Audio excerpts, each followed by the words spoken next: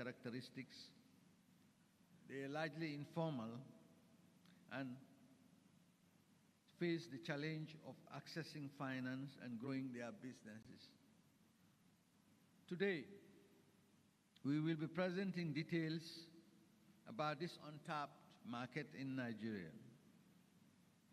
A recent bank baseline study conducted in 2022 on the status of women entrepreneurs in Africa delves into the challenges women entrepreneurs face. Perhaps most significantly, the study proposes key principles for successful implementation of guarantee programs in 16 African countries, including Nigeria. Excellencies, distinguished guests, ladies and gentlemen, there is general consensus that empowering women is not only the right thing to do, it is also smart economics. The evidence is clear. Women's economic empowerment is critical for achieving inclusive economic growth. And one of the best ways to grow economies and build resilient societies is to improve women's access to these economic opportunities. Research also shows that closing the gender gap can stimulate economic growth and reduce income inequality. That is why the African Development Bank has spearheaded many initiatives to enable women in Africa to thrive. Women are also key stakeholders in Africa's economic integration processes, and as such, we must support programs that expand opportunities for them. We believe that the services availed through the AFAWA initiative are an integral part of the solution. The AFAWA Finance Series provides a robust platform to inform key stakeholders in government, financial institutions, the private sector, and civil society about the AFAWA's innovative mechanisms to de-risk lending to women entrepreneurs. Through AFAWA, the bank is changing the perception that women entrepreneurs are a risky investment. Over the next 3 days, our teams will make presentations on the business case for investing in women-owned and women-led businesses, which remains a huge untapped market. The bank sees Nigeria's huge potential for AFAWA-related activities. In fact, we're already supporting the private sector to access finance through 2 levels, mainly a risk-sharing mechanism and our classic financing instruments. And I would just like to cite a few examples.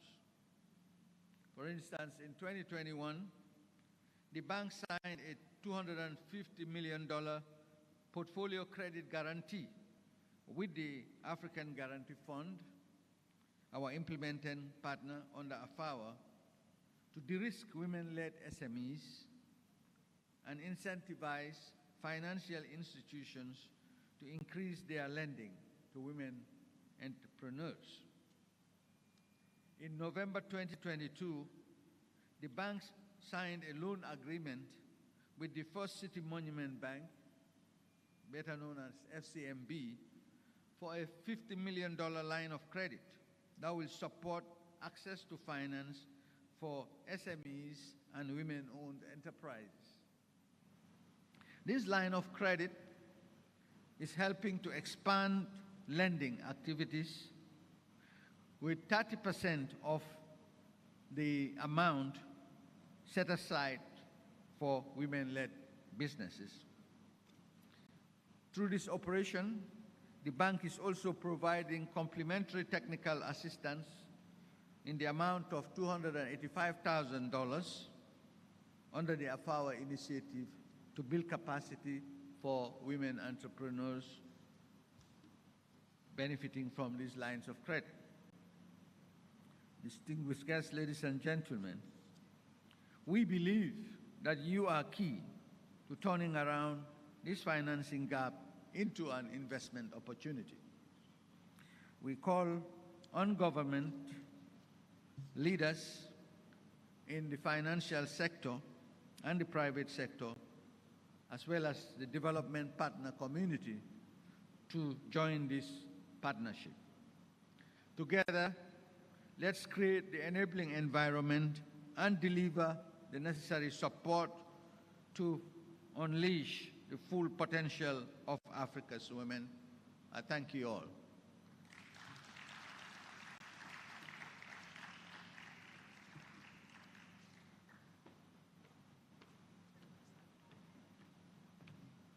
Another round of applause for Mr. Lamin Barrow.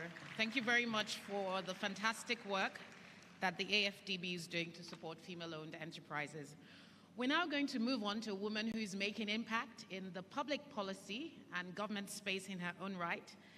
And the next address is by Dr. Fatima Abdullahi, the Special Assistant to the Honorable Minister for Women Affairs. Please give her a warm welcome as she gives her presentation.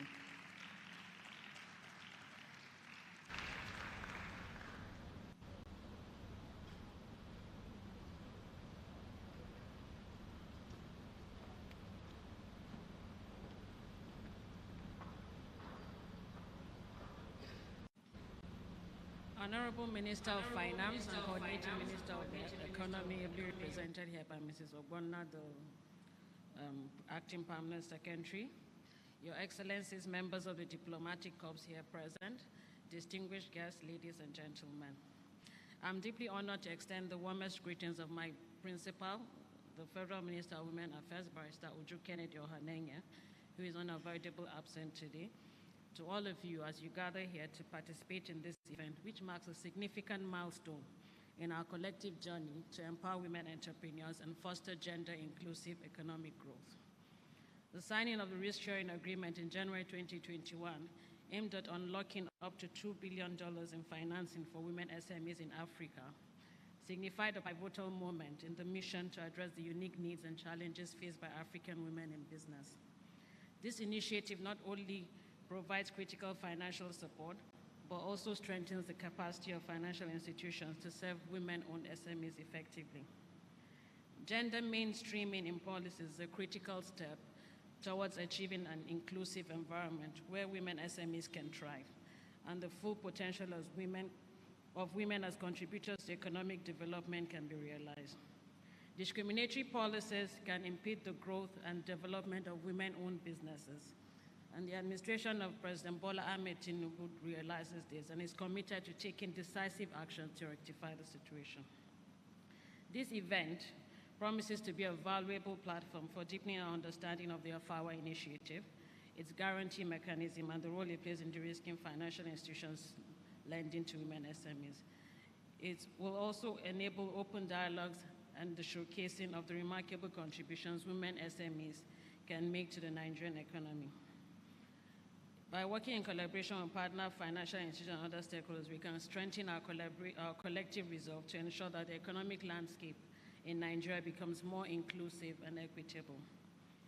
In closing, distinguished guests, ladies and gentlemen, I would like to commend the African Guarantee Fund, the African Development Bank's Affirmative Finance Action for Women in Africa, AFAWA, the African Development Bank's Nigeria's Regional Office, and the Nigerian Bankers Association, CIBN, for co-organizing this event. Your dedication and commitment to advancing the cause of women in business have been instrumental in bringing us to this point. I am confident that the outcomes of this event will serve as a catalyst for positive change in our mission to empower women entrepreneurs in Nigeria and indeed across the African continent.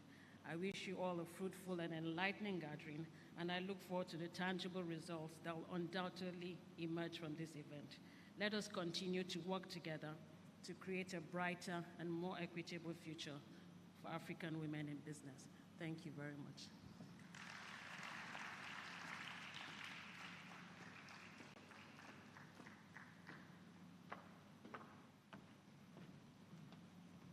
you very much, Dr. Abdullahi, for that great message from the Honorable Minister for Women Affairs. We wish her the very best in the implementation of policies that will support the growth of women businesses across Nigeria.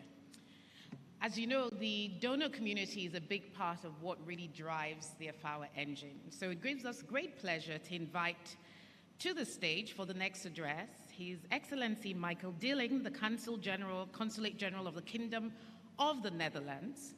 And as he comes, please give him a round of applause. I'd also just like to mention a bit of really interesting information I found, that Netherlands in the last decade has counted 62% more female entrepreneurs. So I think we have a thing or two to learn about how they made that happen. We look forward to hearing your opening remarks, sir. Thank you very much. Thank you very much. Thank you very much. Ladies and gentlemen, Your Excellencies, I would like to stand on existing protocol, if you allow me. Yes, you refer to female entrepreneurs in the Netherlands. So sometimes I have the feeling I'm stating the obvious here, but sometimes the obvious needs to be stated again. We, the donors, that's the Netherlands, France, Italy, Sweden, Canada, and Germany, and we'll also have the presence here of the Danish Consul General, made a commitment to the African Development Bank Group in 2019 and the Africa Guarantee Fund for empowering the African women entrepreneurs through financial institutions. This journey is to unlock up to $2 billion in financing for women SMEs. And I'm very pleased that we gather now today here in Lagos for the 5th financial series since the program's inception. We joined the bank and the AGF to showcase the AFAWA Guarantee for Growth program while providing a platform for all stakeholders to discuss the benefits and impacts of women-led SMEs, which they can bring to the Nigerian economy.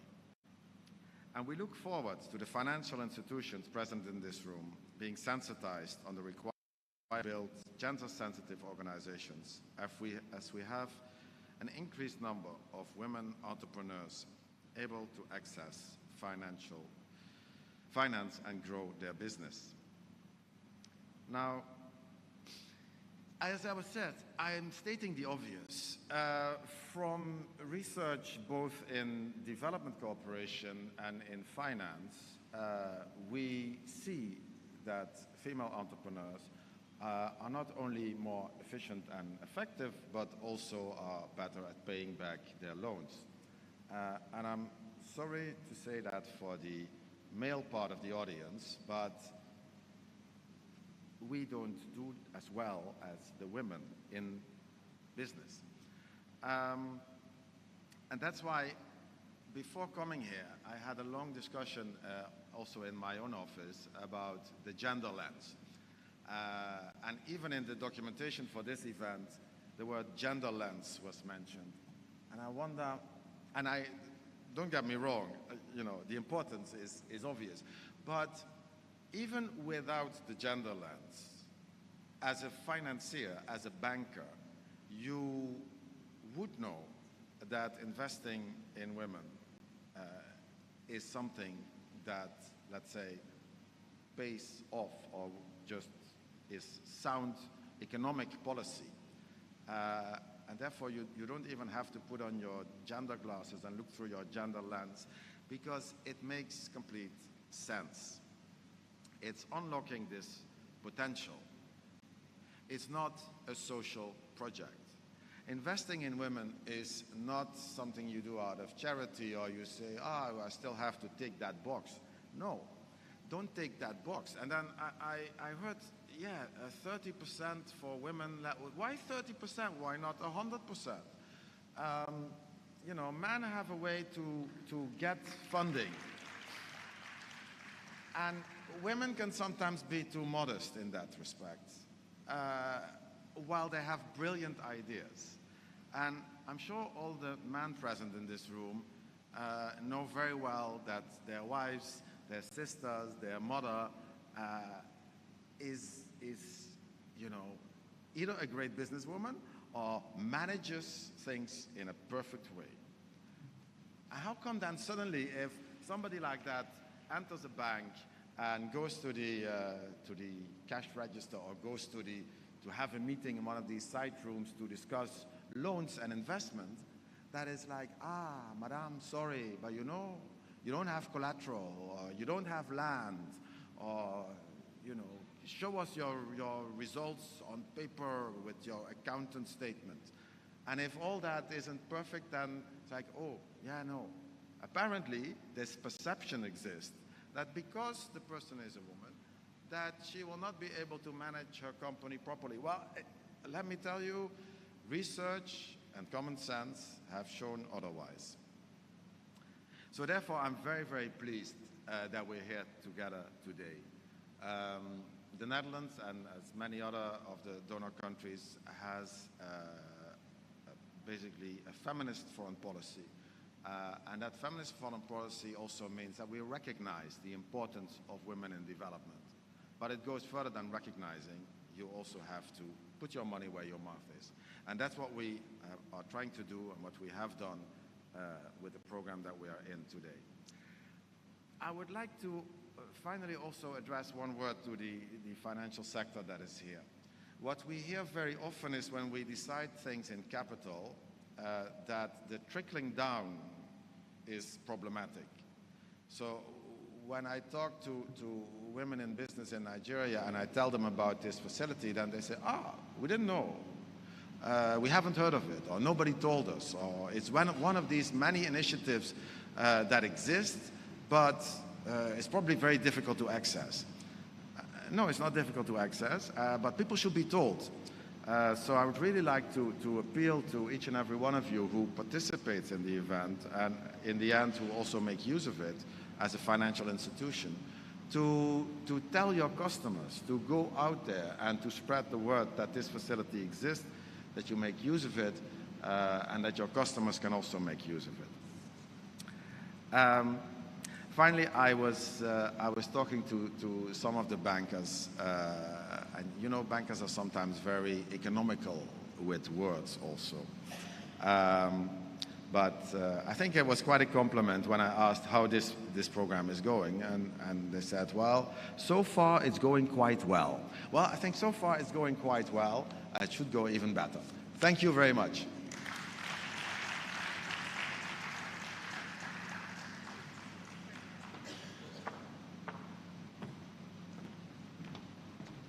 Thank you very much, Your Excellency Michael Dealing, Consul General of the Netherlands Embassy in Nigeria.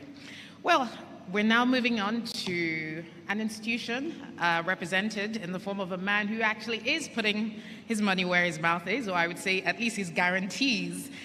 Interesting thing about Mr. Jules Ngankam, the Group CEO of the AGF, is that earlier today he remembered me from about 15 years ago from a conference in London. So he's also a man who has great attention to detail. So please join me in warmly welcome Mr. Jules Ngankam, the Group Chief Executive Officer of the Africa Guarantee Fund, to give his opening keynote. Thank you.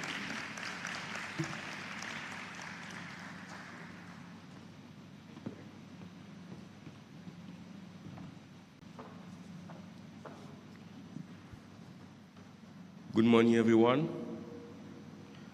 Director Economic Research and Policy Management and Acting Permanent Secretary, Ministry of Finance, Mrs.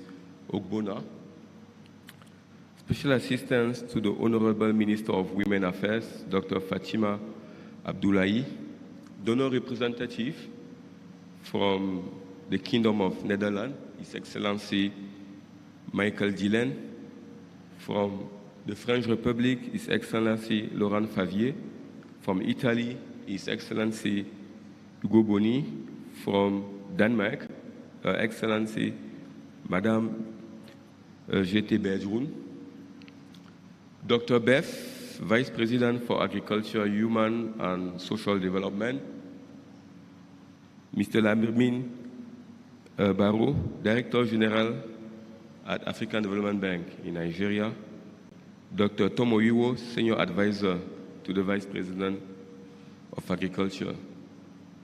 CEOs Managing Director of Nigerian Financial Institution, member of the press, distinguished ladies and gentlemen. I would like to convey, first of all, my gratitude to the government of the Federal Republic of Nigeria for hosting the 5th AFAWA Finance Series here in Lagos today. We are very thankful to all the stakeholders in the room, government, African Development Bank, donor representatives, GFIs, financial institutions, and all the stakeholders who are collectively working toward a better economic standing for women entrepreneurs in Africa. So this morning, I would like to start my address around the challenge of imbalance. You know, it's all about imbalance. I believe that imbalance is at the root of most of the issues that we face. Imbalance in wealth distribution, imbalance in access to all the opportunities, imbalance when it comes to access to land. Even at our individual level, we still have to manage the imbalance. For example, if we have an imbalanced diet, that will lead to diseases. There is also one expression that we like to talk about, the work-life balance.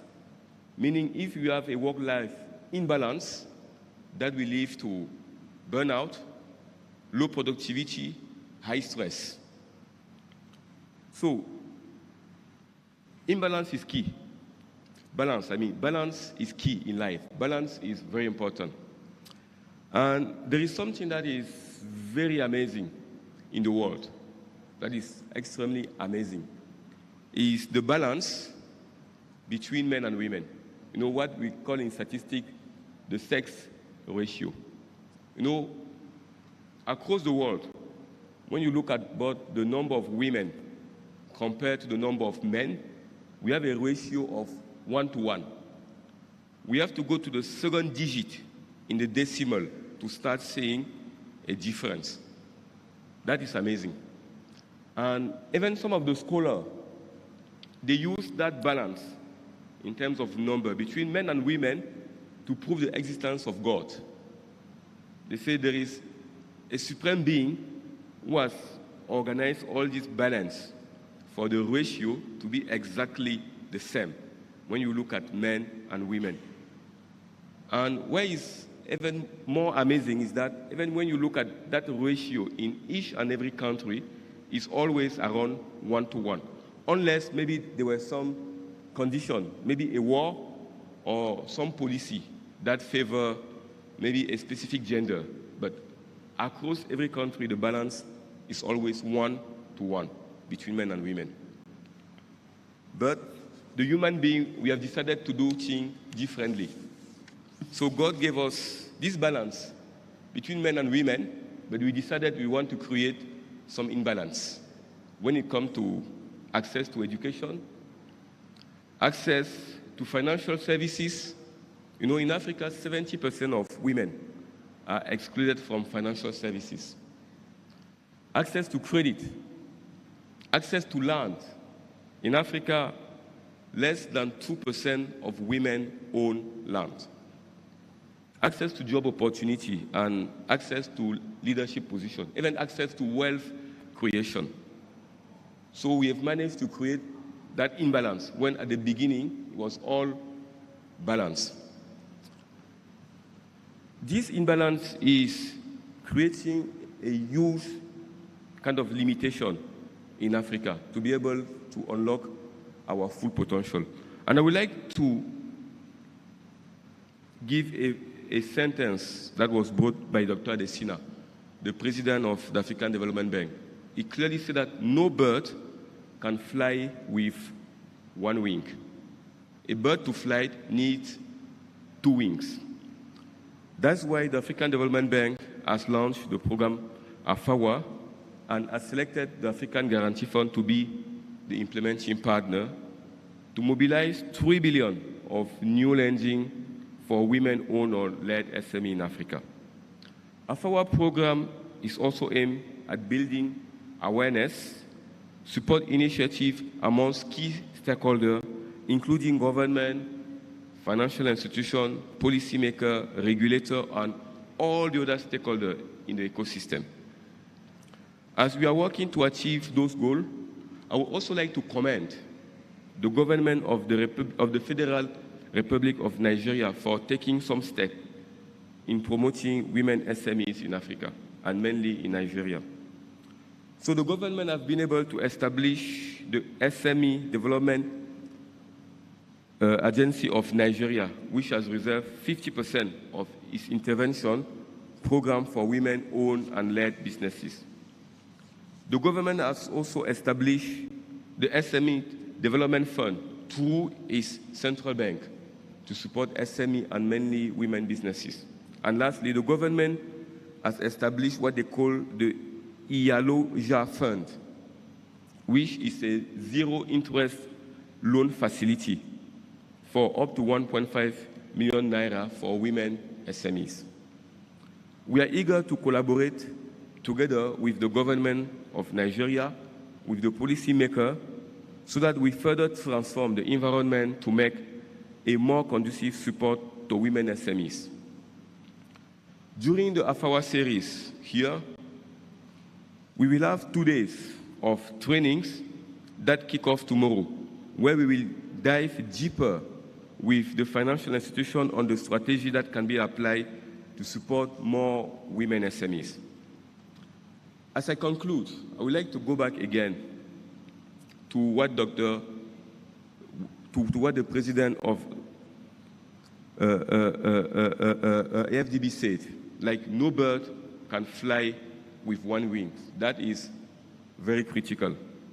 So if today we are able to unlock the potential of women in Africa, our family will be able to fly with 2 wings. In fact, women spend 90% of their income on their family. Our banks will also be able to fly with 2 wings, because when you look at the non-performing loan, women pay back their loan at a rate of 90%.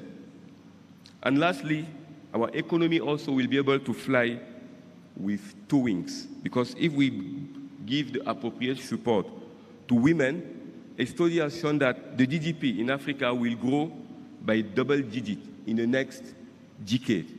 So please, let's work together to be able to have 2 strong wings. Thank you very much.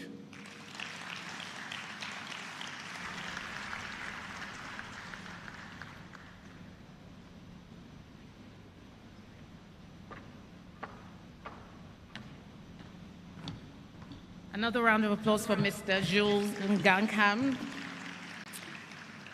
Another he for she, just like His Excellency, Mr. Michael Dillon.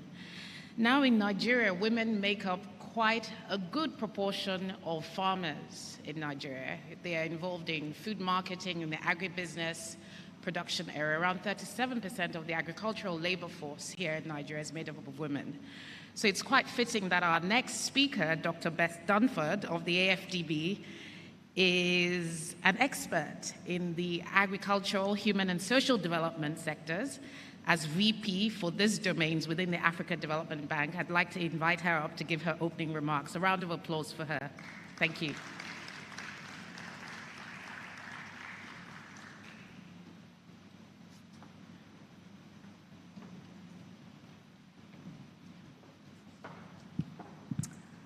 Good morning. His Excellency, the Honorable Minister of Finance, represented by our chief guest, Mrs. Ogbonna Grace, Director of Economic Research and Policy. Her Excellency, the Honorable Minister of Women's Affairs, represented by Dr. Fatima Abdullahi, Special Assistant to the Minister.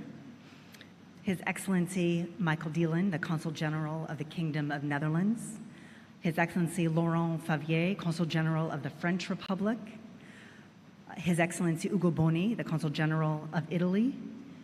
Her Excellency Jette Bergum, the Consul General of Denmark, Mr. Jules Ngankam, the African Guarantee Fund Group Chief Executive Officer, the African Development Bank's Director General for Nigeria, Lamin Barrow, the CEOs and Managing Directors of financial institutions, distinguished guests, ladies and gentlemen, all protocol observed. So I'm delighted to represent the African Development Bank Group and our president, Dr. Akinwumi Adesina, to celebrate our collaboration with the Chartered Institute Bankers of Nigeria, the African Guarantee Fund, and Nigerian government ministries, financial institutions, and microfinance providers. And just as importantly, I want to extend a welcome to the women entrepreneurs joining us here today. Welcome to the Affirmative Finance Action for Women in Africa program, and as you've heard, we like to call it AFAWA. So through AFAWA and its partners, our effort to increase access to finance, financial tools, and networks, importantly, for Africa's women-led businesses is about you. And I look forward to listening to you and really hearing you share your experiences. Ladies and gentlemen, the African Development Bank has a long-standing commitment to advancing financial inclusion and specifically narrowing the $42 billion financing gap between men and women entrepreneurs in Africa. So closing this gap, as we've heard today, isn't just a matter of fairness. It's also the smart thing to do to accelerate economic development. In sub-Saharan Africa, women-led businesses are economic engines helping to power the continent. And nowhere is that more true than here in Nigeria. In sub-Saharan Africa, 8 in 10 women in the labor force are self-employed, compared to fewer than 5 in 10 women worldwide. And most of these women are engaged in micro-enterprises or informal business activities. So these women have the drive and the potential to grow their businesses, importantly, create jobs and contribute to the growth of their economies. But our financial systems are holding them back. We've heard from our distinguished partners and colleagues who know Nigeria's commercial banking and finance environment well, and we'll still hear details about a landmark bank-led study looking into Nigeria's financial ecosystem. But what I know from our work across the continent is that while every country is unique, women across most African countries face a similar set of challenges. So I recently traveled to Senegal, and I met an entrepreneur named Christine. She's one of AFAWA's Women Entrepreneurship Enablers. And this is a program that provides funding to organizations that work to enhance the viability and sustainability of formal women-led small and medium enterprises. So when I was talking to Christine, she was talking about how when she was starting out her business, she went to bank after bank after bank to get a loan, and she was refused again and again and again. And about the 4th or 5th bank she went to, she was talking to a loan officer, a man, like all the others, who instead asked her a question. You're young, you're pretty, why don't you just get a husband instead? So Christine, from that day on, changed her business focus to instead train other women entrepreneurs, so they will never have to face the humiliation she faced when she was trying to grow her business and she was trying to get finance to do so. So we're proud to welcome Christine into the AFAWA initiative, and we're proud to host this AFAWA Finance Series here in Lagos today.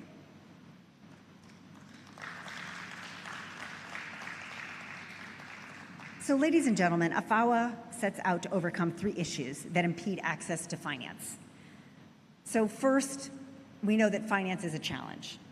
In 2023, many financial institutions still perceive women-led SMEs as being riskier than those run for men. That's despite all the evidence we have that's been cited here before, that women entrepreneurs are actually more likely to pay back their loans than men. Women entrepreneurs often struggle to meet collateral requirements for financing, and so AFAWA helps address this through a guarantee program implemented in collaboration with the African Guarantee Fund. So this collaboration helps reassure financial institutions about a perceived risk of women. Again, not a real risk, but a perceived risk of women entrepreneurs. And this also enhances financial institutions' capacity to lend to women-owned small and medium enterprises. So the second issue is capacity. So financial institutions assert that women entrepreneurs often lack the business and financial skills to meet the requirements for financing. More often, the reality is that financial institutions actually lack the capacity to understand the needs of women-led entrepreneurs and financial skills. So basically, AFAWA addresses both sides of this capacity challenge. We train women entrepreneurs on financial skills. We help financial institutions to develop and expand their services to women. So in other words, AFAWA's effort is more than helping women-led startups become more bankable, although that is part of it, but it's also helping financial institutions become more womenable, having the right types of products that women need. So, ladies and gentlemen, the third and final issue is a business environment challenge. Across the continent, there are legal and regulatory potholes on women-led business path to achieving their full potential. So the bank is working with ministers of finance, central bank governors, other government policy officials to really smooth the way for an enabling environment that gets SMEs from point A to B, from the startup to the established business success story. And to achieve this, a big part of AFAWA's effort is addressing informalities and then providing opportunities for women-led SMEs to access formalized methods of finance. So we know that overcoming these three challenges I just outlined really requires partnerships. This is collaboration with governments, financial institutions, and our colleagues, of course, with the African Guarantee Fund. So together, we're starting to reduce that massive gendered financing gap, and we've reached a milestone thus far to approve lending of $1.2 billion in improved financing for loans. So via the AFAWA program and its partnerships with almost 100 financial institutions, this financing will reach more than 7,000 women entrepreneurs across 32 African countries. So this is a start, but again, we're on our way to a goal of $5 billion, so this is just the beginning. And we know that in Nigeria, this is the place for scale. This is the place where women-owned entrepreneurs can really drive the economic success that we're looking for. So again, having this data that we know that is, we need to consider the gender-based differences in access to finance, as well as differences in how businesses and economy operate in rural versus urban areas, and really tracking the data about women-led and small, medium enterprises as we help to support their transition for the informal sector is very essential information. And having this data, importantly, helps us bolster the case for investment in women. And today, we're going to be getting into our research on the case studies, the market characteristics, and more, and why it matters. So our goal is to support financial institutions in development of products for women-led businesses by arming them with the data they need to convince their stakeholders that Africa's untapped women-led market is really good for their bottom line. In conclusion, I'm energized by what I see here, a full packed room, full of energy, really ready to tackle these issues and take action to reduce Africa's gender finance gap. I thank our co-organizers for a solid lineup today, and the African Development Bank stands ready to partner with you in this effort. Thank you.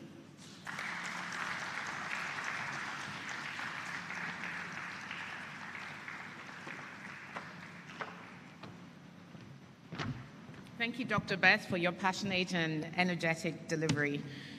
Now we go to our last opening address of this morning. If there's one ministry right now in Nigeria that is sort of, I would maybe say in the eye of the storm, the talk of the town, it would be the finance ministry.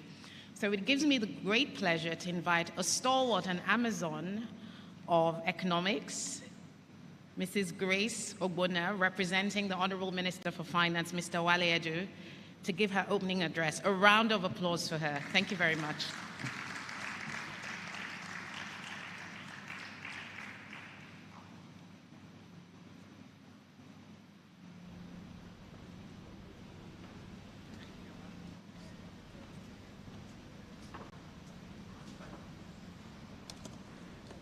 Good morning, ladies and gentlemen. Permit me to stand on existing protocol established by Beth Dunford, the Vice President for Agriculture, Human and Special Development of African Development Bank. I think that protocol was detailed. I won't want to miss any of the excellencies in this, my opening remarks. You are all welcome. My name is Mrs. Ogbonna GM, Director, Economic Research and Policy Management of the Federal Ministry of Finance. I'm today representing my Honorable Minister, Minister Wale Edu, the Minister of Finance, and Coordinating Minister of the Economy. Being the most senior director in the ministry, whenever my permanent secretary is not there, I act for him. Good morning once more. So I will deliver the goodwill message from my minister.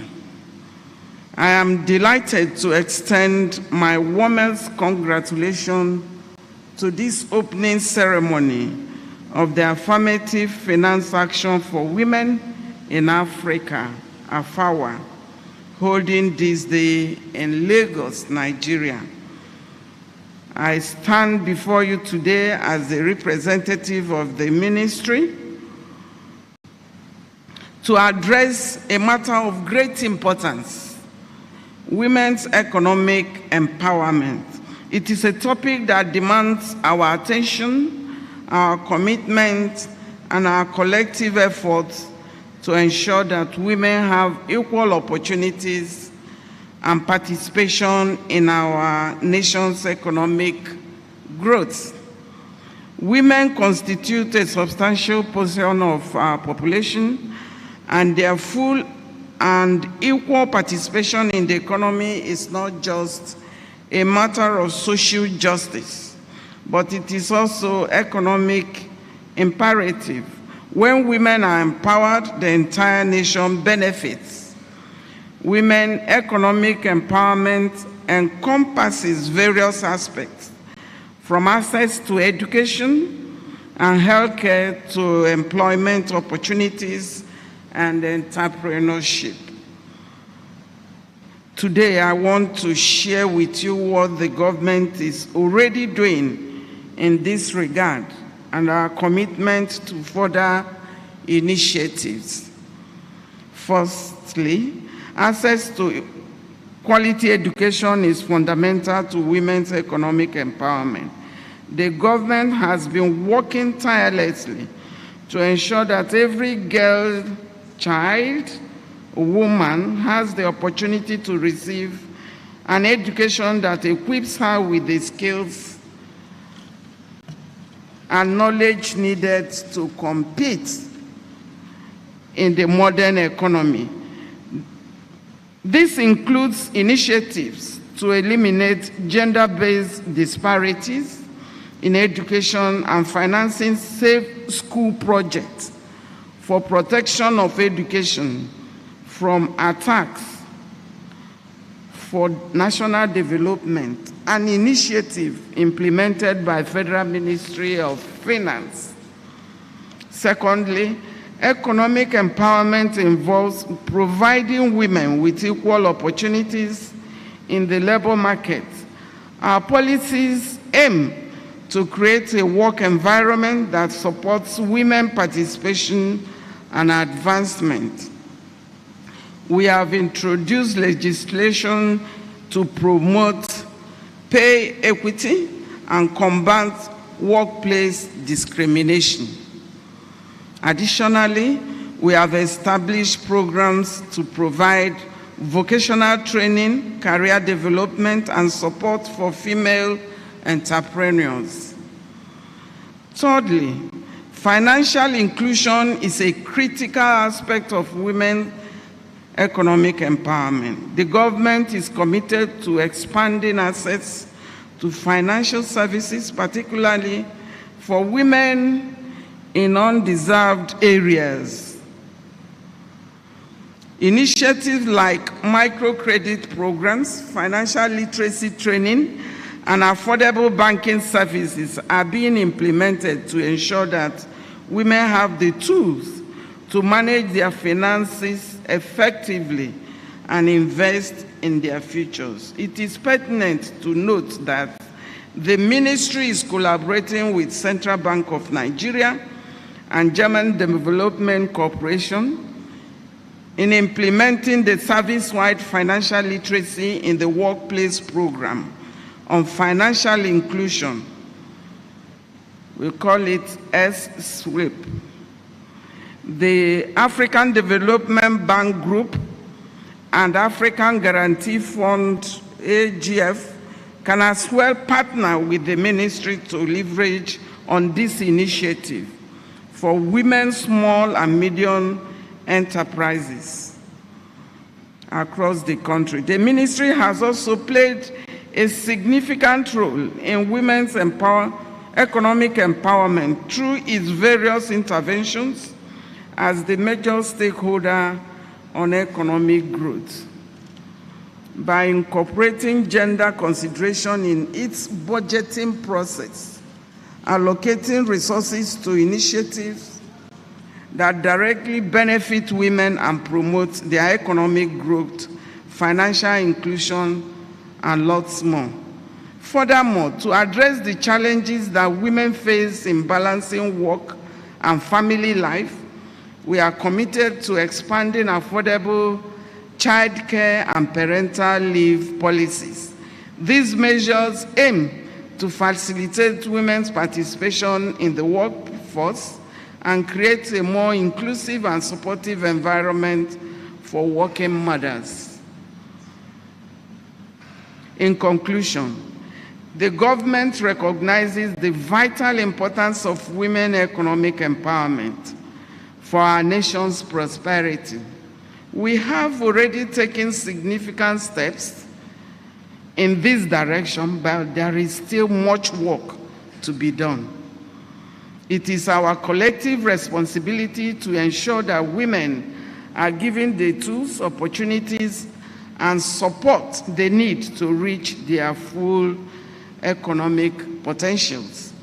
Let us all work together, government, civil society, and the private sector, to create a more inclusive and equitable economy for the benefit of all. I must mention some remarks made here this morning that which I align with. First, Mr. Lamin Boro talked of financial inclusion for women being smart economy. I agree with him. I hope we will collaborate more because we've already set the ball rolling in the ministry, and we are very committed to take further steps. I also align with Mr. H.E. Michael Dolin of Consulate General of the Kingdom of Netherlands. I thank you for what you observed, that through research, you found out that women do better than men in business. It's a fact. It's a fact. We've been doing much, but as I said earlier, there is still room to do more. And we are here to collaborate with you. to provide that advocacy so that we can get to the root of this.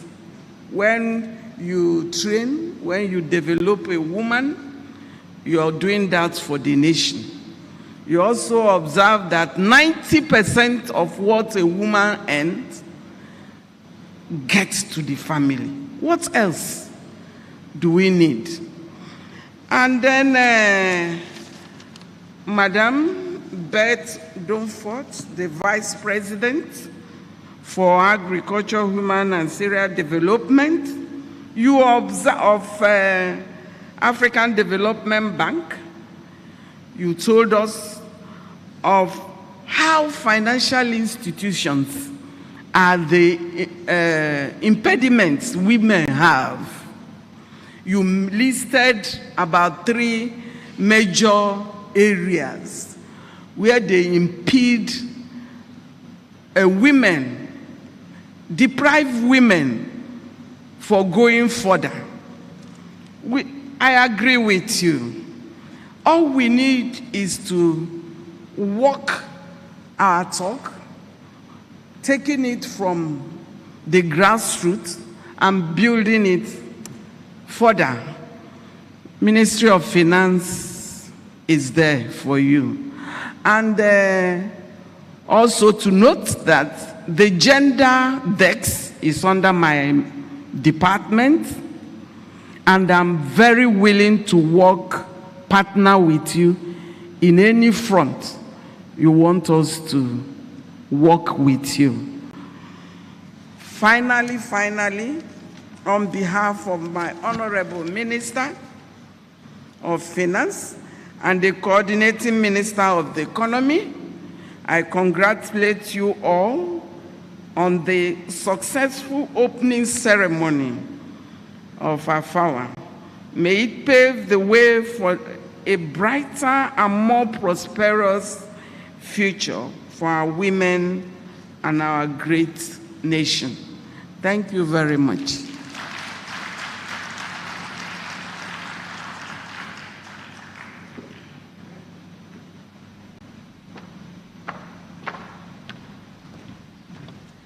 I think that deserves another round of applause. Thank you very much, Mrs. Ogbonna GM. I think you've actually done my work of summarizing the key panel takeaways. That was an excellent submission on behalf of the Honorable Minister for Finance and the Coordinating Minister for the Economy by Mrs. Ogbonna GM. Well, we've come to the end of the first segment of this morning. We've heard quite a lot from the beginning. I wouldn't bore you too much by trying to give a summary, but just 1 or 2 key highlights for me from that session.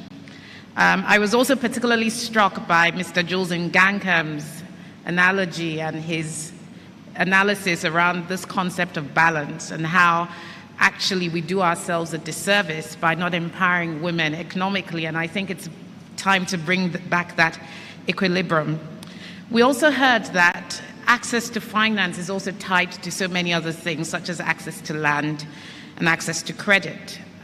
Dr. Beth Dunford did highlight the challenges of the business environment, while His Excellency, Mr. Michael Dillon, pointed out the challenges that women face in accessing loans and the fact that women actually perform well in paying back their loans. We also heard from Mr. Lamin Barrow some of the opportunities and initiatives of the Africa Development Bank, such as the $250 million portfolio guarantee signed by AFDB, as well as some of the work that's being done around technical assistance to close that financing gap for women. And then, of course, we heard from Mrs. Ogbonna GM around financial inclusion and literacy and some of the partnerships, such as with the German Development Agency, that the ministry is looking at. We thank her for her willingness to partner with key stakeholders here and lending her voice to advocacy efforts across the board. So another round of applause from all the keynote speakers of the morning. I'm sure we'll get a chance to drill a bit more into detail later this morning and in the afternoon. So we're going to go ahead to have some photos photo opportunities. So I'd like to invite all the keynote speakers. I think our colleagues from the AFDB and the AGF will be coordinating the sequencing of photos. So straight after the photo session, there'll be a press conference for all the VIPs and the keynote speakers of this morning. You'll be led away by the protocol team. Whilst that press conference is going on, we'll move on to the baseline presentation, and I'll invite my colleague as well from AFDB AFAWA to do that. So if we can move now to the group photo sessions, if all the VIPs could please kindly rise on their feet, and our colleagues will coordinate the flow. Thank you very much.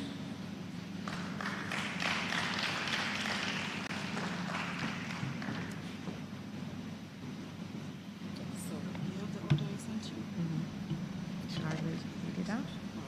Okay. Photo one. Just read out photo one. Okay. So the first photo, if you just turn down the music, I will have Mrs. Ogbonna GM, Dr. Beth Dunford, Mr. Jules Ngankam, Dr. Fatima Abdullahi, and Mr. Laming Barrow in the front row. So if we have Mrs. Ogbonna, that's for the, just one row. For the first photo.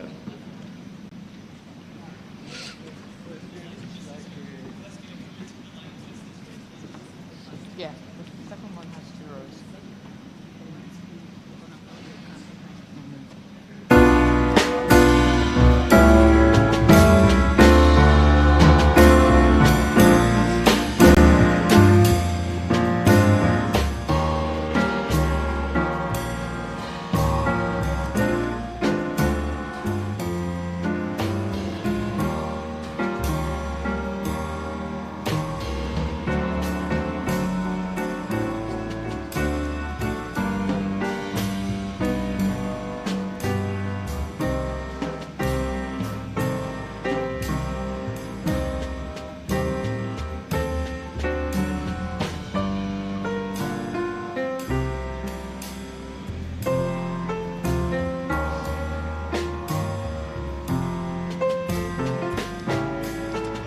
Okay.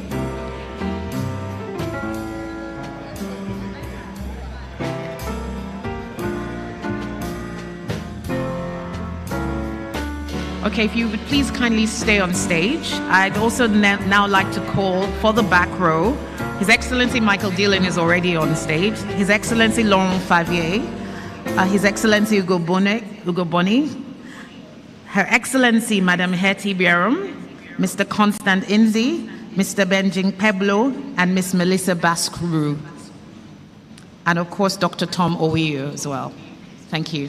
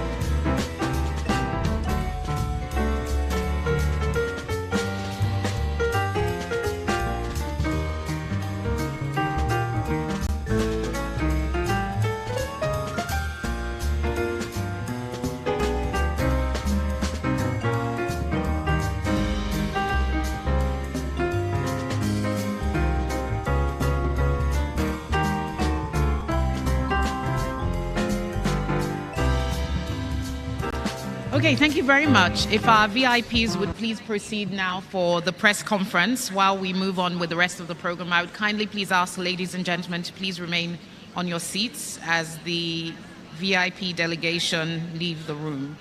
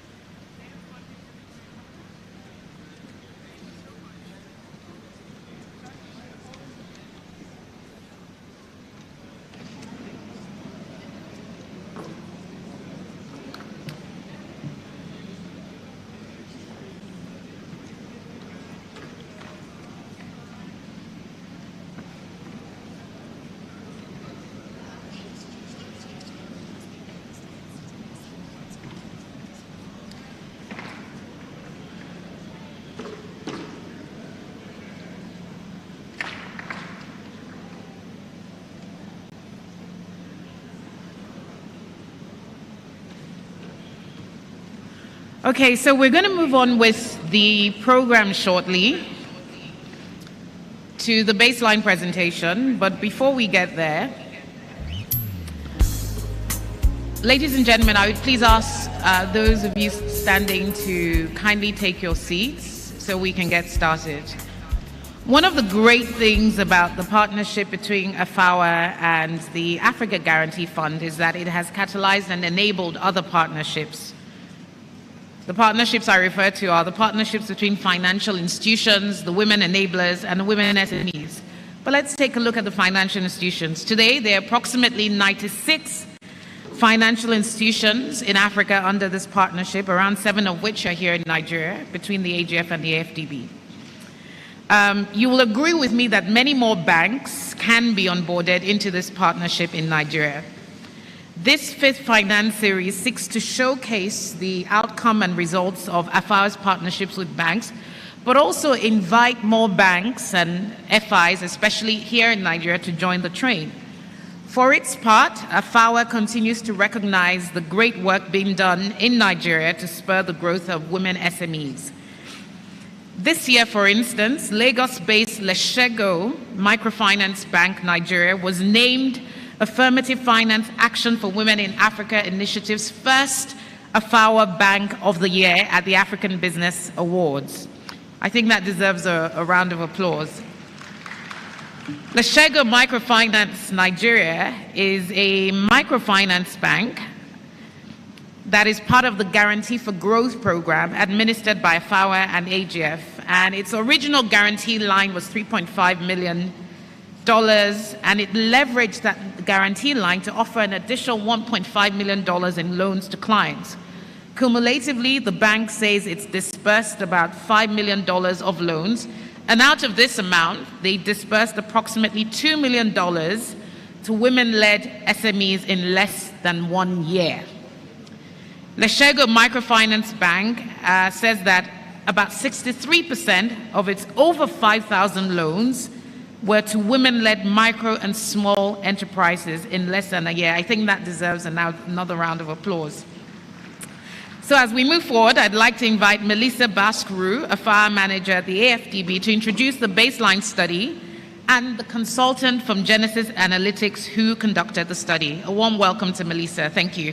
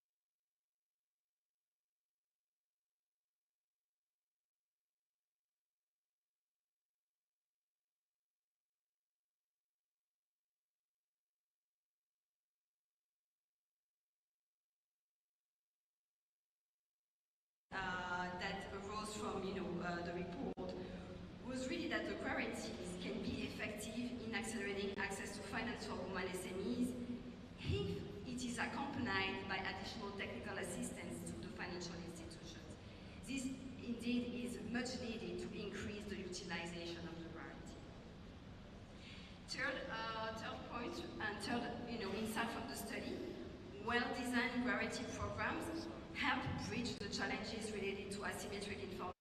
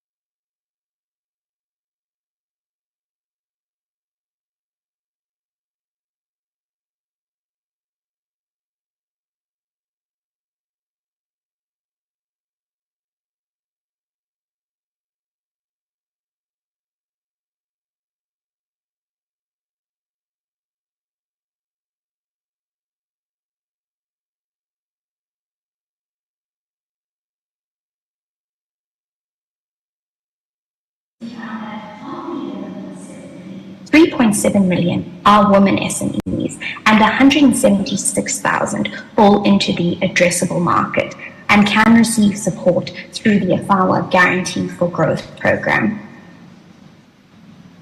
Again, something to note is the prevalence of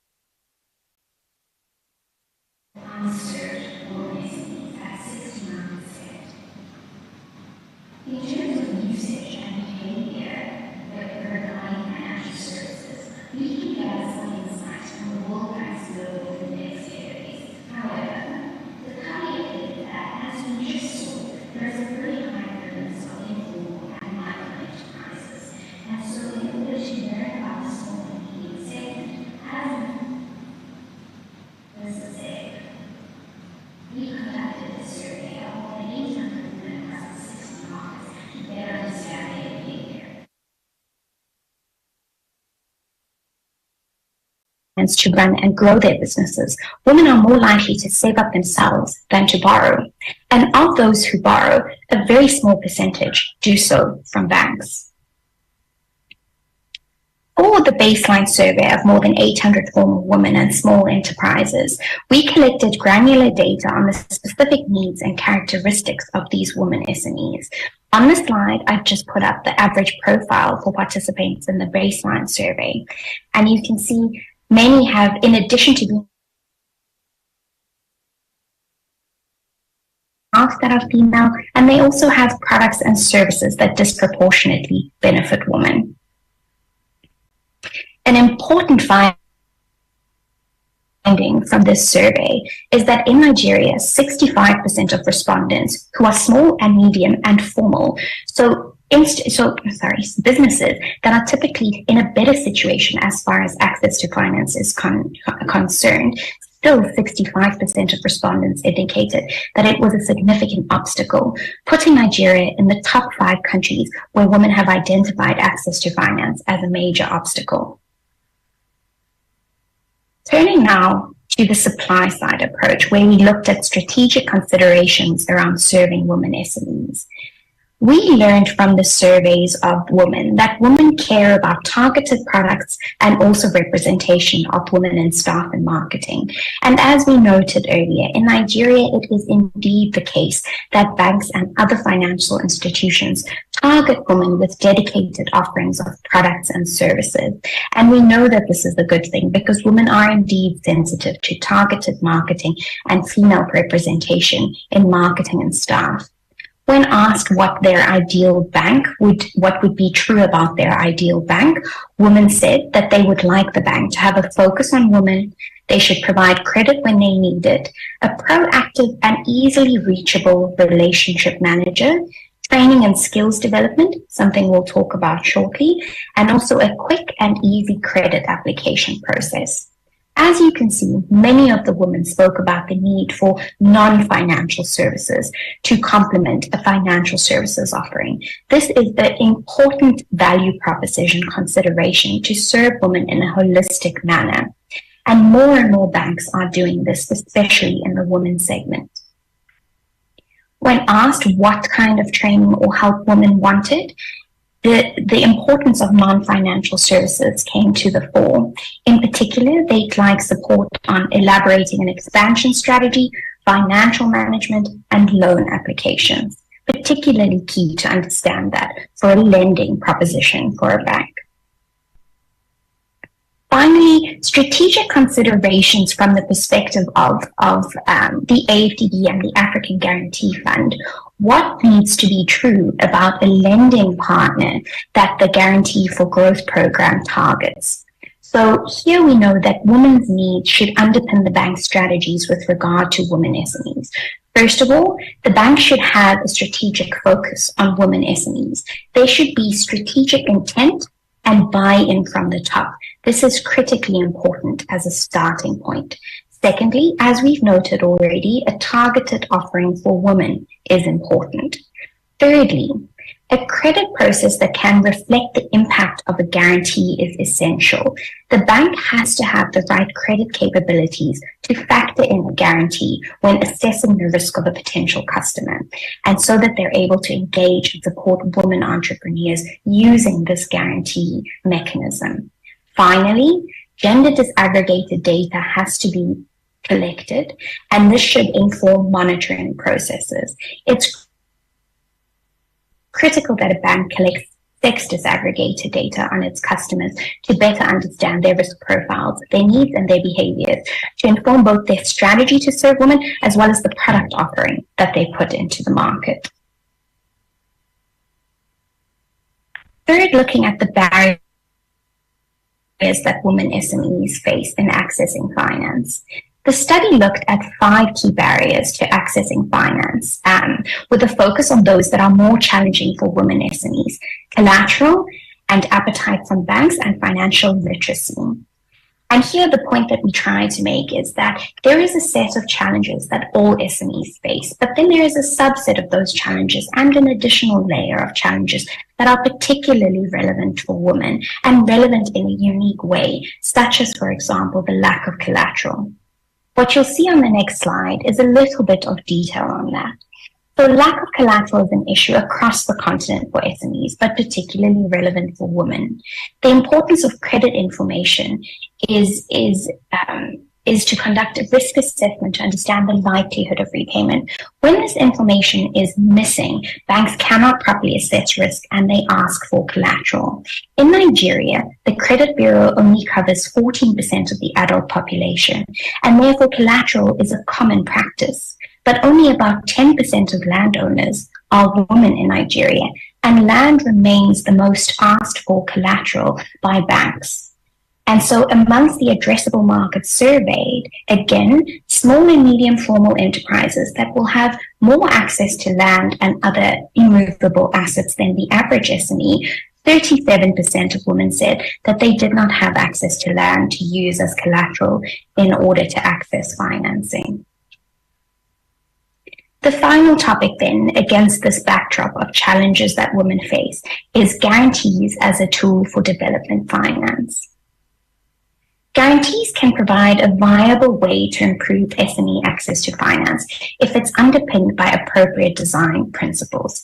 The ultimate goal of the guarantee fund is to change the operational and strategic focus of the bank so that SMEs have increased access to finance. The guarantee design principles and considerations that we have formulated and that I will talk through now is based on primary research. As Melissa noted, we did 60 interviews with banks and non-bank financial institutions, as well as an in-depth literature review in order to uncover a set of principles for a successful guarantee program. The first is around strategic considerations. Assessing the market context to determine if a guarantee is appropriate is an essential first step. So looking at the country context, the strategic alignment of the financial institution, as we just noted, and the type of guarantee. On the country context, it's very important to look at something like interest rates and the average risk profile or non-performing loans of the sector. So in a country where you have very high interest rates and low performing loans, something like concessional funding tended to be much more attractive to the institutions we spoke about. If the opposite is true, where you have a market with very high risk and low lending appetite, but low interest rates, a guarantee program is much more attractive to financial institutions. In addition to strategic considerations, there are some considerations around guarantee design. So here we talk about instrument features and the application process. So just to delve a little bit deeper into guarantee design and what we found from our interviews and literature review, first of all, banks and financial institutions that we spoke to preferred a higher level of risk sharing with partial coverage rates of 75 to 80%. There needs to be an underpinning of local context to ensure that the guarantee program does not exclude relevant borrowers based on narrow criteria. The guarantee should be set up as a fund. The design of the claims process should be very efficient and reduce bureaucracy. Finally, the guarantee should ideally be confidential, as this was identified as being more impactful than publicized guarantees. Finally, in addition to strategic considerations, guarantee design, there is something around guarantee implementation that is important. So how do you ensure the success and sustainability of a guarantee product? And here I'd like to build on a lot of what Melissa had said earlier around the importance of technical assistance for the financial institution. It became very clear from our interviews, as well as from the literature review, that a guarantee program has to be complemented by technical assistance for the financial institution, and sometimes complementary products and support that is required, as well as an efficient disbursement process. The technical assistance to financial institutions is meant to strengthen their knowledge and competencies on the subjects such as business management and development, develop soft skills and gender intelligence, both amongst management but also amongst the staff of the institution, as they aim to better serve their women customers and expect to serve more women customers. There should also be technical assistance around supporting product development in the SME market and specifically targeting women, as we've seen throughout this presentation. Finally, technical assistance around addressing barriers to access that women SMEs face in order for banks to offer women a value proposition that incorporates not only financial products and services, but also non-financial products and services. That brings me to the end of the presentation. Thank you again, everyone, for giving me the time to speak to you. It was an absolute privilege. I hope that you have found the presentation to be useful. Thank you. Thank you. I think that deserves a round of applause. It must be pretty hard to give a virtual presentation of that nature. So we've been listening to a lot since morning, and I just wanted to find out how many women entrepreneurs do we currently have sitting in the audience?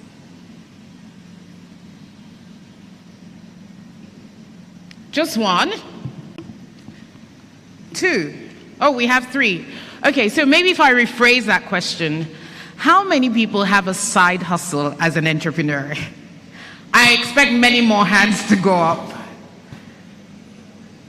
Okay, great. So I think the reality is that if we look through our families, our mothers, our sisters, aunts, cousins, there is a female entrepreneur in every family, and many people are quite familiar with the struggles of female entrepreneurs.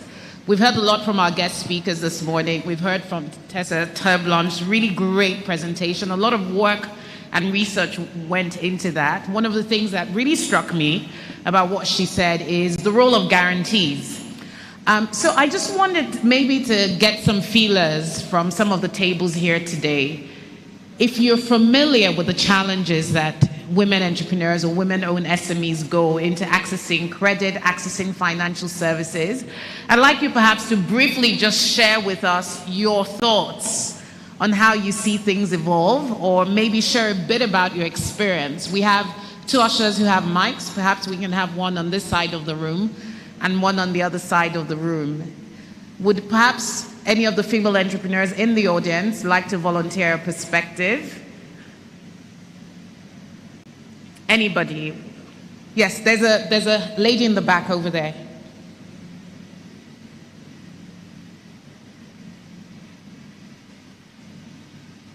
Good afternoon, everybody. My name is Tuwan Wofeso. I'm the MD CEO of the World Global Team Concept Limited. We started a fashion brand that day, and we realized that we needed funding, serious funding, for us to be able to achieve our planned objectives. This was 2021. And since then, we have been searching for funding. It's been one story after the other. If not for documentation, which we have, it will be about collateral. And at one point, every member of my family decided, okay, we believe in you. Let's mortgage this property. We started working on that. We hit the rock again. We have been involved in different types of training for funding. It's been one story after the other. Many people will say our proposal, they love it, but at the end of the day, is still no way. We just said, you know what? Hey, workers, you might need to take a break while we continue to search for funds. And I tell you, that is why I'm here, still searching for funds. Thank you very much. Thank you very much for sharing those insights. So if I may ask, what would be your 1 or 2 big asks?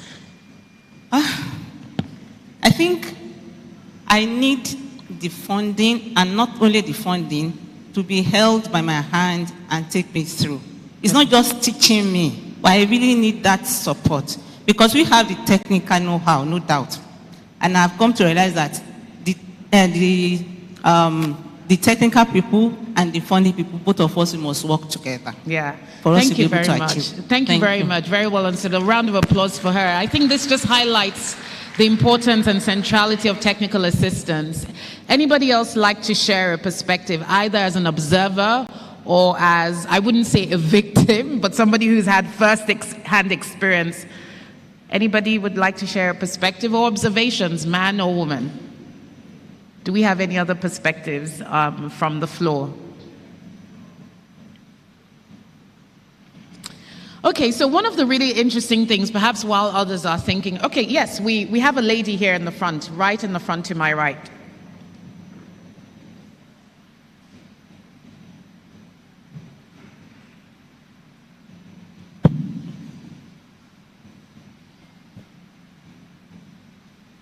Okay, good afternoon, everyone. Very interesting to be here today. Honestly, I've learned a lot. I'm actually a banker. I'm here representing my managing director of Globus Bank. And from what I heard, I learned that AFAWA is 5 years now. Is that correct? Thereabouts, yes. Okay, that's fine. And it's all about trying to assist women in navigating their businesses. For me, I'm looking forward to hearing the success story. Let's know what AFAWA has done over this period. People that have succeeded in accessing financing. How did they go about it? What did they do? Who are the partners? Who are the financial institutions that have partnered with them for them to, access this financing? So we need to know. I'm sure that a lot of women here, we want to also know how this can be done. Are there success stories? And what are the roots to these successes? So, fantastic. I think that's a great contribution. Later on, as part of this discussion, I think we're going to be showcasing some women SMEs, I think some of whom have been supported through the AFAWA program. But it's interesting that you're coming from the perspective of a financial institution. And I think FIs could actually learn from the experiences of women-owned enterprises who've successfully accessed finance to see what lessons they can learn by making that process as seamless as possible. So thank you for that contribution. I think there was another hand on this table. No? No other hand? Anyone else in the room? Okay, so what we're going to do now, whilst we wait for our VIPs to come up, we're going to do a bit of networking. I know we have different stakeholders here. We have financial institutions, we have entrepreneurs, we have enablers perhaps, and we have representatives. Oh, we have a contribution. Fantastic. There's a lady here in front. I think we'll take that as the last contribution.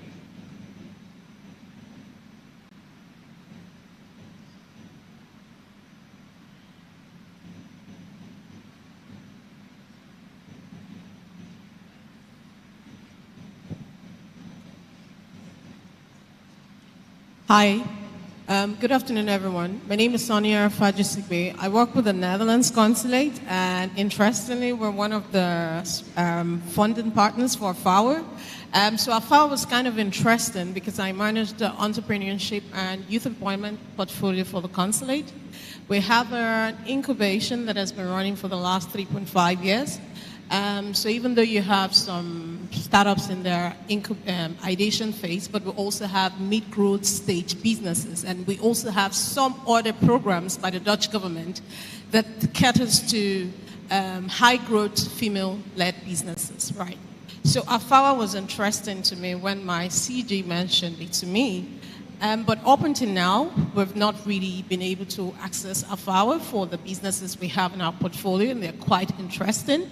So I'm really looking forward to who the contact person is from AFDB, who manages the AFAWA funds, and to see how we can work together, because we really have some interesting case that could be interesting for you. Thank you. Thank you very much. Well, you're lucky because Melissa is sitting right next to you. She's the AFAWA manager, so hopefully you can exchange business cards. A round of applause for all our contributors. We're now going to move to a cultural performance, which I understand is a dance drama by the AFAWA group. So please give them a round of applause.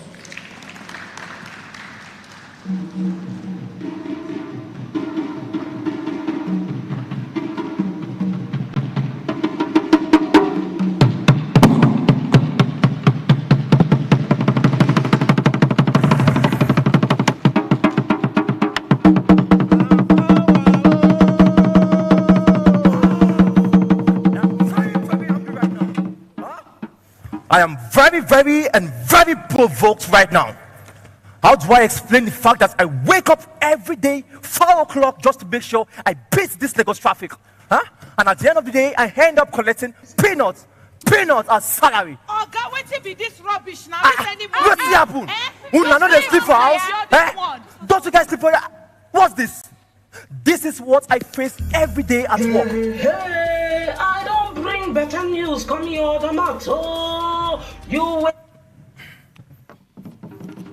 jump inside river, go meet your mother. Why you want here? Say, when FFF got you, fast, furious funds. With FFF, we don't design 2 packages for 2 different human beings. The ones we get patient and the ones we don't get patient. If you know say you don't get patience, you will join the 3 days millionaire group, and with just 10,000 naira, you get your 100 million naira instant after 3 days. But if you know say you get patience, just deposit 5,000 naira and you get 100 million naira after 7 days. Whatever category you belong to, cool your mind to know say this money go reach your hand fast with fast furious funds. No talk say I'm not show you the way. No, they call me for urgent 2K. Hey! Una the year I'm so.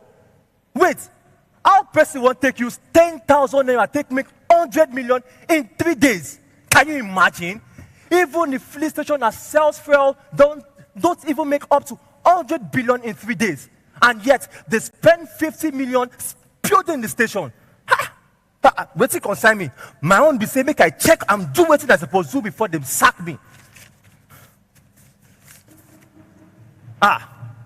Thank goodness these ones are even wise enough to come to the bank and seek for loans. What business is this? Now, wow, skincare business. Well, I hear everyone wants to have a good glass skin these days. You see, this particular business, it will sell in this country. If this company can have like 10 of my kind of wife as customers, forget it. They are made because we will make more money. You see these women, they have different creams for each part of their body. Madam, do you know there is eyelashes lotion? No. Please, do you know there is armpit moisturizer? I mean moisturizer for armpit. Armpits that is always moisturized with sweat 24/7. These people keep selling to us the same skincare formula with different names and containers. What is my own? My own is to check if it's a profitable business, and so far it is, I will grant access and grant to it. This person is a woman, no? Hey, Mrs. Chisom, no, I don't grant loan to a woman, no. Before you know it now, she will spend 60% of the loan given to her to another skincare formula.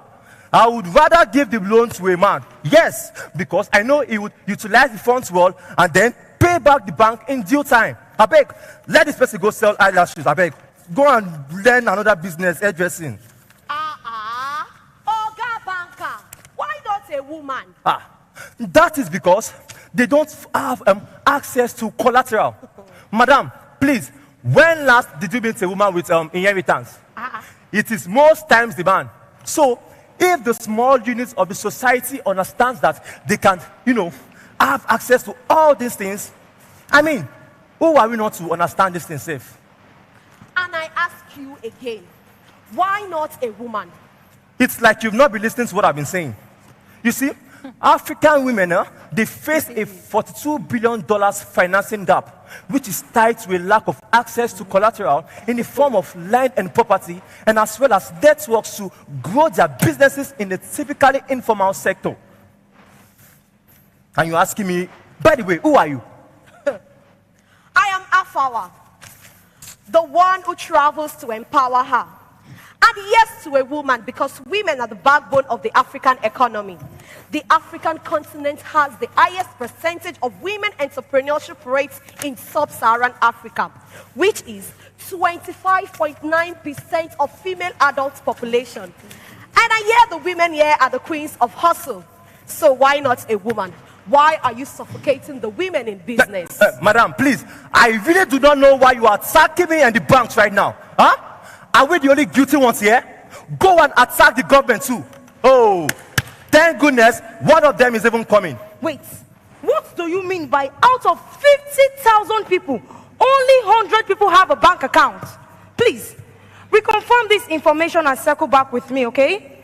Thank you very much. Yeah. So, I heard you people talking about the government. What did they say we have done this time? I greet you, our honorable. I remember some agenda points you shared during the last economic summit about nurturing the economy, elevating poverty, and creating more job opportunities. How is that going? We are trying our best, Go. No significant milestone achieved yet, but we keep trying for. Hey! We go there, try and try. We go there, try and try, oh. But when we are tired, we go japa. Okay? We go to this. You are part of the economics problem. How, ne? Your practices and policies need to focus on occupational segregation by gender. The outreach program that equips the female developmental program, and I see it is usually centered on hairdressing, fashion design, and food catering. Oh, please, art skincare too. Very important. That is the new ritual in town, no? Of course, that's why they excel more these days. Is that where you are currently excelling, dear honorable? I know how you felt when the first political party rejected you to be their candidate because you were a woman. You only got to be our honorable because the other party saw beyond your femininity. Your office has been giving entrepreneurship grants to 90% of men and 15% to women. And I ask you, why not a woman? Why sell the same poison that hurts you to your news as medication to your citizens? Abane, am I part of your frustration? Why are you attacking me? Look at the banks, attack them too. How can we fund when that only 35% of northern women have bank accounts and 98% are left out in credit access loan? So ask the bank, why not the women? Please, I beg you in the name of the God of CBN, please let the bank breathe. In fact, let me breathe too and stop choking me. So, who should we be questioning? Who else? See them, ask them. The women. Yes, the women. Why not the women? Let the women breathe too. Yes, let the women breathe. See, if there is anybody choking in the business world, it's women, oh. And it's even annoying enough that we have to do double just to break the glass ceiling. Look at me. I just want to expand my business. I just need the right room and the right resources to network pool. Look at me. I am smart. And my business has international prospects.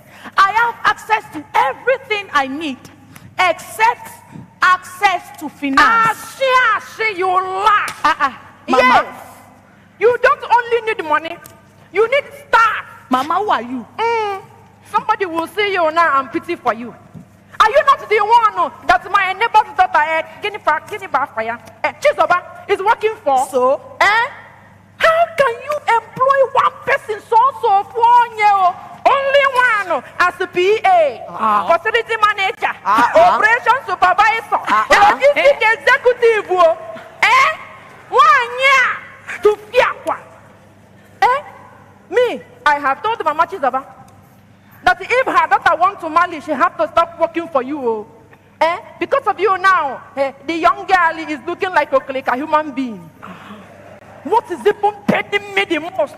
Is that this woman here, this 1 year, is now paying her 17,250.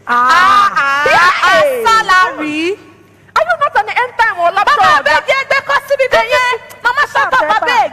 It is all of us that know what is happening in this country. We are all victims. The reason I cannot employ more than one person, if I employ 4 individuals, do you know the cost implication on my business? That one is essay. I will essay. Let me tell you, I have staff. This is my womb. The Lord has blessed me with 11 children. Poverty. Look, let me tell you, I have 5 in-laws who support me in my farm produce. I even have extended families and church members who are major distributors in different parts of Nigeria. I came to this wicked Amusu bank that they should give me loan, loan, ordinary loan, so that I can rebrand and expand my products can be given. And I remember telling you to submit some records for evaluation, but you couldn't. Mama, you go explain, Taya. Evidence no deal. But I am a medium business woman now. My products are in places like Lakwe, Shangotedo, Ogun State, Ibadan, Elugu, Anambra. Name it because look at me now. Am I not looking good? I am looking good because my business is live, Me now I try, Mama, like I said before, you go explain, Taya. There is no evidence. Yeah, exactly you. But we need access to finance, bank. I agree. I totally agree. Who are you, Seth? I am AFAWA, and I just landed in Nigeria.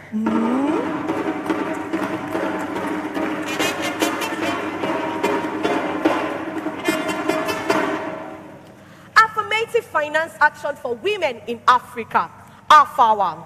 AFAWA. We understand that women in Africa run the majority of agricultural business, both small and medium-sized enterprises, yet they face barriers to accessing finance. Women face $42 billion financing gap compared to men. It is your evidence. You must have heard about us. We have been to so many sister countries. And now that we are in Nigeria, women, be rest assured, credit facilitation is here. Dear banker, you will be surprised to know the millions of people who don't have the bank accounts. If I were you, I would be spreading my nets. We know you cannot do it alone. That is why the African Development Bank is ready to help you. African Development Bank? Yes. African Development Bank is ready to help you on your women-based project through AFAWA. Apart from the fact that 1 out of every 4 women is a business owner, dear Honorable, do you understand the implication of suffocating a female entrepreneur? It means you cripple your own economic growth. Women typically reinvest 90% of their income on health, education, and nutrition of their community and family, compared to 40% of men. That means, Honorable, investing with women will bloom your society, empower your country.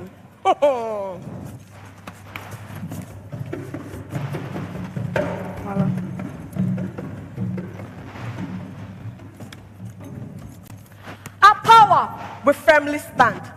A movement born across the land, with diversity as our guiding star. In our power, we'll change the world. Equality, our battle cry. For every woman, we will reach the sky. With education's light, we will flower. And in her power, we will reach the sky. Economic might, a crucial part. Financial inclusion through the arts. In our power, we'll break the chains. Advocacy, our purpose clear. Injustice we will confront. No fears, challenging the norms with all our minds. For in our power, we will bring the light. Future generations, they will see a world where women would be truly inclusive, equal, and her dreams unfold. In her power, we will change the world. Take.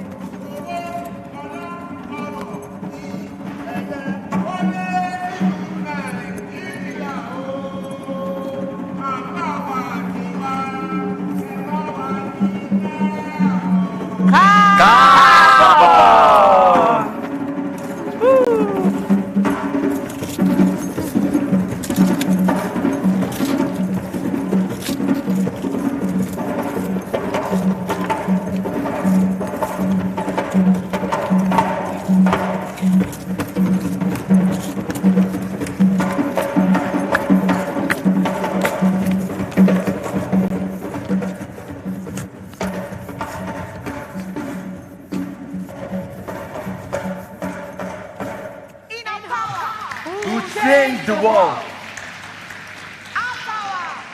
Welcome to Nigeria.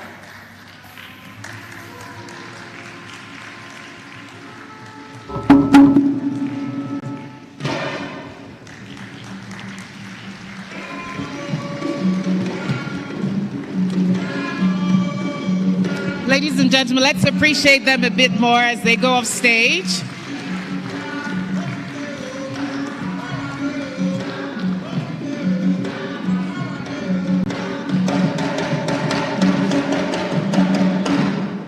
Fantastic. A round of applause for the AFAWA group for that drama.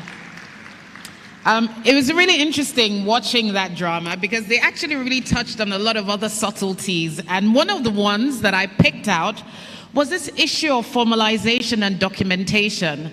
Really interesting thing that one of the ladies was telling her counterpart, well, you've done all these amazing things. You have great distribution channels all over the country and further afield, but you don't have any evidence to present to the bank that you actually have a market for your goods.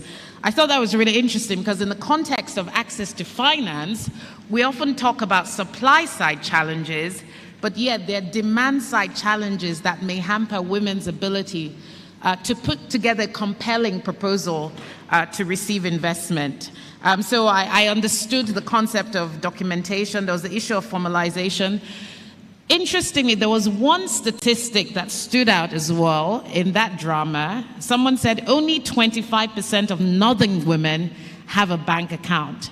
And of course, we know that Africa is not a homogeneous continent, and many countries in themselves have huge economic disparities and inequalities depending on what region of the country you go to. So that is actually grim statistics from northern Nigeria. Only 25% of women in northern Nigeria have a bank account. And if we know anything about financial inclusion, even basic financial services are key to building a compelling case as a female entrepreneur. So thank you again to the AFAWA group for shedding light on so many issues in a creative and engaging manner. Another round of applause for them. So before the drama, we were having conversations. We heard from the bankers. We heard from someone, I believe, from one of the consulates. And I hope you were able to speak to Melissa about partnerships. I think we also heard from a female entrepreneur right there in the back. We'd like to continue the conversation now before we move to the panel. Would anyone else like to share thoughts, observations, insights, or perhaps ask a question? We have some of our AGF and AFDB colleagues here. Based on anything that you've heard during the course of the day right up to this moment. I'd love to hear from some of the tables we haven't heard from. Anyone? I think we had a couple more hands that were raised just before the drama. Okay, well, if there are no contributions, what I'd like to do now is to have delegates engage. I think we're sitting on tables where we're probably not familiar with the people we've been speaking to. So if we take the next 5 minutes to do a bit of networking, speak to someone, ask them about the work they do, how it relates or correlates with the subject of discussion here, whether they've tried to access funding, if they work for a financial institution, you may want to glean a bit about what their experience is. So I will give you about 5 minutes to do that, and then we'll come back to the session. So if I ask actually everybody to stand up on their feet, maybe shake up a bit. Can we all rise? And perhaps move around, do a bit of networking. I don't know if there's tea or coffee out there as well for us to have before we come back. Lunch is going to be much later. Thank you.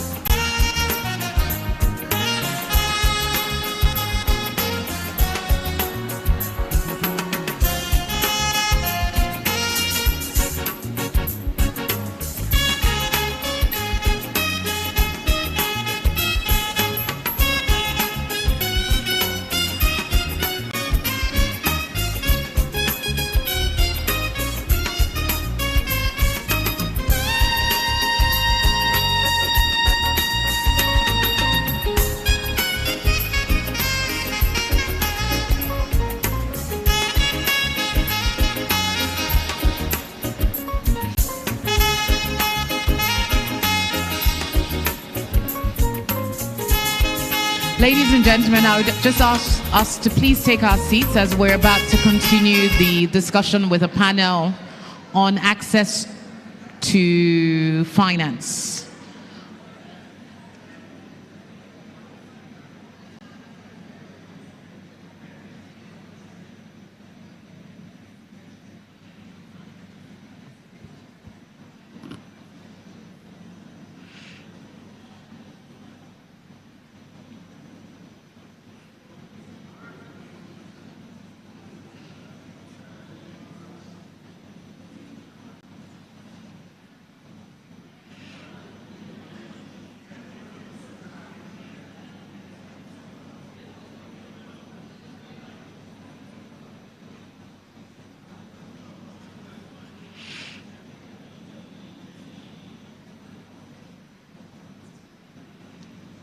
Yes, please kindly take your seats. I'd ask the guests standing in the middle of the room to please take their seats. Thank you very much.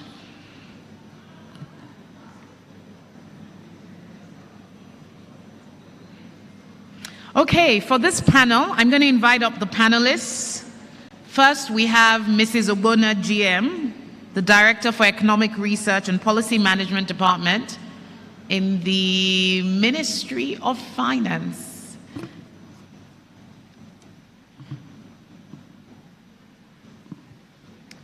Please give her a round of applause as she comes on stage. Yes, please. Also joining the panel is Mr. Leonard Kangay, the Head of Corporate Finance and Advisory Services at the Bank of Industry. A round of applause for him as well. Please keep clapping as they come on stage. Then I have Mr. Benjamin Peblo, the West African Managing Director for the African Guarantee Fund. A round of applause for him.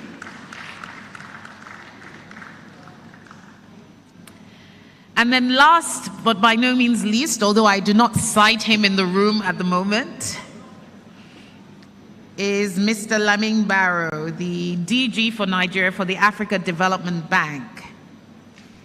Oh, apologies for that. Is actually Dr. Tom Oweyo representing the Africa Development Bank. And I do cite him in the room.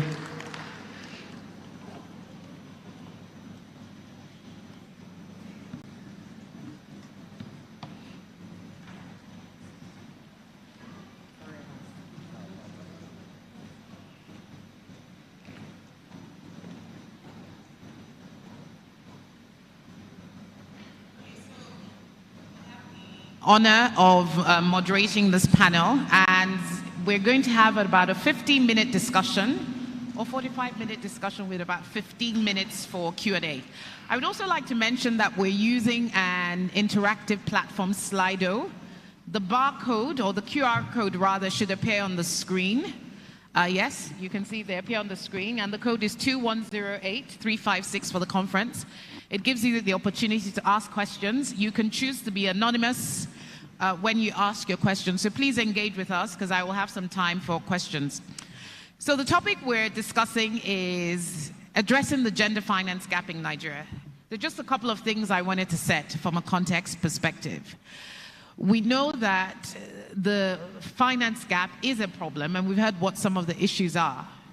But what we've also seen is that perception matters, and perception not just on the side of the institution extending the loan, but also perhaps perception on the part of women themselves seeking finance.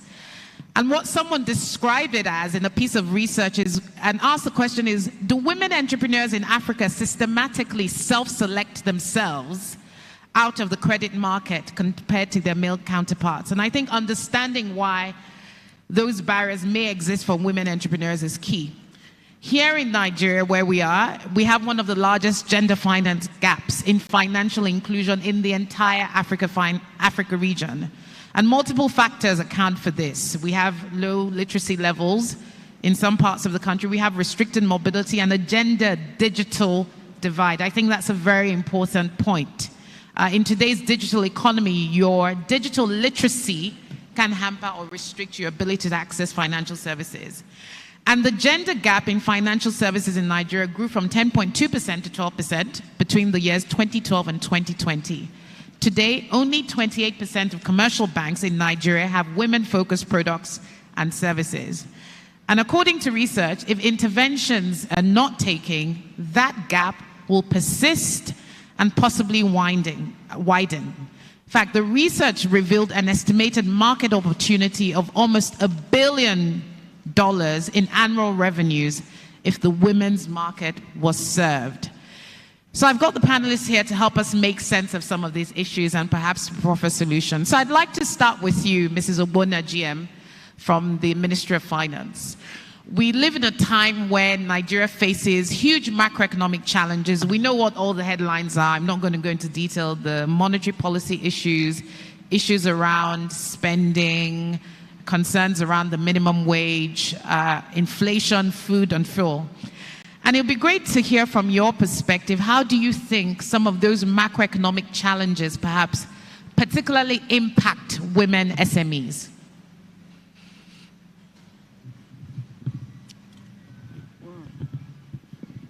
Thank you very much. I think, is this open? Yes. If we could perhaps have a bit more volume as well from the... Yeah. We know government is continuing. This very government just came on board, and but there are intervention programs that the federal government has been involved in. Most of them are domiciled with central bank to help alleviate the hardship we are going through. We all know what COVID cost to the economy. The ripple effect is still there. We are trying to recover from it. And then this fuel subsidy issue now came on board. So I will say that with those interventions that are already on ground, they are really helping, and the central bank should be able to speak on it, more of that, because they deal with the monetary policy and they have those intervention projects domiciled with them. For Ministry of Finance, we had a project, the Financing Safe School project, trying to protect education and attacks on national development. We focused that on northeast and northwest because of, you know what happened, where terrorists go to female schools to abduct children, try to safeguard them while they are in school, and then just focus on them to protect them a bit and give them that leverage, you know, to still be able to have interest in education and forge further. That's what my ministry, the intervention which we are involved. The other one is the financial inclusion in workplace program, because at times, if you don't know how to take care of your finances, you might be spending frivolously and not without any plan. So such an education helps a nucleus family to get themselves organized and get more benefit from the little resources or whatever they have and manage the situation better. Thank you. Thank you very much. So I would like to ask Mr. Leonard Kange, you know, the BOI has always been somewhat of a pioneer. You know, we were having a conversation there talking about a lot of the funding you provided in the creative economy. You sort of set the pace. You have a gender-focused unit. I believe the Ministry of Finance also has a gender-focused unit. So there clearly is an acknowledgement that there is a challenge that needs to be specifically addressed. Based on the BOI's experience, what are some of the peculiarities that the women SMEs who come to you to obtain funding face in terms of, building capacity in their businesses and positioning themselves to attract funding? Thank you very much, Rolake. You're absolutely right. The Bank of Industry is very intentional in focusing on supporting our women MSMEs. And that is because the bank recognizes the huge potential that is residing within our women entrepreneurs. They are brilliant, intelligent. They are, in most cases, more reliable in terms of borrowing and paying back. They are focused, and to that extent, we believe that it is very, very unfair to exclude this very important segment to our economic development.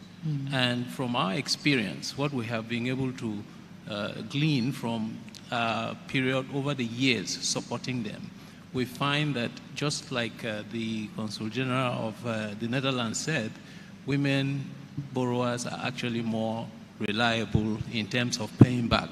I know the men in the room are looking at me in a funny way, but that is the truth, and that's what we have found.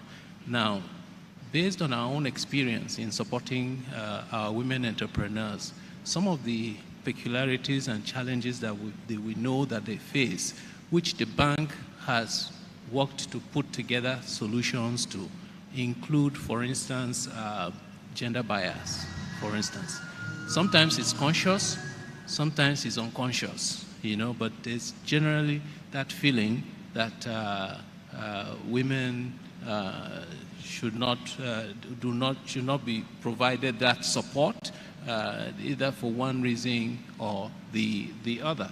The other is lack of collateral, and this stems sometimes from a regulatory perspective or the environment in certain communities where inheritance rights and all of those things come. They are a big limiting factor. The other is just like you mentioned, financial literacy. This is also another challenge, to navigate the complex world of finance. Networking and connections is also another area. Men are very good at networking, and women too, very good relationship building and all of that. Now, to translate that into business opportunities and take advantage of that is one of the key areas that the bank is also working on. The other is sometimes balancing family and business challenges, and all that. Women are very multitasking, very good at multitasking, but sometimes it gets a little bit challenging. Now, we have recognized all these challenges, and that is why we're very intentional, as I said, to support our women entrepreneurs. One of the things that we have focused on is to be very intentional in providing the right kind of financing at the right price and with enough support to actually make a success of it. We are able to lend to our women entrepreneurs at a discounted rate of 10%, sometimes even lower, and these loans are also for a patient, longer term, sometimes 7 years, 8 years, etc. And this is in an environment where you have loans going for 25, 30, 40%, sometimes even 40%, depending on where you're sourcing your funding from. We find that this has been very helpful. Now, the second aspect of it is going beyond lending to look at equity participation, for instance, because sometimes loans are not the answer. There is also a need for equity participation. So BOI has also invested in providing equity. We have a fund of funds, you may be familiar with it, Alethea Fund, that BOI has invested in. Their focus is providing equity to women-owned businesses, and they're doing very well in that respect. The other aspect of it, apart from lending and equity, is capacity building. Because one of the things we have learned is that being able to, when you're an MSME, you're just like the comedy kid that was done.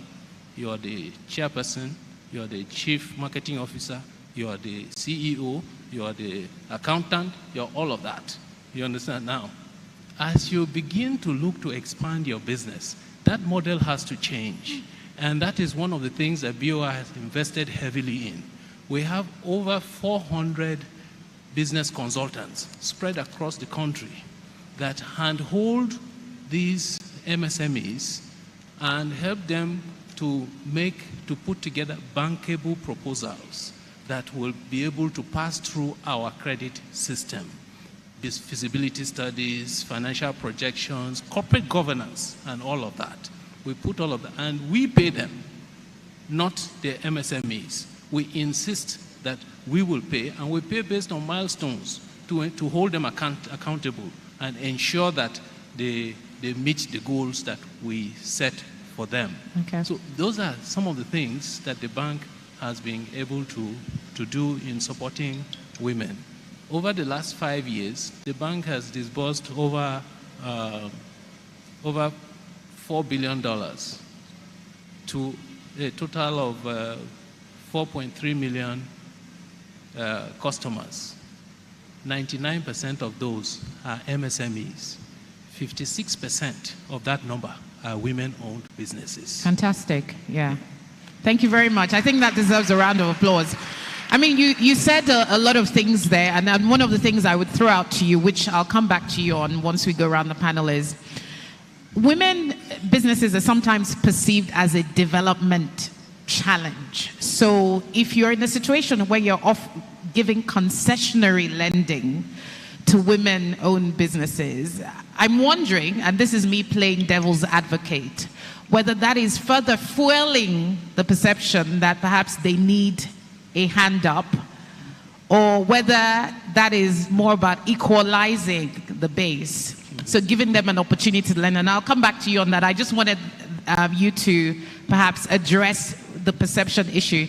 And then I think the second point you made, which is really interesting, is that financial literacy is so key, because I think many times we're talking a lot about loans, but is a female-owned enterprise financially empowered to take a decision about whether equity or debt is right for the business, depending on the stage the business is? So those were two very important points I picked, and I'd like you to address that first question later. So coming now to Dr. Wiyo of the Africa Development Bank. The market size and the opportunity, you know, if any investor wants to go into business, you want an idea of what the addressable market size is.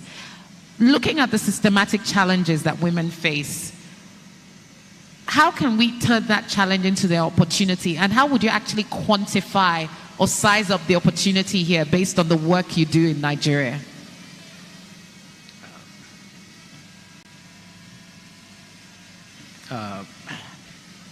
Thank you, Rolake. Indeed, Nigeria is a huge economy. You know, by GDP, it's the biggest, economy in the continent. And according to the Bureau of Statistics, small, medium, and micro enterprises contribute about 48% of the GDP. And that's huge. But we have a big challenge. And the biggest challenge is informality. And I must recognize at this juncture the play. They gave us statistics in a very detailed, powerful, and presented the challenges, captured it very well. So the market size, to come back to your question, we have around 11 million small, medium, micro enterprises in the Nigerian economy. And out of these, about 3 million of them are women-led enterprises. And of these 3 million, only 17% are formal enterprises, which means banks, like Bank of Industry, can only access 17% of the 3.7 million segment of the market. 83% of these women-led enterprises are informal. Now, that's a big challenge. Now, what do we do? That's why the affirmative action, the AFAWA, Affirmative Finance Action for Women in Africa, has dedicated significant resources for TA. And the TA has two approaches. And allow me to borrow from what my boss said, making the banks womenable and making the women bankable. Because not all financial institutions have the right instruments that respond to the needs of the women. In July this year, I was in Kigali, Gender Women Deliver Forum, and I learned during the sidelines visiting one of the leading commercial banks that this bank had a women desk, a gender desk, but it didn't end there. They bundled what they call maternity insurance with all credit that was extended to women of childbearing age, which means then when a woman has a baby, then your credit repayment, both principal and interest, would be suspended. Credit repayment, both principal and interest, would be suspended for a period of 3 months. Wow. That is what we mean by making banks womenable. How do you structure facilities and instruments that respond to the needs of women? And here, of course, doing nothing is actually extending a bias against women. And of course, we can go on and on and on, but I'd just like to recognize once again Leshego Microfinance, that last year during our annual meeting in Marrakesh was recognized. Recording in progress. Was recognized for the tremendous efforts it's made in delivering, you captured these statistics very well, within 1 year of signing up to the African Guarantee Fund instrument, guarantee facility. They've delivered more than 2 million of financing to over 3,000 women. Now, this is how you address the gap of access to finance in the market. Last but not least, my colleague here from the Africa Guarantee Fund will go into detail how the AGF is rolling out not just the guarantee, but also TA for banks and TA for women entrepreneurs. Yeah. And Leonard, thank you so much. I'm glad to learn that you're not just focusing on lending, loans, but also equity. Because equity, when you give women entrepreneurs equity, it comes with additional advantages. You buy equity, then banks have a natural interest to make sure that those businesses grow. So you build capacity inherently without even knowing. So these are some of the instruments that I think, as financial institutions, we need to go beyond loans. We need to go beyond capacity building and start, demonstrating that these businesses are viable by investing in equity. So I'll stop there and then. No, fantastic submissions, Dr. Owiyo. Thank you very much for highlighting that. And in particular, that very interesting example. I saw a gentleman there that I was actually going to give a round of applause. Rwanda is actually quite known for really advancing women's economic empowerment. And I actually like to ask the representative of the Honorable Minister, Mrs. Ogbonna, a bit later, how leadership actually makes a difference. But I'll come back to you later on that. So I'm going to come now to Mr. Pueblo of the Africa Guarantee Fund. Research has shown that only 20% of African SMEs have a line of credit from an FI, and women SMEs even less so. I mean, we've been talking about that all day. What role specifically do guarantees play in helping to improve those sorts of statistics?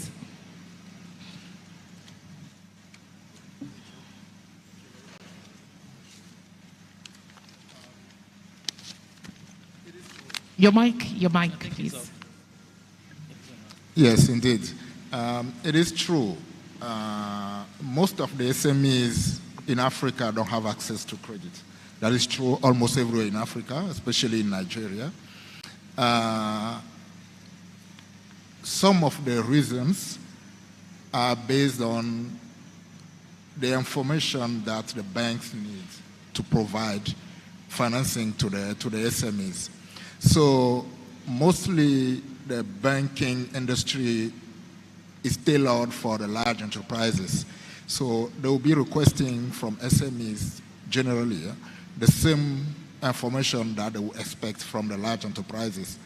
And the SMEs obviously are not used to that. So since they cannot provide the information that the bank is expecting, the banks would perceive the SMEs as high risk. So that's what we face generally on the continent.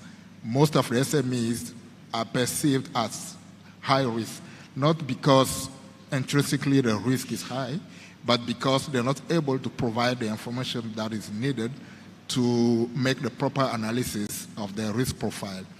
And this is where a guarantee can make the difference. On three aspects, let me talk about three aspects. So the first one would be purely on the risk-sharing aspect. The banks just need to have more comfort on the ability of the SMEs to pay back their loan. And the guarantee is there to provide that comfort to the bank. When an institution like IGF is providing guarantee to a bank, we'll be sharing the risk with the bank, saying if for some reason the SME doesn't pay back, then AGF will pay a part of the loan. This is even more true for women-led SMEs because when the bank are perceiving SME as a high risk, what they will request is a collateral from the entrepreneur.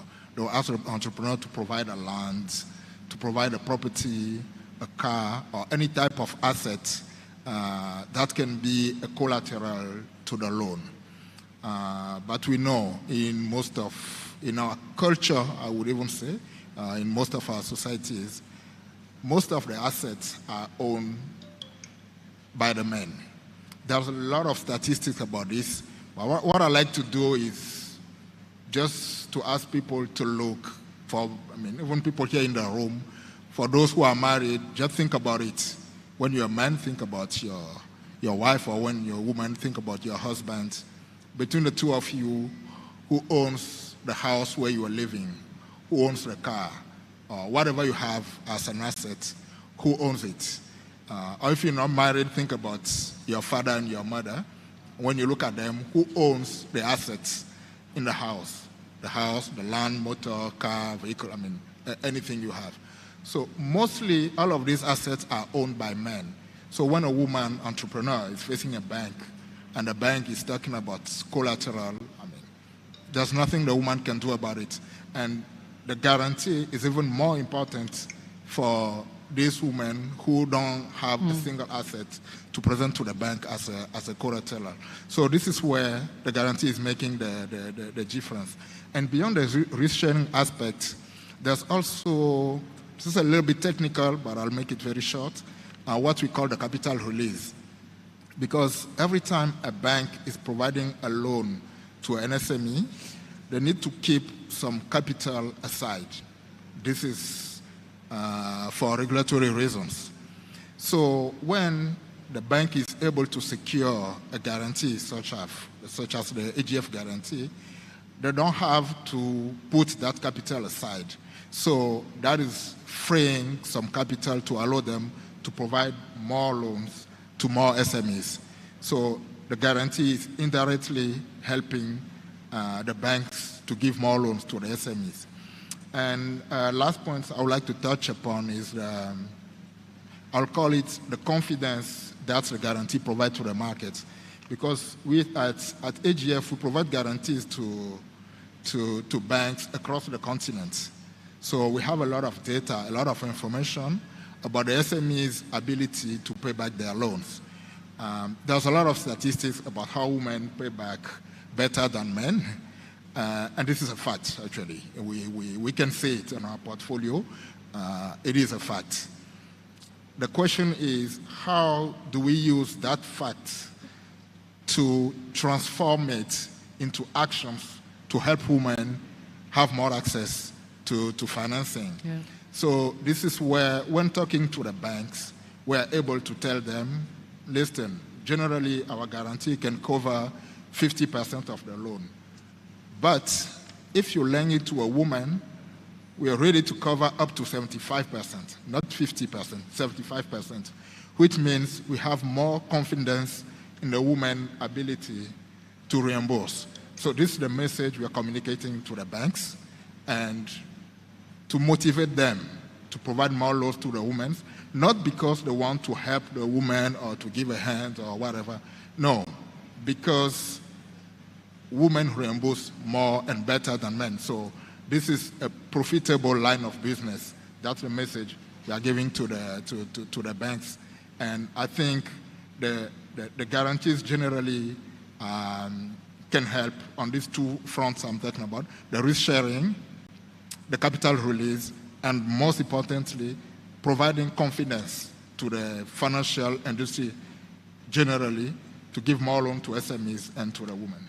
Fantastic. Thank you for really explaining how that is going to help unlock actually additional funding. Guarantees are meant to help unlock additional sources of funding. I think, so maybe just to help our women-owned SMEs in the audience understand this better, if AGF is putting a guarantee, giving a guarantee to a financial institution to help lend to women-owned SMEs, does that mean AGF itself is taking a view on the credit worthiness of the woman-owned SME?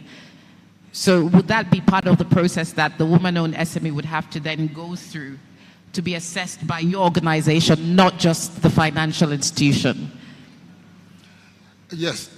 So first, we're taking a view. That is very clear. But it's not a view based on the gender. We're not saying that.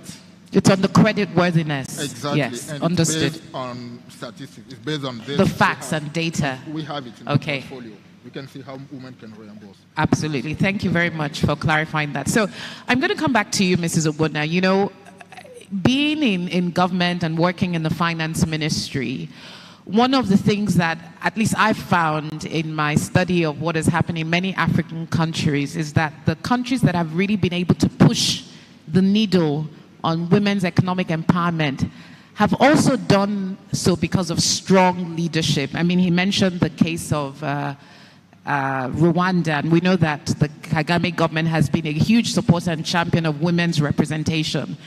So I wondered whether you could provide a perspective on how the leadership within the finance ministry, perhaps representing the government of Nigeria, might be able to throw its weight out behind more in really supporting many of the stakeholders, the BOI, the AGF, the Africa Development, in helping to push the needle on a lot of these issues. Because we've seen the statistics, some of the numbers we're not doing so well on. I'd love to hear your thoughts on what other aspects of leadership we can see to help drive and move the needle on some of these issues.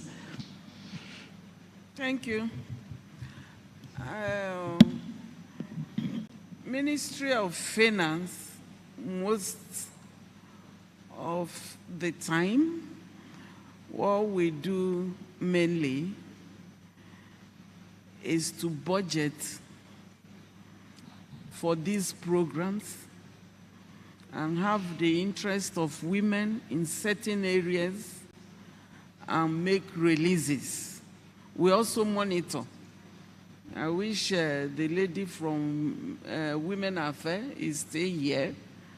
So we have so many ministries intervening in one area or the other.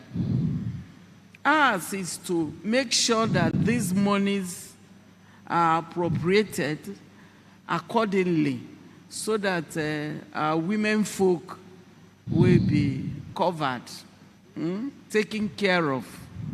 So I might not be able to tell you one-on-one in details, but we have records which helps us in doing the budget.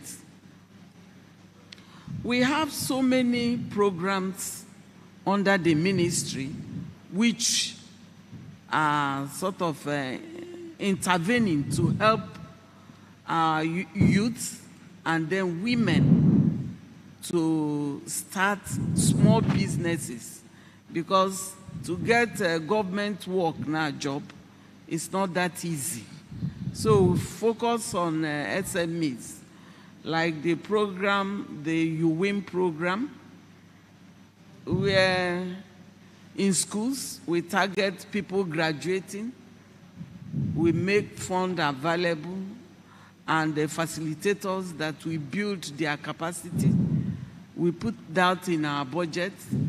We also go to NYSC camps, those people that are already out of school, ready to go into the labor market.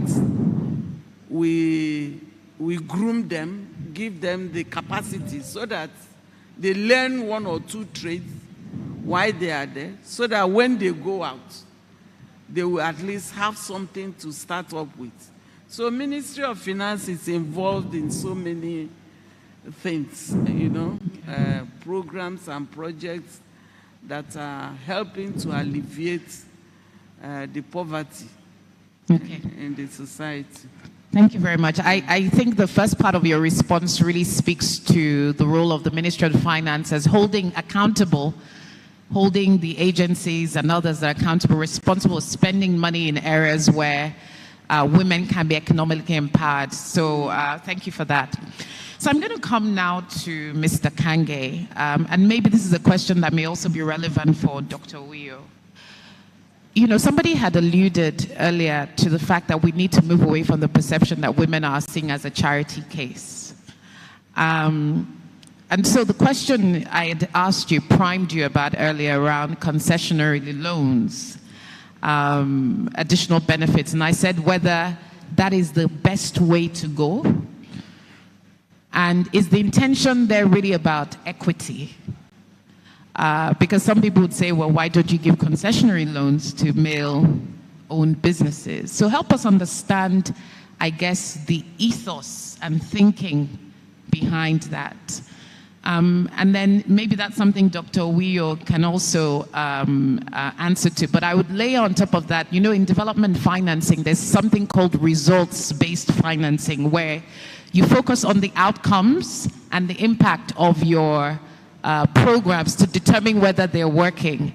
So I'd like to perhaps also hear from you. What are some of the data that is supporting gender-focused finance in terms of targeted programs that AFDB may actually have? And I'll start with you first, Mr. Kange. Okay, thank you very much for that. I think before I get into that, the question you've asked, I'd like to also say that the Ministry of Finance, Bank of Industry is owned by the Federal Government of Nigeria. Ministry of Finance and the Central Bank of Nigeria own Bank of Industry. And Ministry of Finance has, these two institutions have supported the bank in, first of all, growing its equity. Recently, they actually supported the bank by increasing the equity position of the bank by about 144 billion naira in order to do that.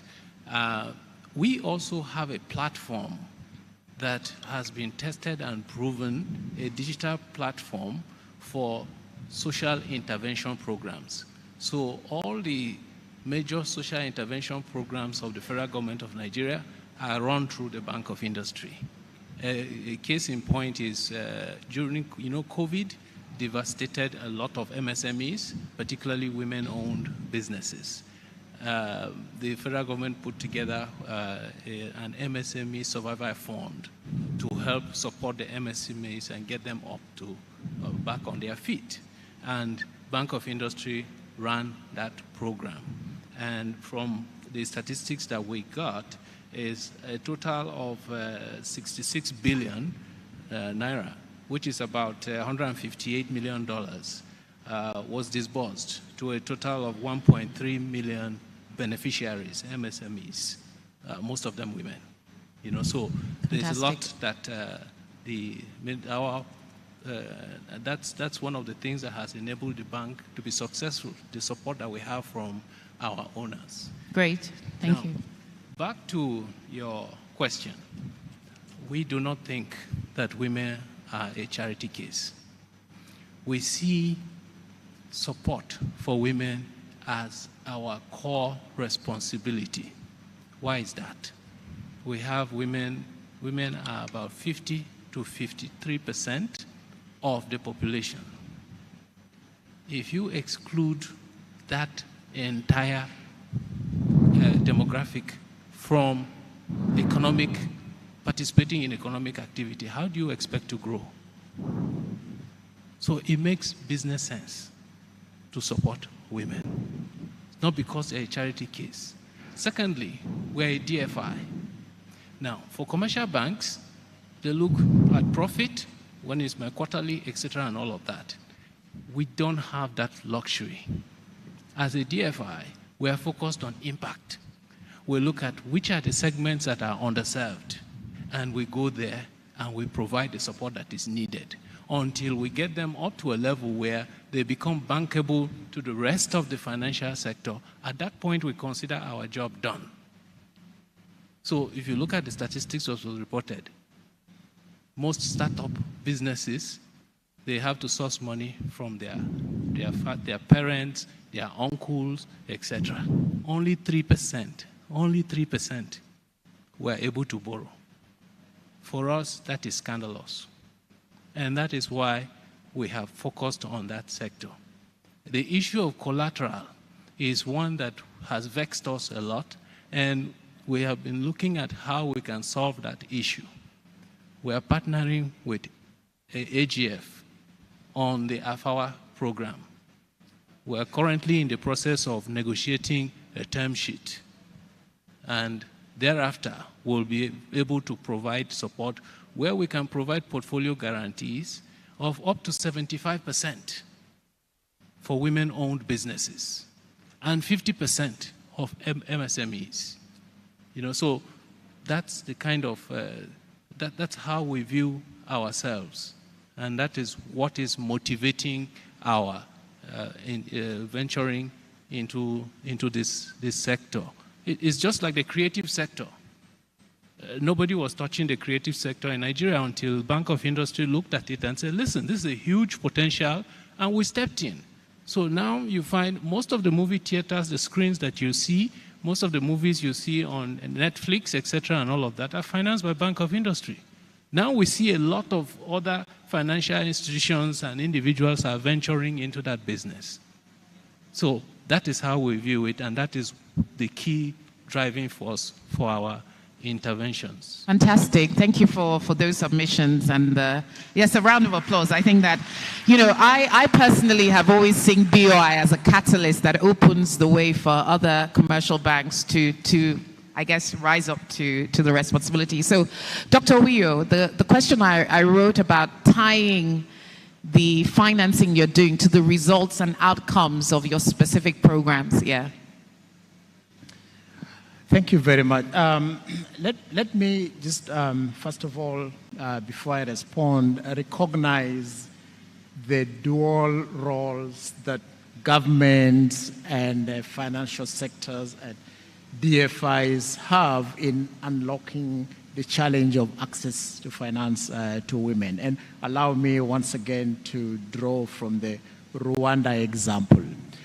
The African Development Bank has, partnered with the UN Women on what we are calling affirmative procurement. Nigeria is one of the countries that's benefiting from that program. But affirmative procurement is extremely important.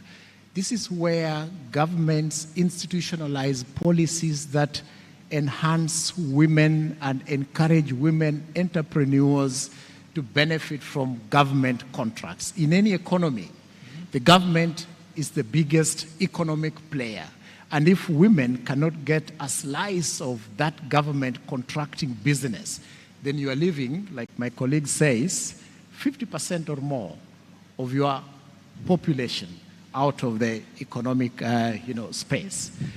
So in Rwanda, what they've done is that You see, as an entrepreneur, when you go to bid for a government contract or subcontract, they assess you on your ability to raise the resources to supply the goods or deliver on the contract. When you go to the banks to borrow money, they want to see the government contract in your hands before they can finance you. So again, remember the play, that very powerful play, the ladies being tossed between the government and the bank. So where do they go? So the affirmative procurement is entering this space to make it possible for banks to provide letters of comfort that women entrepreneurs can use when they bid for government tenders. That's why this affirmative procurement is extremely important. And just an add-on, the UN Women is currently working with the African Continental Free Trade Area to write in this affirmative procurement in the charter, and that will be a game changer. To your question now on results-based financing. You see, the African Development Bank, the gender agenda predates AFAWA and goes beyond AFAWA.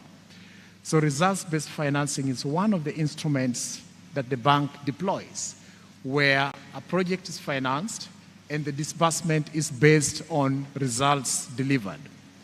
But we have a very powerful tool that we use in the bank. We call it the gender marker system. Now, how does it work? The gender marker system compels us that every project that is financed by the bank is taken through a special gender lens that identifies the outcomes, the objectives, the results that these projects deliver for women. And over the last few years, especially in our low-income countries, 100% of our projects, investment projects, were gender marked. And that means they had either outcomes that targeted women as beneficiaries, objectives that delivered benefits to women, or they had outputs that supported women. And we are moving this to the private sector space, non-sovereign operations, because we have a very significant and healthy portfolio there. So the gender marker system is what really allows the African Development Bank to ensure that all the investment programs that the bank supports are gendered, and the gender agenda is built in them. And the results-based financing system is a very unique instrument that we use, and where we deploy it, it's also taken through the gender marker system that will allow us to make sure that we purposefully, we proactively ensure that these projects are delivering benefits to women, but most importantly, they don't leave women behind. Fantastic. I think that was really great, especially that information on the gender marker system. So thank you very much for sharing that. I think these are the sorts of stories that also need to be told to commercial banks and financial institutions, so that, because they are very much data-driven and results-driven. So there's a question I want to ask you, Mr. Pablo, and one which sort of ties in with one of the questions that has come through on Slido. One of the principles of investing and feedback we often hear from female entrepreneurs' businesses is that when they go for pitches, investor presentations, they're often asked questions from a risk perspective. So a female entrepreneur is more likely to get asked, how are you going to manage market risk? How are you going to manage technology risk? And whereas a male entrepreneur might get asked, how are you going to build and scale your business? Now, perception seems to be a major challenge in the sector. And so the question is, how do you really tackle perception as an issue? Are there non-financial or non-guarantee solutions that can help us tackle the issue of perception? And then, on top of that, would it be a case of actually getting more women in decision-making positions because of the empathy that perhaps, and we hear these stories a lot with a woman walks into a bank.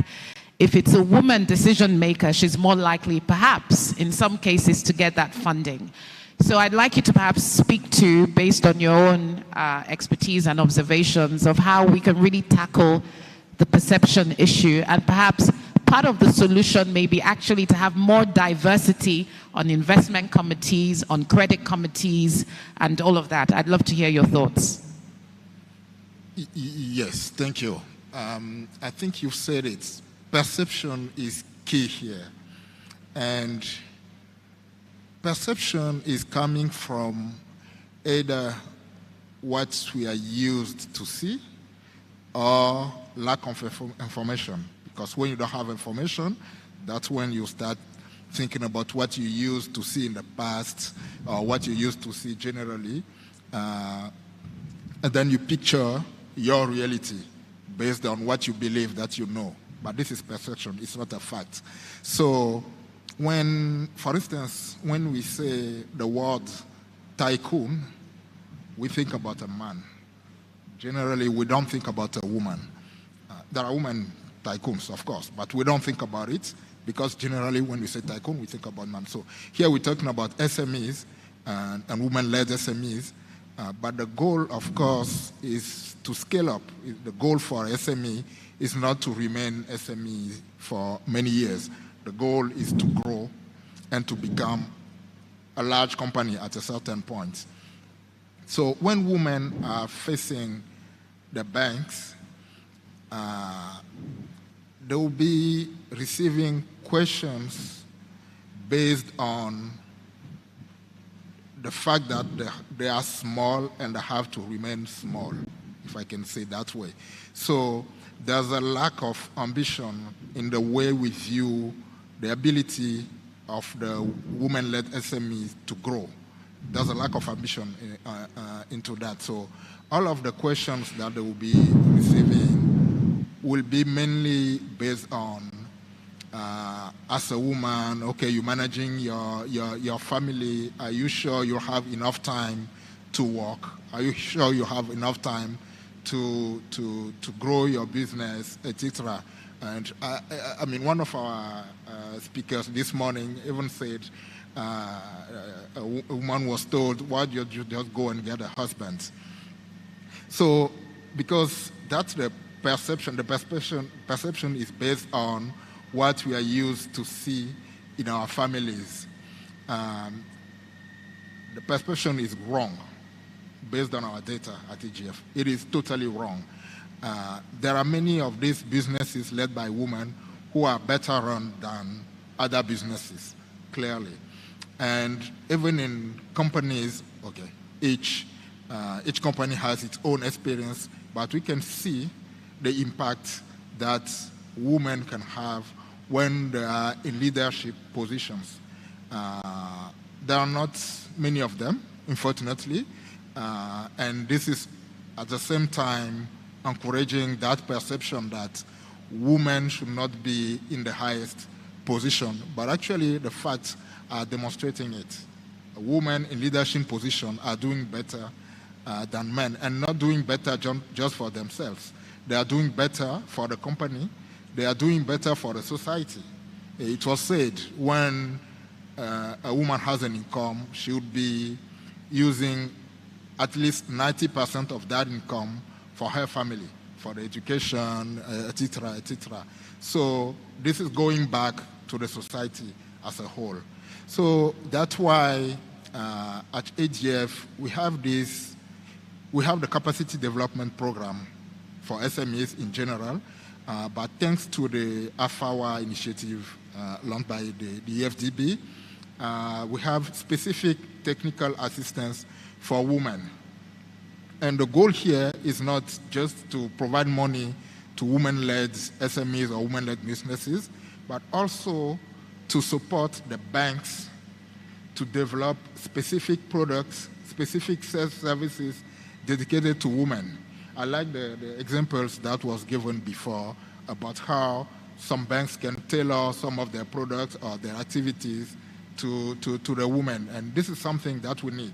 And this is something we're doing through the AFAWA program, not only to help the women to grow their businesses, but also for the banks to either open branches dedicated to women or to develop products specific to the women needs.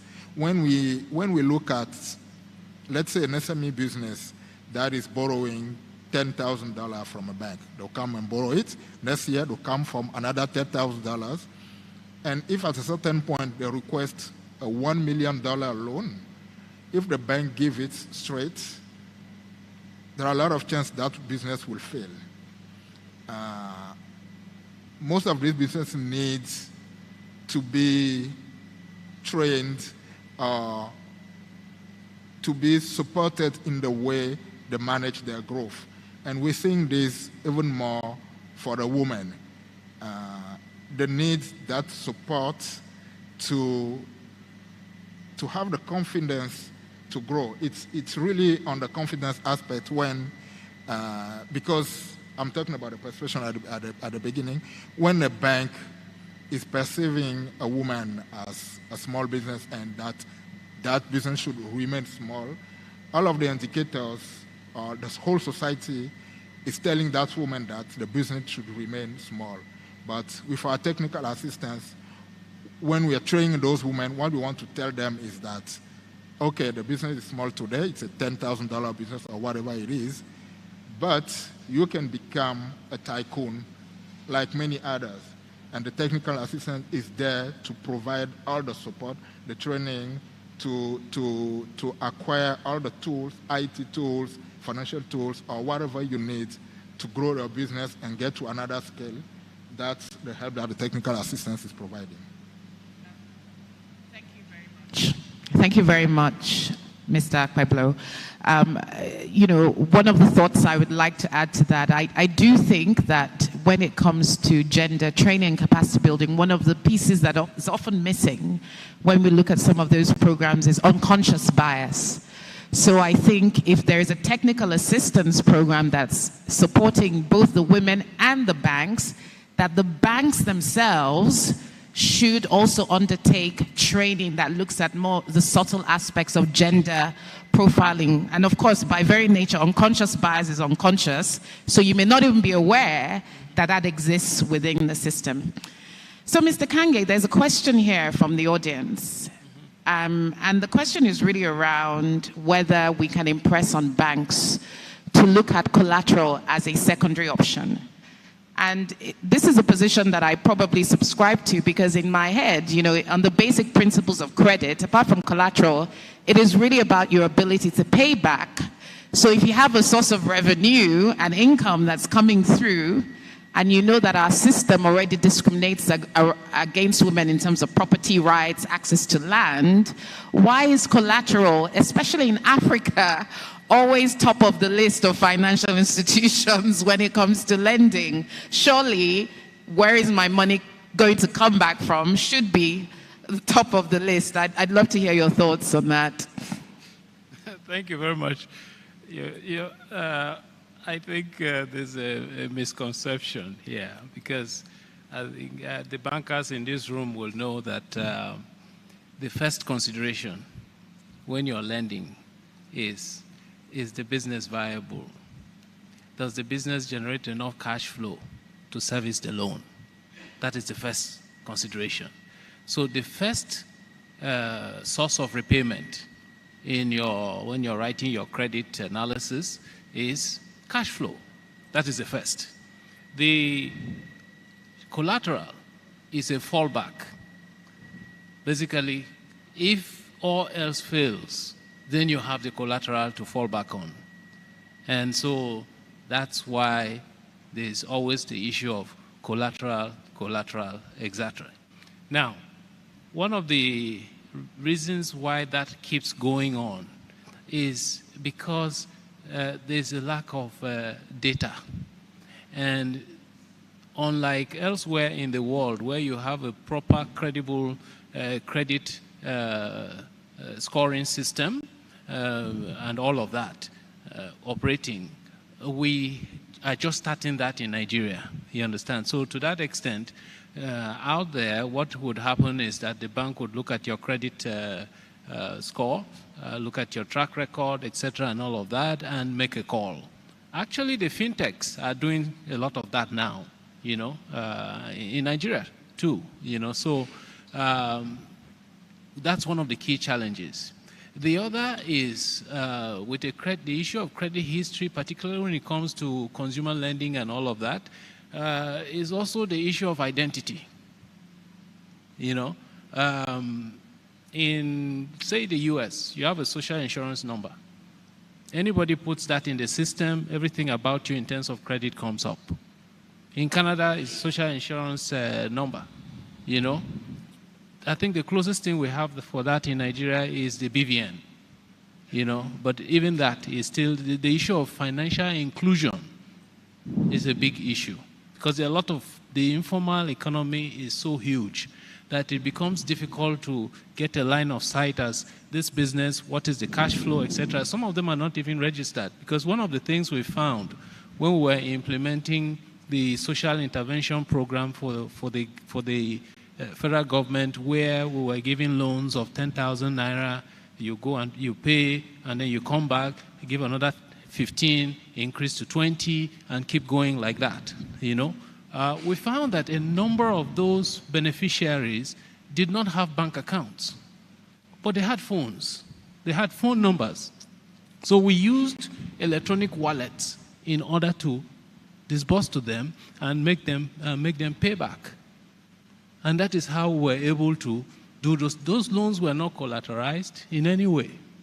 You know, so there are innovations, but the history, the track record is also a challenge because when you look at lending to MSMEs, the truth is that it's a high-risk business. And banks, one of the things that kills banks is non-performing loans. So banks try to avoid that, which is why for us as DFIs, what we try to do is to find credit enhancements, like guarantees that we're working with the AGF, for instance, on partial guarantees or full guarantees if they are available. You know, so it's not that there's a fixation on collateral. History in terms of the track record of lending to MSMEs and all of that is one of the key drivers of why banks avoid that. But one of the things that we find that works is when you're lending to the large corporations, what we do is that we also ask them to bring the entire value chain, as in who are their input suppliers, who are the off-takers. And in most cases, those are MSMEs. But we're able to lend to them because that naturally de-risks the loan. How is that? The MSME knows that whatever they are producing, there's an off-taker, the large corporation. The large corporation also knows that as they are producing, they are off-takers who are not, in some cases, they used to provide financing by granting credit and trade terms, favorable trade terms. Now it frees that cash flow because Bank of Industry has stepped in to provide that financing. So that way, we're able to, as all the large corporations grow, the MSMEs grow, etc., where they get to a point where they can provide that collateral that banks are looking for. Thank you very much for giving us that holistic approach. I think what that message does is that it shows us that the decision-making is really quite holistic. You look at everything and not just collateral cash flow, your suppliers, your off-takers, and etc. Well, I'm told that lunch is almost here, and I don't want to stand between you and your lunch too much, but there's just one more question that I think that we have to cover. And this question is there a plan to enhance women entrepreneurs' knowledge of risk analysis for their businesses? I will broaden that out and also include financial literacy and other aspects. So maybe between Mr. Pablo and Mrs. Ogbonna, GM, you might want to answer what other plans the ministry may have for financial literacy in terms of understanding a business or understanding the economic environment for that business. And then for Mr. Pueblo, risk analysis for their business, whether that's part of your curriculum in terms of technical assistance. So I don't know, maybe Mrs. Ogbonna, you'd like to go first, and then I'll end with Mr. Pueblo. Thank you.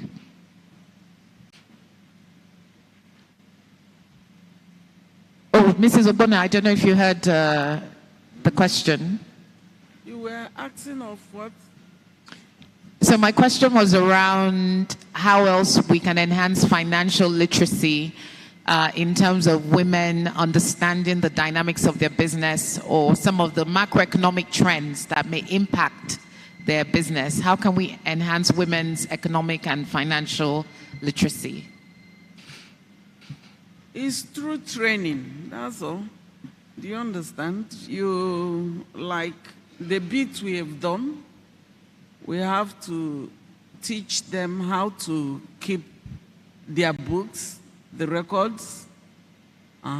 Because if they can be able to record what they are earning, their expenses, they should be able to manage their finances very well.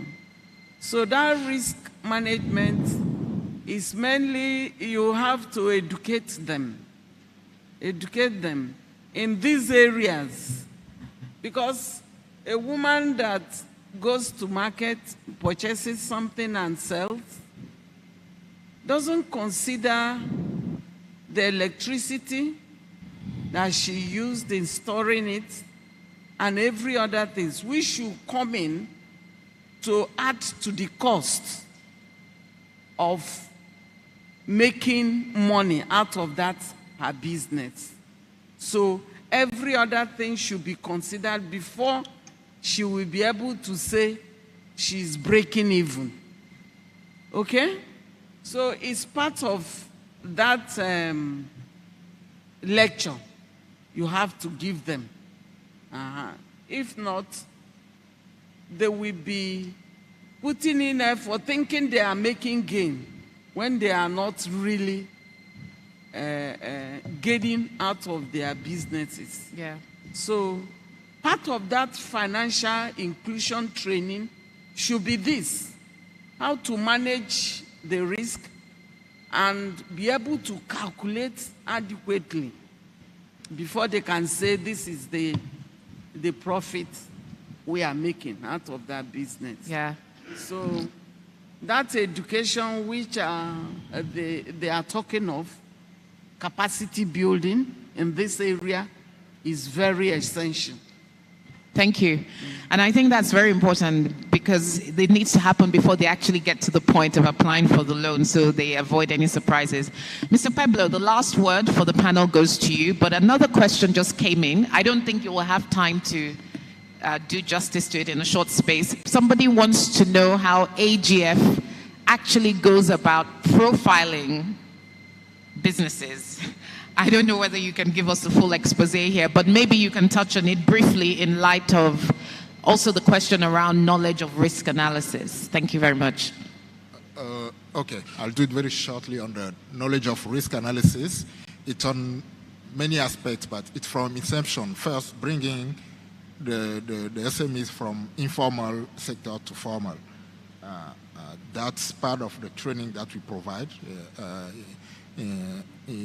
as a part of our technical assistance. And then once the business is ready to get access to credit, they need to get the basic knowledge to be able to talk to the banks. So we provide training so that they can understand what the banks are expecting from them in terms of information, and most importantly, in terms of information that will help the bank analyze the risk. And at the same time, we also help them to manage their own finances, because it's not just to provide information for the banks, but also for the management of the SME itself. They need to be aware that there are some basic principles that they need to adopt in terms of risk management. Do not have like all of the income coming from one or two clients, or leave diversification, or etc. So a few basic principles of risk management are taught to them so that they can be aware, and then they can have better conversation with the banks. So I'll stop it there but if there's need for more details, I can provide. Thank you very much. I'm sure we'll be able to get time later on some of the panels to delve a bit deeper into processing of applications and things like that. Ladies and gentlemen, I'm sure you'll join me in thanking the panel. It's been really, really enlightening. We've tried to touch quite on a broad range of issues in a 1 hour space of time, and I think we just about stuck to the time. So thank you very much, Mrs. Ogbonna, GM of the Ministry of Finance, Mr. Leonard Kage of Bank of Industry, Mr. Pueblo of the African Guarantee Fund, and Dr. Owiyo of the Africa Development Bank. Thank you very much. Sorry, Rolanda. Just a quick one before we leave. I just wanted to point out that we have our group head of gender business in BOI, Mrs. Adebola Oruma. She's standing over there. She has her other colleagues with her as well. So if anything that we have said about Bank of Industry's offering and products are interesting to you, you can please contact them. They will be able to provide how we can help as well. Thank you. Okay. Thank you very much. Ladies and gentlemen, if you just stay seated whilst we do the group photos, and then we're going to do 30 minutes for lunch, I believe. That's the plan. So we've had to cut off some time for lunch. It's a buffet, so you can have lunch and bring them back to your seats. So I would just invite the panelists to stand up for a group photo before we then go ahead. Thank you very much.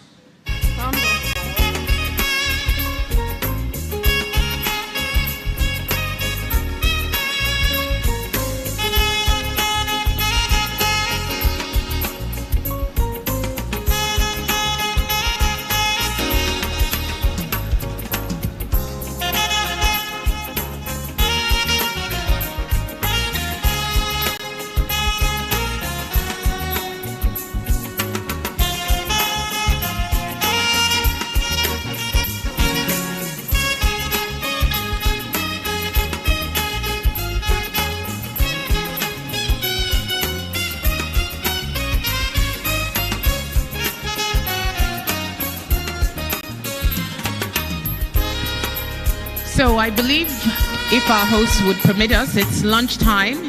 We'll be back here at about 2:50 p.m. to start the afternoon panel sessions. Thank you. It's lunchtime. Enjoy.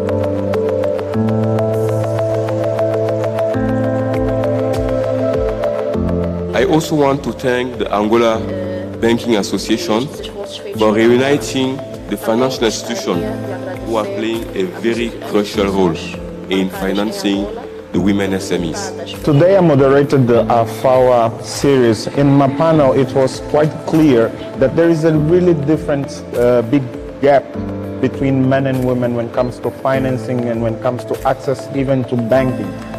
In Angola, to launch the AFAWA series, which we've already done in 3 other countries, and we wanted to discuss the importance of women entrepreneurs in Africa and Angola so that we can partner with the financial institutions here so that they can enhance the lending capabilities of the SMEs. So we partner with the banks here to provide collateral guarantees so that they can lend to the women SMEs. We believe if we empower the women SMEs in Angola, we will empower the economy of Angola.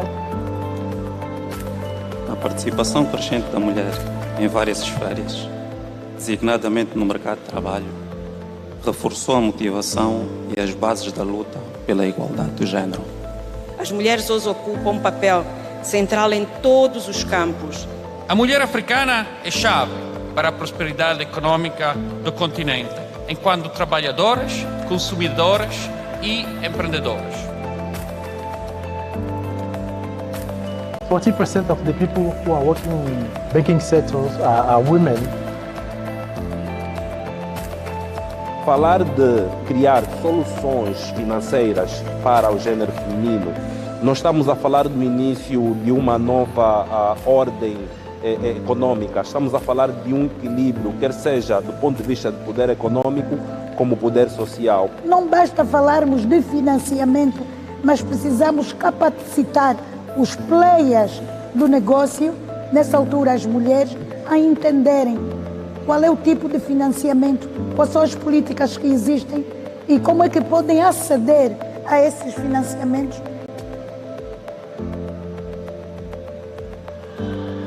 Nós queremos dar uma maior folga ao mercado no respeitante a apoio às mulheres. Estamos mesmo direcionados para as mulheres.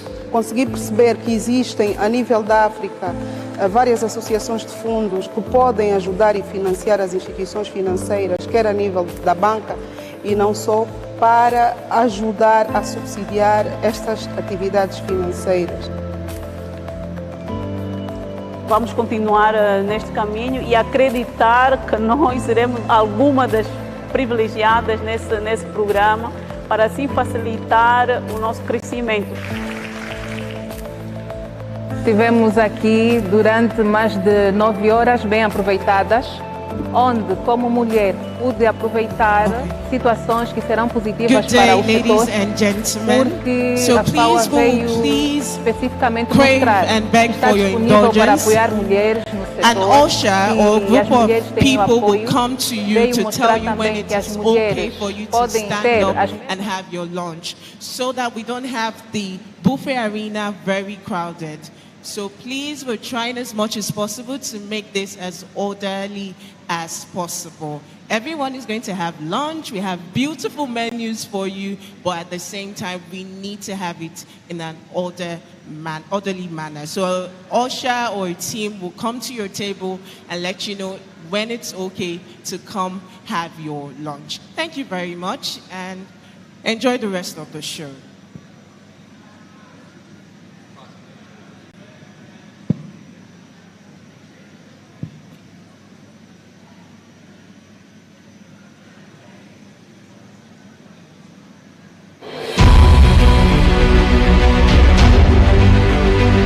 I also want to thank the Angola Banking Association for reuniting the financial institutions who are playing a very crucial role.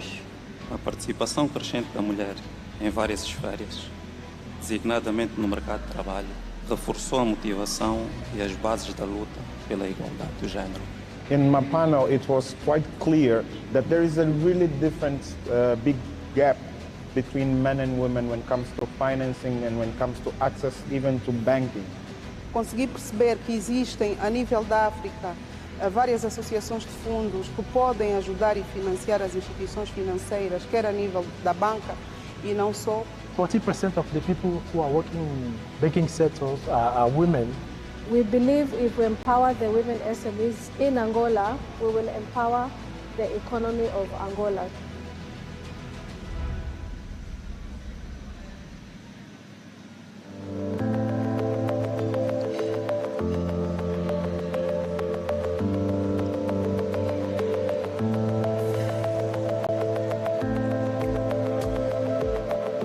I also want to thank the Angola Banking Association for reuniting the financial institutions who are playing a very crucial role in financing the women SMEs. Today I moderated the AFAWA series. In my panel, it was quite clear that there is a really different big gap between men and women when it comes to financing and when it comes to access even to banking.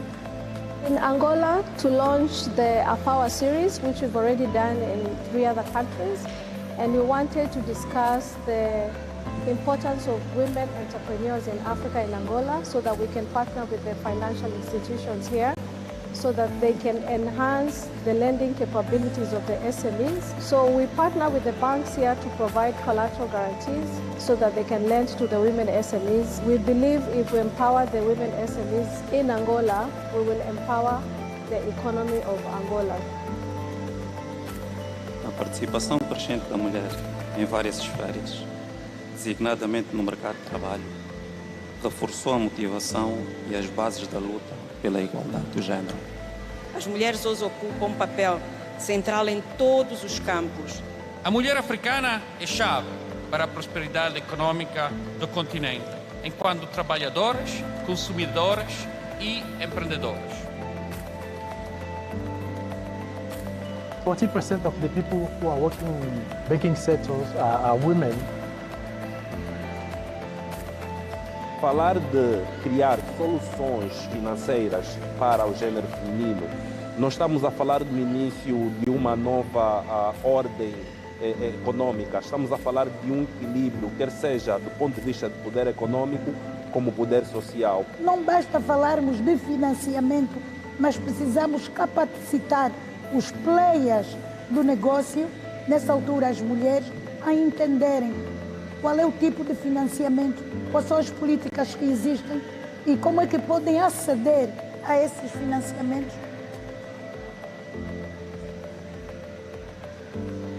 Nós queremos dar uma maior folga ao mercado no respeitante a apoio às mulheres. Estamos mesmo direcionados para as mulheres. Consegui perceber que existem, a nível da África, várias associações de fundos que podem ajudar e financiar as instituições financeiras, quer a nível da banca e não só, para ajudar a subsidiar estas atividades financeiras. Vamos continuar neste caminho e acreditar que nós seremos alguma das privilegiadas nesse programa para assim facilitar o nosso crescimento. Estivemos aqui durante mais de 9 horas bem aproveitadas, onde, como mulher, pude aproveitar situações que serão positivas para o setor, porque a AFAWA veio especificamente mostrar que está disponível para apoiar mulheres no setor, que as mulheres têm o apoio, veio mostrar também que as mulheres podem ter as mesmas oportunidades que algumas vezes encontramos apresentadas só para homens.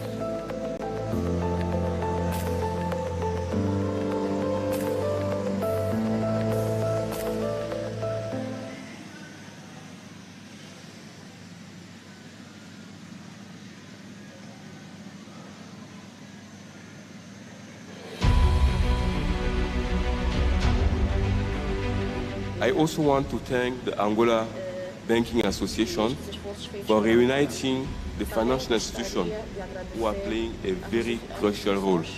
A participação crescente da mulher em várias esferas, designadamente no mercado de trabalho, reforçou a motivação e as bases da luta pela igualdade do género.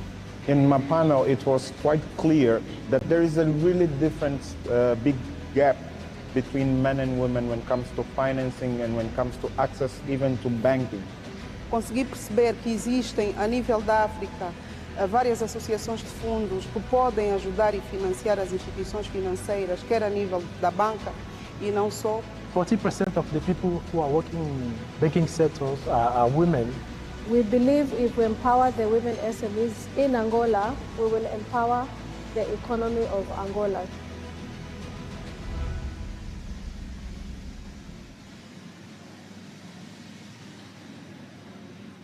Been at the heart of African Guarantee Fund.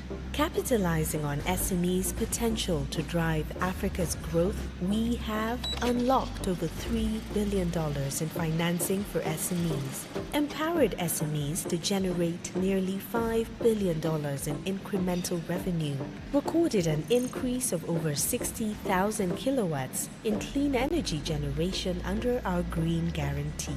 While the continent recovers from the effects of the COVID-19 pandemic, AGF has stepped up and remains committed to developing products that support financial institutions to scale up lending activities to SMEs. Launched in 2020, AGF's COVID-19 Guarantee Facility continues to provide commercial stimulus to the financial sector with the aim of mitigating SMEs' perceived risk. Our commitment to championing women entrepreneurship has allowed us to successfully implement the Affirmative Finance Action for Women in Africa initiative through its Guarantee for Growth program, which aims to avail up to $3 billion in financing for women entrepreneurs in Africa. Financing innovative business solutions is AGF's priority.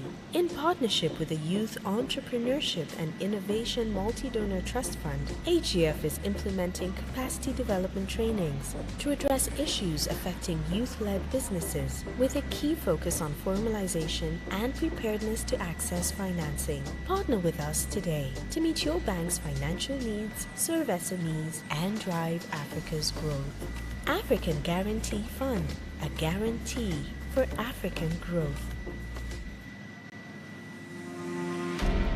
I welcome you all to AFAWA Series, and please allow me to say this is our official opening of the AFAWA Series. And Tanzania being the first, we are glad to be given that honor to be the first to open the AFAWA Series. And we are looking forward to the 3 days of intensive discussion on what could be done to help the women SMEs in our country and in Africa in general. I welcome you all to AFAWA Series, and please allow me to say this is our official opening of the AFAWA Series. And Tanzania being the first, we are glad to be given that honor to be the first to open the AFAWA Series. And we are looking forward to the 3 days of intensive discussion on what could be done to help the women SMEs in our country and in Africa in general.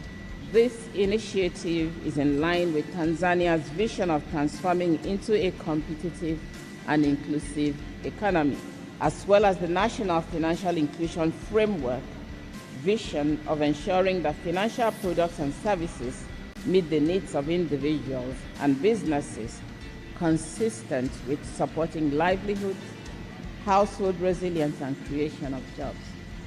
We welcome the fact that this framework considers women as pivotal market that deserves increased attention and not as a mere segment to be given preferential treatment.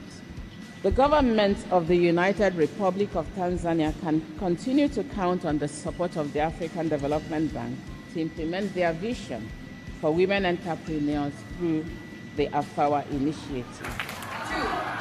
The African Development Bank is at the forefront in supporting private sector access to finance through different mechanisms, including lines of credit, trade finance, and equity investments.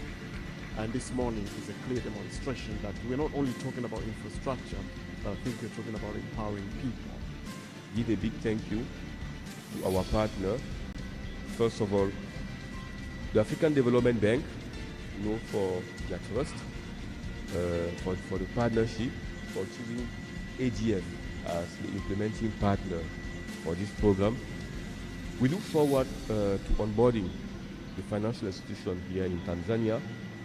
We also look forward to working with the government, develop specific program, product that will support women business in Tanzania.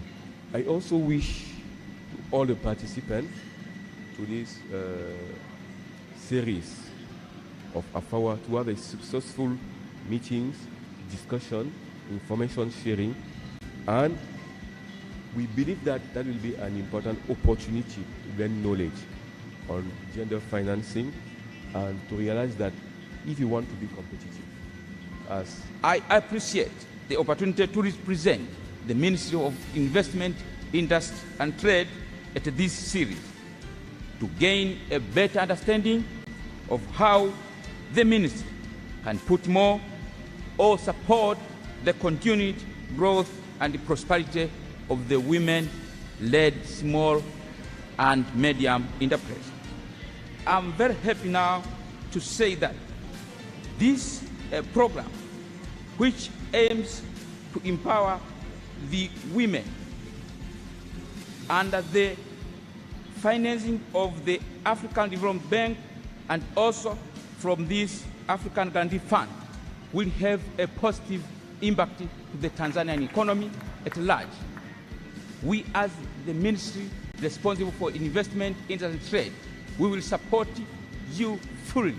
And on behalf of the United Republic of Tanzania government, we are ready to make sure that women are very well taken care of and make sure that we will support them in all areas. Today, we will be talking about financial inclusion strategy in Tanzania. We'll be discussing the regulatory framework. We will be talking about some status and outcome of this strategy that we've had in Tanzania for women. Part of the AFAWA initiative, we are looking at how to work with governments, how to work with policymakers to identify innovative ways to transition some of these SMEs from informal to the formal sector. We've learned several lessons, and that's the reason Dr. Chaula is here, specifically because as a country we realized that we needed to mainstream gender special groups and be part and parcel of our growth journey. Women need to be listened to. Women need to determine how they want to be treated or handled by banks and other service providers.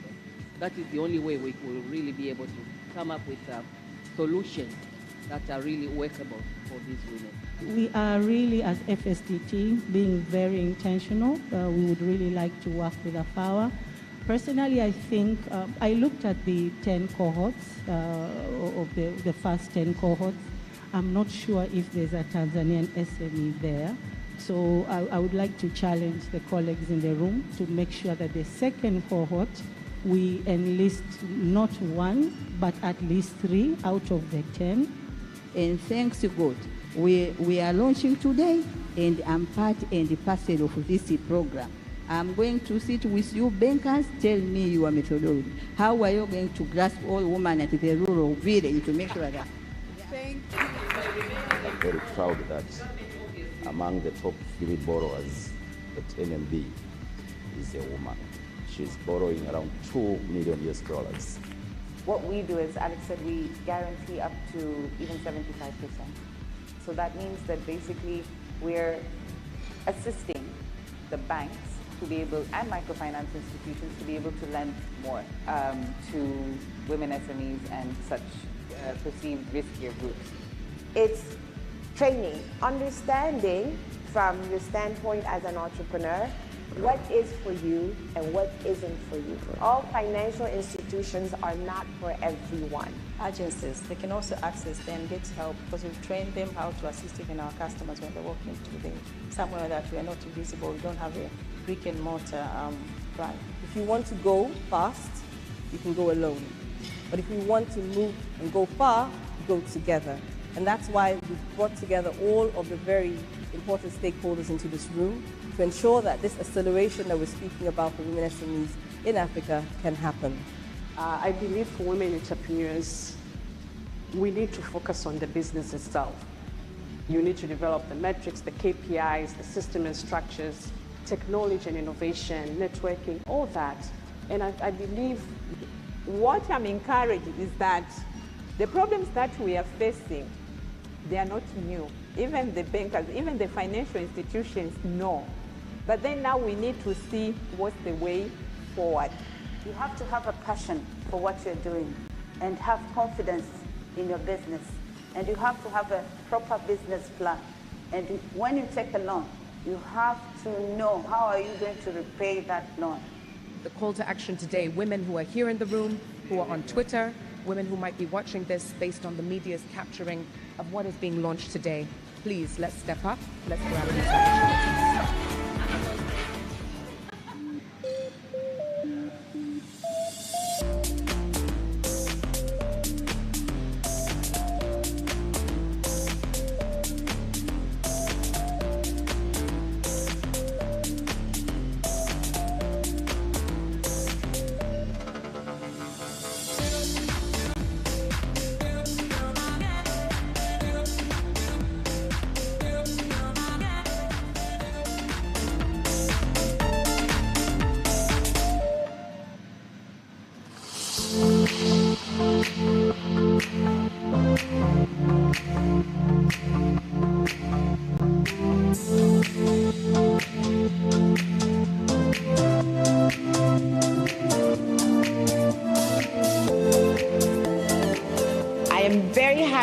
That you're actually all here.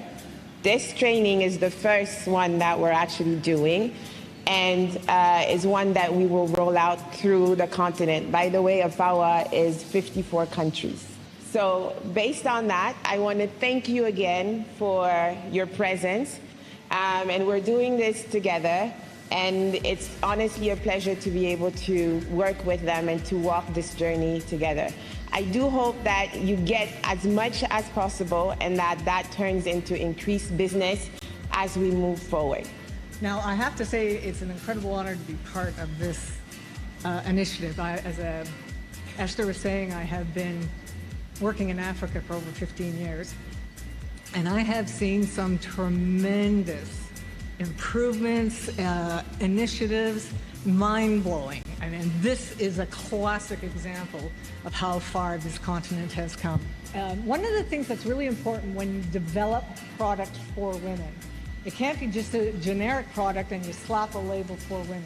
It literally can't just be a loan that has a lower interest rate, because that's not really something that is addressed. Well, of course, lower interest rate everybody wants, but what women are looking for more specifically are products that actually meet their specific needs. Today, I'm very excited because the trainer today, Kaidi, who is going to be talking to us now a little bit more on the practical aspect. So yesterday, we understood the concepts, we understood the more bigger picture or the more broader understanding. Today, Kaidi will talk to us more in depth about the practical implementation. What does it mean to be gender smart investing, and how do we get there? What do we do? What will take us there? First of all, how do you become a gender smart financial institution, which is basically bringing more practicality to the conversations that we've had over the last 2 days. And of course, I'm going to be building on what my colleague Joanne had discussed yesterday. Your sleeves and get into the market. You need to get dirty. You need to get in the midst of her to know what her needs are. You need to engage with her and also engage with different other stakeholders who are servicing the women's market. The women's needs assessment is the meat, is the very core of developing the proposition for your woman customer. It is the core of it.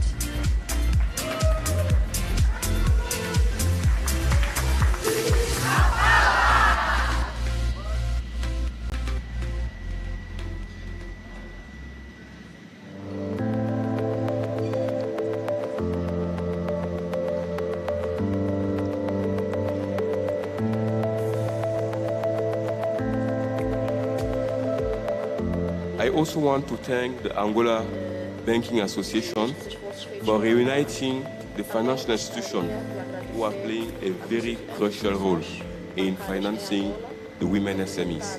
Today I moderated the AFAWA series. In my panel, it was quite clear that there is a really different big gap between men and women when it comes to financing and when it comes to access even to banking.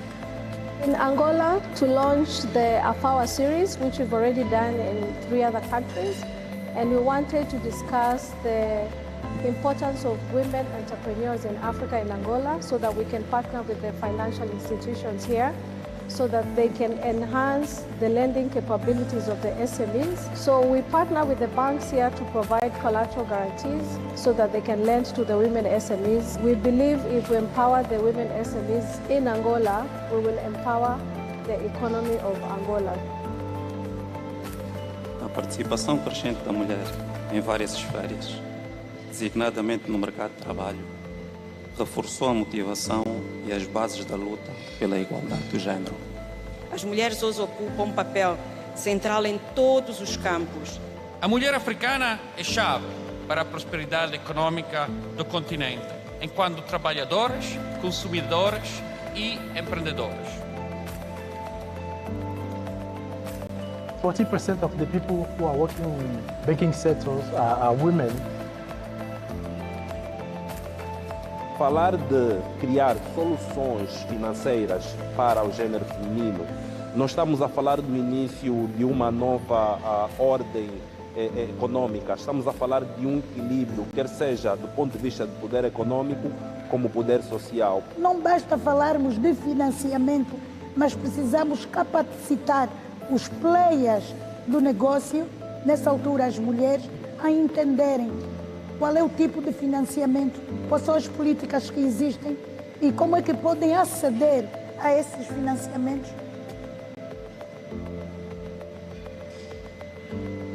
Nós queremos dar uma maior folga ao mercado no respeitante a apoio às mulheres. Estamos mesmo direcionados para as mulheres. Consegui perceber que existem, a nível da África, várias associações de fundos que podem ajudar e financiar as instituições financeiras, quer a nível da banca e não só, para ajudar a subsidiar estas atividades financeiras. Vamos continuar neste caminho e acreditar que nós seremos alguma das privilegiadas nesse programa para assim facilitar o nosso crescimento. Estivemos aqui durante mais de 9 horas bem aproveitadas, onde, como mulher, pude aproveitar situações que serão positivas para o setor, porque a AFAWA veio especificamente mostrar que está disponível para apoiar mulheres no setor, que as mulheres têm o apoio. Veio mostrar também que as mulheres podem ter as mesmas oportunidades que algumas vezes encontramos apresentadas só para homens.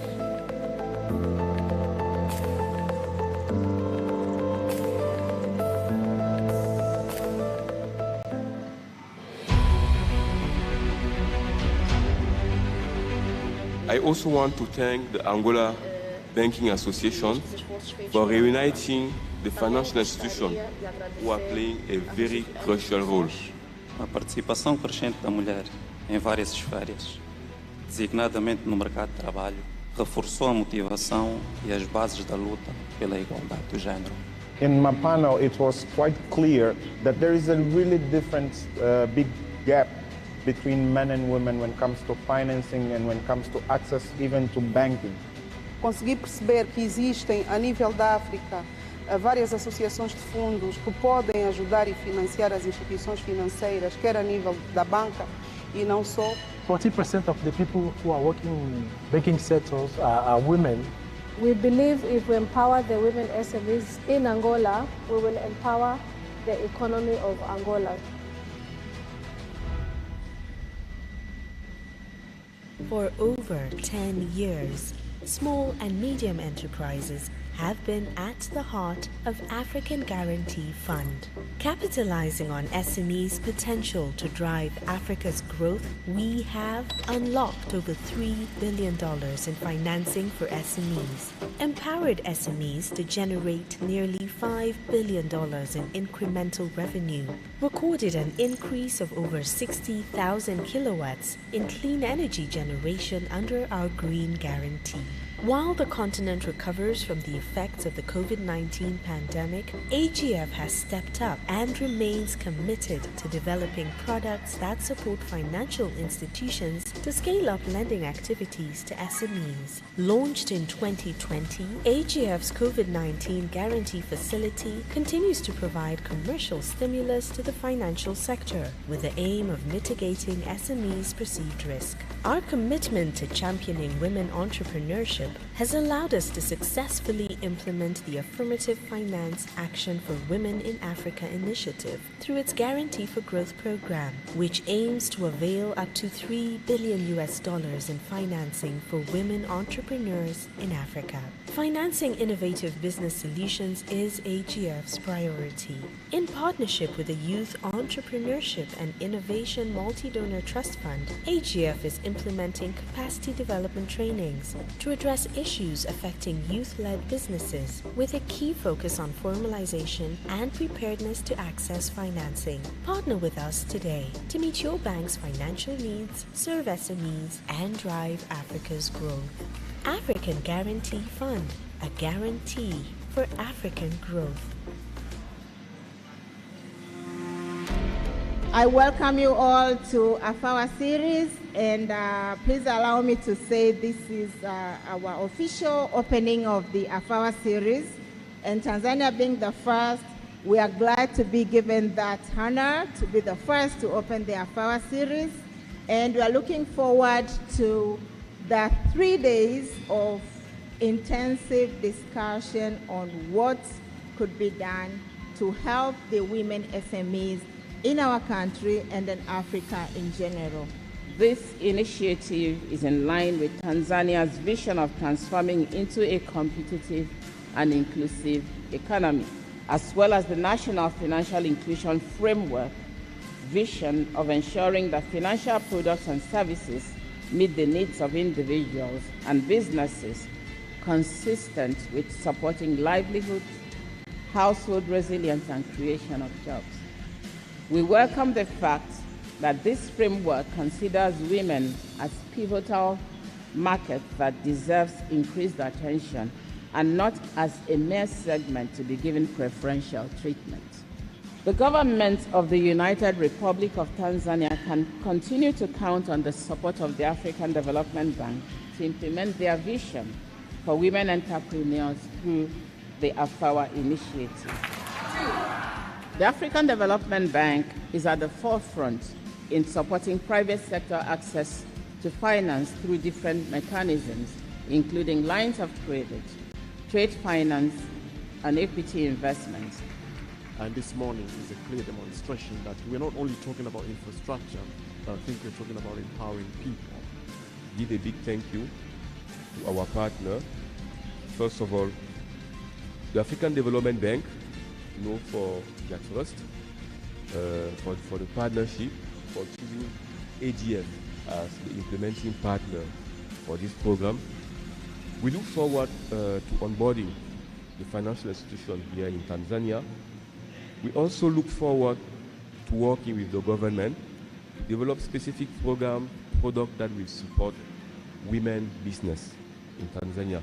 I also wish all the participants to this series of AFAWA to have a successful meetings, discussion, information sharing, and we believe that that will be an important opportunity to gain knowledge on gender financing and to realize that if you want to be competitive, as I appreciate the opportunity to represent the Ministry of Investment, Industry and Trade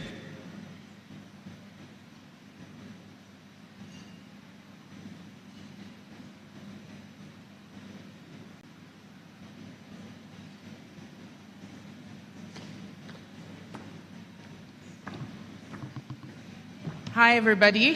How was lunch?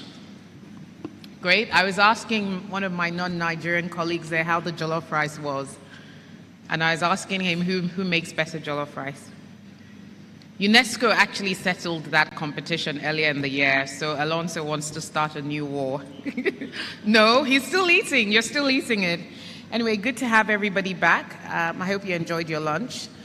We're going to move on to the next panel session now, which will be taken by Melissa Baskru, AFAWA Manager. This panel session will look at how financial institutions are facilitating finance for women SMEs and the tools that have been put in place to facilitate this process through the AFAWA initiative. They will also showcase some of the products that are available and highlight the challenges and opportunities in serving the women entrepreneur market, as well as identifying the technical gaps and addressing them to serve women SMEs better. So I'd like to invite Ms. Melissa Baskru, AFAWA Manager at the Africa Development Bank, as she comes on stage. Please give her a warm round of applause.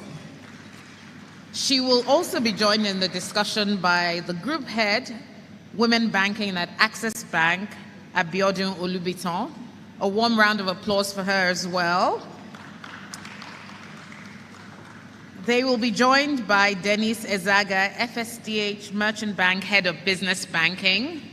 A warm round of applause as well for Denise. Then the Head of SME Banking at UBA, Mr. Babatunde Ajayi.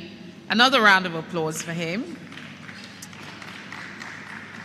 Then we have Mr. Nicholas Peter, Head of SME Liability at First City Monument Bank. A round of applause for him. And last but by no means least, we have Nishdeep Sethi, the Group Director for Structured Finance at the African Guarantee Fund. Please keep clapping as she comes up on stage. Thank you. All right, Melissa, over to you. Thank you.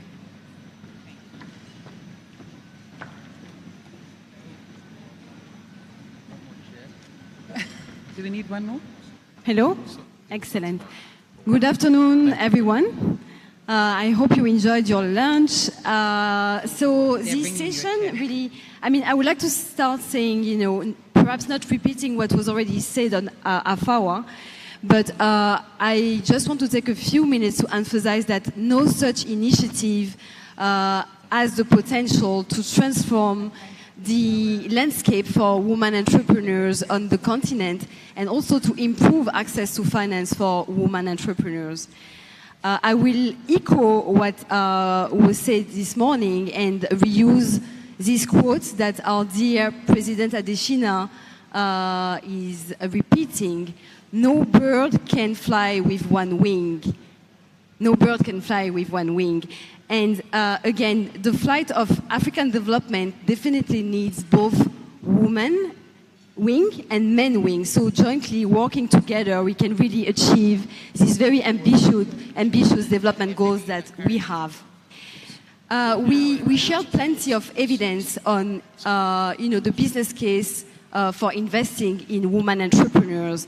But despite all we said, despite the fact that 90% of women have the capability to repay their loans, we still have this gigantic access to finance gap, $42 billion that remains. So again, I want to come back to all these gender biases that have been discussed this morning. And the fact that despite all we say, when we speak to the financial institutions, they will still argue that they need to be de-risked. They need to be, they need to have guarantees to be able to really invest in women SMEs. And in fact, when we think about it, what we are really de-risking is not so much the high risk of lending to women, but rather the gender-based biases on lending to women. So these challenges have been discussed, but what I would like this session to be focused on is really to be forward-looking, be able to hear from the financial institutions on what is already being done and what more can be done through, the work they do, through the different women programs that they have at the level of their institutions. So again, dear panelists, I'm truly honored to have, such a lineup of panelists on the stage. You represent a subset of, these fantastic financial institutions in Nigeria that are already paving the way and that are already, contributing to transform the access to finance landscape for women SMEs. So let's have a frank and candid conversation on what is currently done and what more can be done. So with this, Nicolas Peters, so head of SME liability at FCMB, I would like to hear from you, what has been your experience trying to avail funding for women SMEs in Nigeria? And I would like to say that the debate is not so much about if it makes sense to address the needs of this market segment, because by now I believe we will all agree. But the question is more about what it takes to serve women SMEs and how risky this segment really is. So Nicolas, over to you, please. Good afternoon, ladies and gentlemen. Thank you for coming. I represent FCMB. So back to your question. The first thing, before I dive into answering straightforward on what you have asked, I want to explain the journey, what an SME wants. That's the first question. SME, it can be WSME, it can be the other gender. What do they want? One is cheap, low-cost product, very cheap, cost sustainable product. Two, they want access to finance. Three, they want access to market. Four, they want access to capacity building. These are 4 pillars of what SME wants. Maybe other banks might have other verticals they want to add, but these are 4 fundamental pillars. Now, over years, being in that space, what my experience had been in that space is, especially for SME, is proper recording. Proper recording. Second, getting accounts that will allow you have access to loans. Now, if you run your business and you have a savings account, you know quite well that you might not be able to use the savings account to get a loan. Thirdly is, some of these SMEs, they have collateral, but they don't know the process of perfecting it or registering it with the authority. Now, for some of them that is registered, they are not willing to also pay or agree to the perfection charge that will allow a bank to use it. A lot have echoed in the house to say our banks are not friendly, our banks are not. Well, I think it's changing. I think it has changed. No bank in Nigeria, I can say, sitting down here, I've worked in 3 banks, 2 banks here, sitting my colleagues here. No bank will be willing or will open his eyes and allow a customer to go. No bank can stereotype a customer in Nigeria today. The market is very tough, very dynamic and tough. The customer that you feel is nothing today is something tomorrow. So, a lot have changed. So, when we see all this, but also, it's also responsibility from our own side, as a bank, as relationship officers, to start mentoring our customers. Like I used to tell my colleagues those days, when you get a customer, from day one, have it at the back of your mind that this customer wants a loan, and start prepping up this customer to that level. What do you need to do? You open an account for customer savings account. You encourage customer to register his business so that you have CACs well registered. After then, you ask customer, run your account and ensure that all the turnover goes into that account. Don't do across the counter payments. Because no bank will come and tell you, okay, your business is big. I can see a lot of goods here, but I can't see anything in your account. And you can't tell the bank that I'm just paying across the counter, paying your distributor. No bank will look at that. So you have to run the business. You have to run your business with the bank, having in mind that tomorrow you might need a loan, or you might need anything, even outside loan. So you can work for a multinational, and the multinational, let me even see your turnover to know how well you are running this business for you to even come into us. So those are the things that we need to know. We need to start changing. Account officers, business managers, banks, they need to start changing it. And that is why in the last few years, you see that most banks have introduced advisory services. In our advisory services, these are the things we tell them. That look, things are changing. It's not like before. Things are changing, so you need to do all this so that you position you to be able to get facility in the bank. If you don't do that, it will be difficult. We cannot give facility in the savings account. And you ask a question, what are the risks? There's no risk that is associated to WSME, that is not associated to any other gender. It's just for you as a bank to develop your rack. Develop your rack. When you develop your rack, then when the customer comes in, they look at your rack. Because your rack would have mitigated all the risks. If they meet the criteria, they get the loan.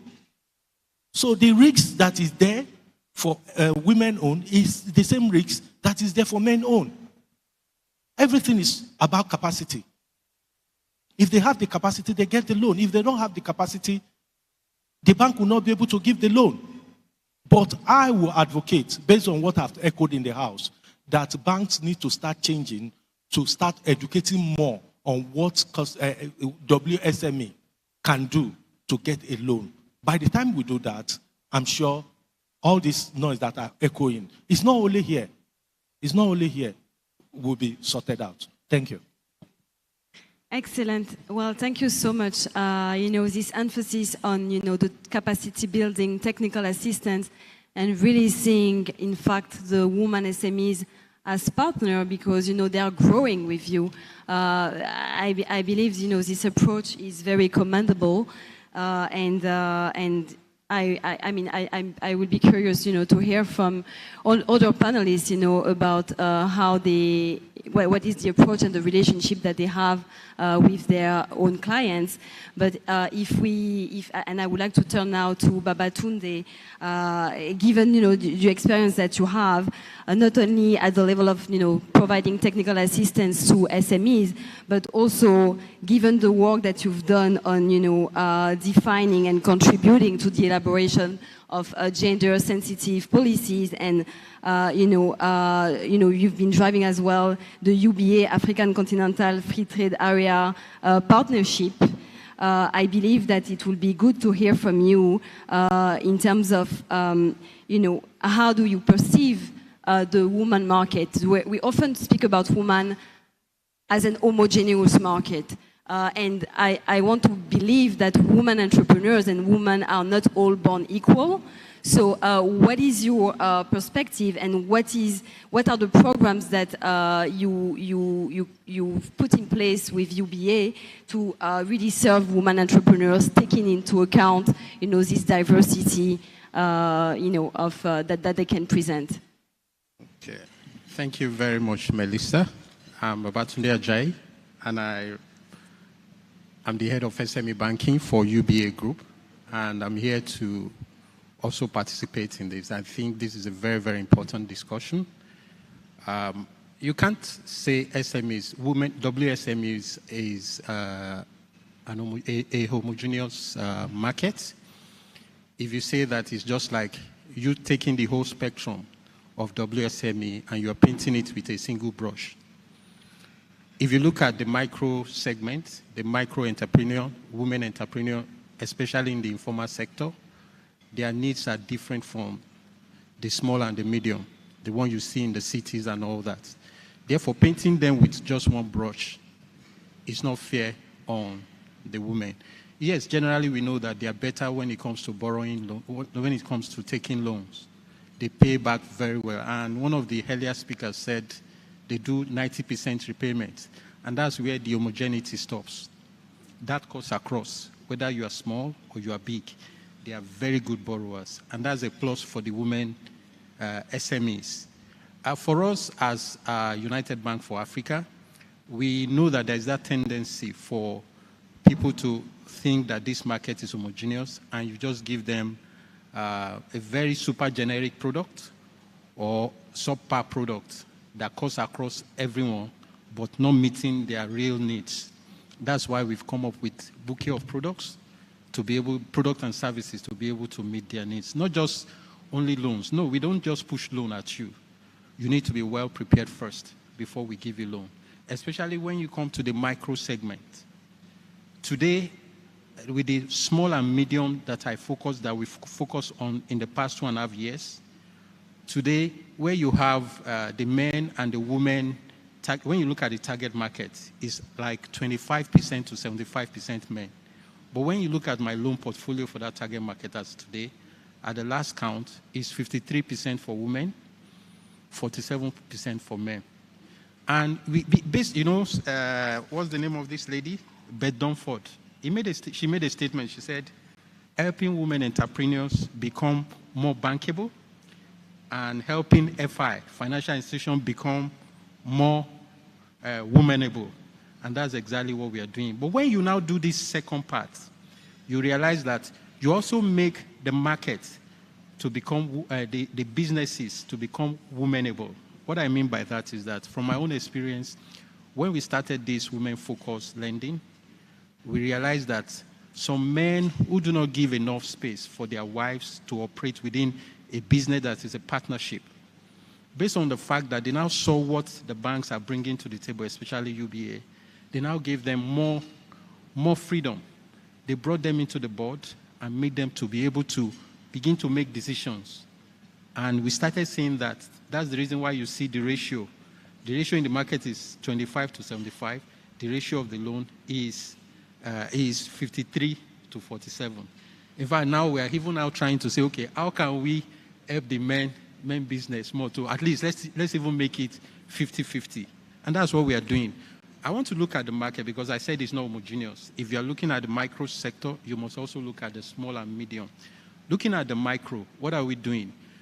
There's no incentive for you to tell them open a business name because they're just starting. Therefore, we meet them at the point where they are. If it's savings account, ensure that the charges are low. Then you begin to mentor them. We have series of workshops and training, that's capacity development we do for this to be able to bring them to that point. That's one. We are partnering with partners, especially with the way we are going with AGF now, giving up to 75% coverage, a guarantee coverage. We should be able to do loans that are automated, not this one you don't need paper.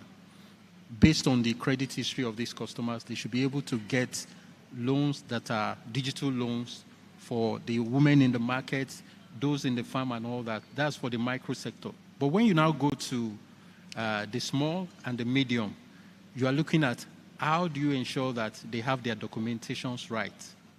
How do you get good accounts that are business accounts at a very, very reduced rate, almost zero AMF, what you call AMF or what you call COT, that's the charges. You bring that down. You also, we give them, just like I said earlier, we have this working capital loan for them. And also we have asset finance loan where they don't require any collateral up to a particular amount. Our threshold is 20 million. If you're a woman-owned business, based on our partnership with DFIs like AGF and others, we're able to give them loans based on their credit history and based on their turnovers. We're able to give up to 20 million for 1 year with no collateral. And that's the reason why the portfolio ballooned in favor of women. And when you look at the NPL, it's so low because just the way it's been echoed earlier, they don't default. And now we also now have workshops, different kinds of workshops for them, technical, capacity development all over. We do all this. Then we also have a platform. That platform, we call it Platform to Enrich Their Life and to Reduce Their Cost of Running Their Business. It includes the training I said earlier and also access to markets. If the only access you have is the brick and mortar shops you have all over, if you're in this digital age, you are lost. Therefore, we have a platform that moves them to the digital economy for them to be able to sell. And the platform now, we are improving it to be across Africa. And that brings in the $6 billion partnership we have with AFCFTA, such that we can trade across the sub-region. We can trade. You can be an SME here. You can trade with an SME. You can sell your goods all over Africa with that platform, e-commerce platform we have already built. Thank you. Well, thank you so much. I noted a few points, meeting the business at the point where are. So again, this is a kind of customer-centric approach where you really, you're mindful about the needs of the women SMEs that you're trying to serve, and I can see some consistency with what Nicolas shared a few minutes before. But it would be good at this point to hear about Access Bank, and I would like to turn, to ask you, Abiodun, to come in. You have quite an impressive experience building sustainable strategies for women economic empowerment, and I know Access Bank, as we said before, is also paving the way, with a variety of products and services that they are already extending to women SMEs. So can you speak perhaps about the tools and some of the processes that you've already put in place to really support women growth? Should it be through opportunities for financing, but also capacity building or access to market, as was shared by Babatunde? Yeah. Okay. Thank you so much, Melissa, and thank you to AFAWA for this platform to share. So for us in Access Bank, we are very conscious of the fact that to bank women, we have to be deliberate about it. It shouldn't be something that, we just say that we do without exactly creating a platform special to them. So for us in Access Bank, we have what we call the W Initiative. And W Initiative, we say in Access Bank, is the home of everything Access Bank has to offer to women. And for all the women, we go across the spectrum as well, just like Tunde has said. There are women in various segments, as individuals, as business women. Some are just professionals, they are not into business. Some are just even home managers. There has to be something for everybody. But of course, focusing on women SMEs, it's a proven fact that they are better money managers. They repay their loans faster. When we started and we had a pilot of that segment, we had a staggering 2%, less than 2% NPL of that portfolio. And of course, he gave a very strong business case that, banking women is just the right thing to do. And so we are very deliberate about it. We have a dedicated group in Access Bank focusing just on women. And this is cutting across every type of women. All of these women have been segmented into the different segments from Gen Zs, like, they are different. Their interests totally different. You won't probably treat a Gen Z the way you would treat an accomplished woman. You probably have to sell something different to them. So it's not a one approach to everyone, just like today mentioned as well. And of course, that segmentation helps to curate unique products and services to those women within the space that they have. And of course, I think Nicolas mentioned the fact that for a woman SME, what would you need? Or women, SMEs in general, we are looking to say we want access to finance, we want capacity building, all of these things are basic, but how do we serve it to the women is actually what makes the difference. A typical woman will probably not walk into the bank, being intimidated before she even gets there. She's already in her mind, the man would intimidate me, he would harass me, he would ask questions he knows I cannot answer. So that's why we have those dedicated teams that focuses on you. So you have a direct channel to speak to a woman like you, to share what it is that you want. And of course, in terms of access to finance, with the collaboration of DFIs and, I think it was in the earlier session where we had talked about, I think it was in the survey summary, where we were talking about the leadership itself believing in that. So that is actually very unique for us. The leadership believes that it's a bankable space, and so that's why all of these things are deliberately targeted to women. And of course, following that idea, everything that we do, there's always a niche for women in all of it. So discounted financing is available to women. If a man is borrowing from, say, 30%, I can guarantee that for women, there's always a discount of nothing less than 500 basis points. Nothing short of that, no matter which space of the business that you are.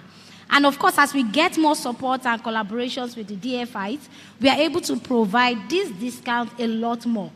But we also know that it's not only finance. They have to be able to sell. They have to be able to have access to market. And of course, learning from the NSAS time in Lagos, Nigeria, to be specific, a lot of women businesses lost their shops, lost their stores.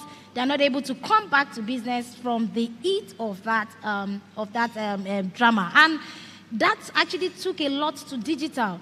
So there was a lot of campaign that we did. We even gave loans to women at 0 interest rates to recover at that point in time. Yes, we can't cover everybody, but outside of that, what we did was to ensure that there was sustainable training for women. Digitally led training so that they can begin to transit from the brick and mortar to this digital space where everybody belongs to. As I speak right now, we have a set of 120 women in our academy, W Academy, who are going through a mini MBA program. And this is what we do annually. Currently, of that W Academy, I think we have alumni of about 400 women SMEs who have gone through training certified by IFC or World Bank. These trainings helps them to move their business from level 1 to 2, no matter how you want to, track it. And so these are very deliberate actions that we take to ensure that we are supporting women within that space. And of course, we create a lot of avenue for them to have access to market, fairs and, exhibitions, and a lot within that space. So one thing I want to really pinpoint is that deliberate and conscious effort to ensure that women get the attention that they deserve, even from the financial institution, is what we ensure that we give to them. Sorry, excellent. And thanks again. And I would like to build on what you just said. This holistic approach, it's not only a question of accessing the financing they need, but it's equally important to be able to support them, as you said, in terms of access to market and strengthening their capacities. But I've heard again, the importance of digital, and that's something that Babatunde has also alluded to, speaking about the digital loans. So with this, I would like to ask Dennis. I know FSDH Business Banking has a very customer-centric approach that also leverages technology and digital platforms to enhance customer experiences.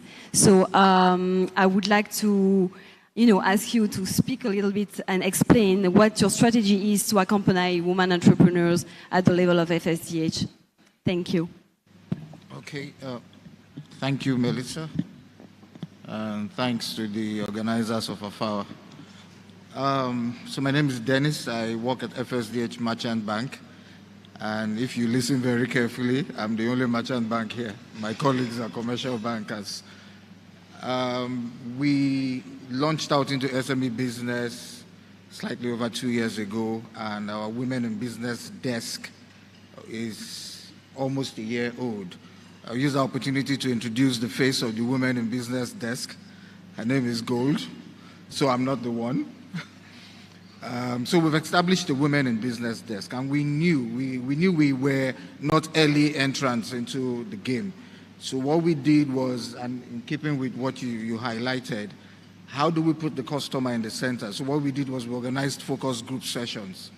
We had an internal one where we gathered, incidentally, my MD is a woman, so her name is Bukola Smith, and she's very passionate about women, both in the workplace and women-driven businesses. So we spoke to our female colleagues at senior level, mid to senior level, and then we had also another focus group session where we spoke to customers, even prospects, and we wanted to glean from them because we didn't just want to come out with propositions that were like another tick of the box, be able to bring out something that was unique enough to create and carve a niche for ourselves. So we've started, we've done the interventions are twofold. One is financial services, and I'll speak to both of them, and the other one is non-financial services. Interestingly, non-financial services is actually the leading intervention that they require. And in that bucket, you have training, you have advisory services, you have capacity building, and interestingly, you have coaching. Because not every business is at the same level of growth or the same level of challenges, and there's a need to have them sit down one-on-one with people who have been there, who have done that, who are able to guide them. So most recently, we have finished a partnership with the Enterprise Development Center, and we gathered 25 women-owned and driven businesses, and we're able to impact capacity building to them, not just as a class, but also one-on-one sessions, which was really very important. And today, incidentally, this evening, we are formally launching a partnership with the IFC, where we are focusing this time on tech, female entrepreneurs and tech. So for those ones, it's an opportunity to also be exposed to capacity building and specifically preparation for them to be able to pitch to investors. So those kind of interventions are largely what we do in the non-financial services space. In the financial services space, the biggest one really is interest rates. So one, product papers. There is a lengthy process towards appraising a loan. So we lead with the product paper approach because that's faster. An SME requires you to move as quickly as possible. So product paper first, and based on that product paper, on the pricing bit of it, there's always a concession for women-driven businesses. So from what I call the commodity across every bank now, the non-collateralized loan, I think all my colleagues have spoken to that. So it's not the same lending rate for the women-driven business as the men-driven business. There's a significant concession there. We've also reached out to BOI. So we have an on-lending facility from them that's at, and if you know the rate, it's not a secret, 15%. You're a woman-driven business, you can have access to that. So we're also looking to, in my world, I also have a desk that looks at tech-driven businesses. So we bring that in to how we can help the female entrepreneurs to ensure that they begin to automate their business, they begin to find the right kind of partnerships. The plan, so in my former world, we had a platform, and I'm working towards replicating that, where you have the platform that takes your business and begins to digitalize it so that you have less, so for instance, from your payroll to your inventory management, to your sales, to your invoicing, everything comes into a digital platform you can access on your mobile device. So those are the ways we're beginning to look at impacting them from the financial services to the non-financial services. Thank you. Thank you very much, Denise, and thanks for also emphasizing the importance of creating and leveraging these partnerships to accelerate the work that you do. At this point, I would like to invite Nishdeep. Nishdeep, we've already heard this morning about the great and fantastic work that AGF is doing through the Guarantee for Growth program, but I would like to ask you, how we could really scale up, the work that is being done, with the different financial institutions on, being able to provide these guarantees to further de-risk the women entrepreneurs. How can we bring this at scale and have more financial institutions joining and be able to benefit from the Guarantee for Growth program that you're rolling out? So thank you so much, Melissa. I think we've been talking about this all morning in the importance of sort of catalytic financial instruments to really unlock exponential amounts of funding and financing for women SMEs across Africa and Nigeria as well. I'm really encouraged to hear all my fellow panelists talking about the different approaches that they've taken to unlock financing for women SMEs. And even though the challenges remain the same, you can see the different approaches that each financial institution is taking. And I think one thing is very clear, that the desire and the understanding of lending to women, that it's not a development, or it's not like a charitable action. It's actually commercial. It's economically beneficial for the banks. So how do we scale up is just to increase these partnerships and to have awareness campaigns to really let other financial institutions that are not yet on board to know about the success that we're having with the current partnerships that we already have.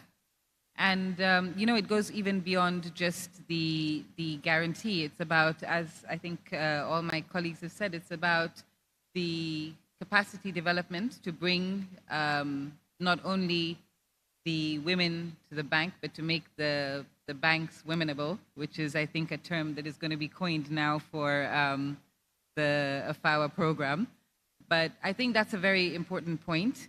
And then also looking at these partnerships to not have just sort of a one-off transaction. This is an ongoing process. We want to work with the financial institutions to make them really get to their best ability to be able to serve the women. And then also to work with, the women enablers and the associations that work to upscale the women. And really about collaborating in partnerships, because one entity cannot do this by themselves. And this is what we try to even really reiterate with the AFAWA series, is that it's about partnerships, it's about collaborations, coming together with the financial institutions, the women enablers, the women SMEs, even the government, to really help us to get there. So, even technology plays a big part of it. And I think it was Dennis that was talking about how even the delivery of the financing, the efficiency of it, bringing the digitization into that is a key important aspect of the whole unlocking the finance for the women SMEs. So from where we sit in AGF and what our experience so far, and even working very closely with African Development Bank on the AFAWA program, is that it's all about coming together, about partnerships, and you need the different aspects of the different institutions within the economy to come together to really have that scale-up effect. Because it won't happen with just additional funding or, more guarantees. It has to be a collaborative initiative, which is what we're trying to do by bringing all the stakeholders together. Thank you. Thank you so very much, Nijdeep. And I picked on one word, scalability. I mean, how do we scale up the work that is being done? I must say that I'm quite amazed, by the variety and, the impact of all the work that you're already doing. That said, and we talked about it this morning, we still have a tiny percentage of financing benefiting these women SMEs. So I'm wondering, is there something to be done around communication?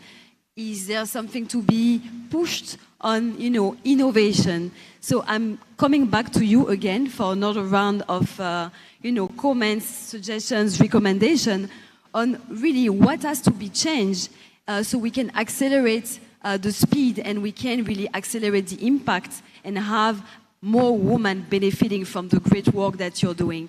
And perhaps we can start again with Nicolas and coming down my way. Okay, thank you. I deliberately now want to talk about FCMB, what we've done in the industry, so that my point will not be missing. Now, for us in FCMB, we have one of the best women proposition in the industry, She Venture. She Venture not only look at loans, look at women in general. So what we have done is to, all our proposition, all our offerings, all activities around women is built into that proposition. Now, what will help us scale? What will help us scale faster to be able to touch all the women that are in our books and the one that we are prospecting is one. What? In the last few years, we have done partnership, it's verifiable. We've done cohort 10. As our last month, we did cohort 10. Cohort 10 is we bring about 200 women, we train them, and we give them 0 free loan. It's verifiable. My former colleague is here sitting down, so he can verify that. We've given them free interest loan up to 1 billion. Just to encourage them, just to bring them out. In the last 5 years, we have given them risk-sharing a guarantee up to 7 billion. Women-owned business. In the last 3 years, we have trained, mentor 1,000, verifiable. In the last 3 years, we have trained 15,000, verifiable. The bank MD is a woman that is focused. Yemisi Edu is focused on women. Yemisi Edu follow us to all our events. It's on record. And these are one of the sectors we don't play with. And in our last strategy, it was agreed that we need to deepen women-owned business and deepen renewable energy because two of them run side by side. The renewable energy is a blue ocean for them. So we want to, because of those training, we want to start onboarding them into that area too. Let them also look at that area because they don't like looking at that area, even men-owned business. So these are the things that we are doing to ensure that we scale up, we accelerate, and we bring a lot of women-owned into our fold. I can tell you, we are one of the best in the industry. So the bar is quite high, no pressure, but perhaps I can invite Babatunde to perhaps share what is being done and what more will be done with UBA. Okay, thank you very much. It's good to hear that from Nicolas and FCMB. For UBA, you know, we signed the $6 billion AFCFTA, that's Africa Continental Free Trade Area Agreement with that's the Afrexim Bank and the Secretariat. And we're going to push that going into the next year, from this quarter going into the next year. And we're focusing on 4 different sectors, mainly, and these are the sectors that they have the potentials for import substitution. It's easy for you to be able to add value to whatever products you are producing or raw materials and take it to a higher level through vertical integration. Then we can trade that amongst ourselves in Africa. If you look at the 4 sectors we are looking at agribusiness, pharmaceutical, we are looking at automotive industry, and logistic and transportation. When you look at these 4, where you have women, most women, where you have the women-focused businesses, really is in agri-business, agri-processing or agro-processing, and also in pharmaceuticals. You have a lot of women within those 2 sectors. What we are going to do this year is to be able to empower them. They've been doing it in a way locally. We want to make them go across the border now to be able to do better. And we have what we call the PAPS, that's the Pan-African Payment Settlement System, where you can buy goods in Africa without using dollar now.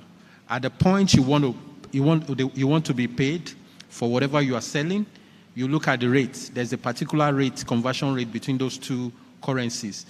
And immediately you click it debits your Naira or it debits your CDs, and you get that goods, you will get it at that particular rate. There's nothing like this particular currency moved against you. You get it momentarily. We're going to do that, especially for women. Women, the way we are going to do it for women is that the kind of loan they're going to get is between $2,500 to $150,000 in their local currency equivalent. And working with DFIs like AFD and our other partners, for women, the requirement will be so low for them to be able to have access, especially in those two areas, pharmaceuticals and also agro processing. Thank you. Excellent. Thank you very much, Babatunde. I will move to Denise and come to Access Bank to wrap up. Okay, thank you. So I think the question is what needs to change? What can be done to accelerate the work that you're already doing, and what needs to change as well? Okay, one context I didn't give.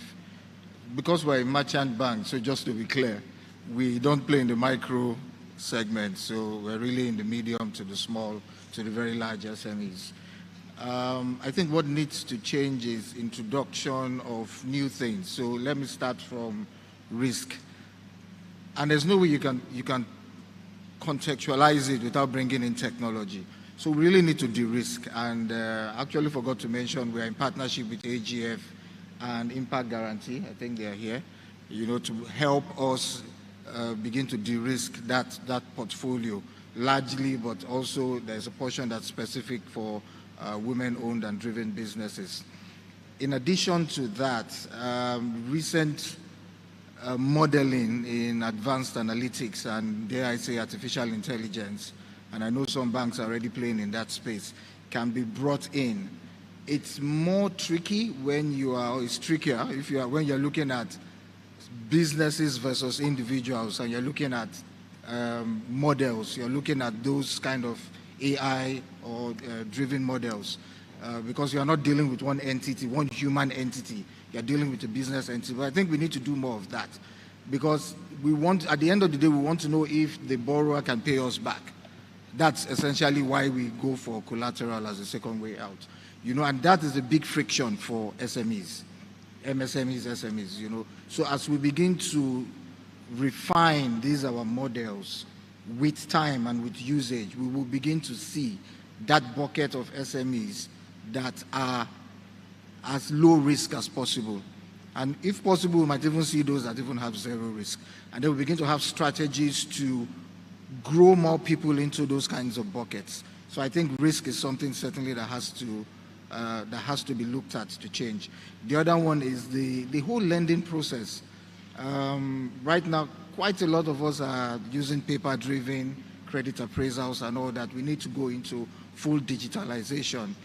We already have a pilot in my bank, but I'm sure with time, this is something that's perfected in consumer space, by the way.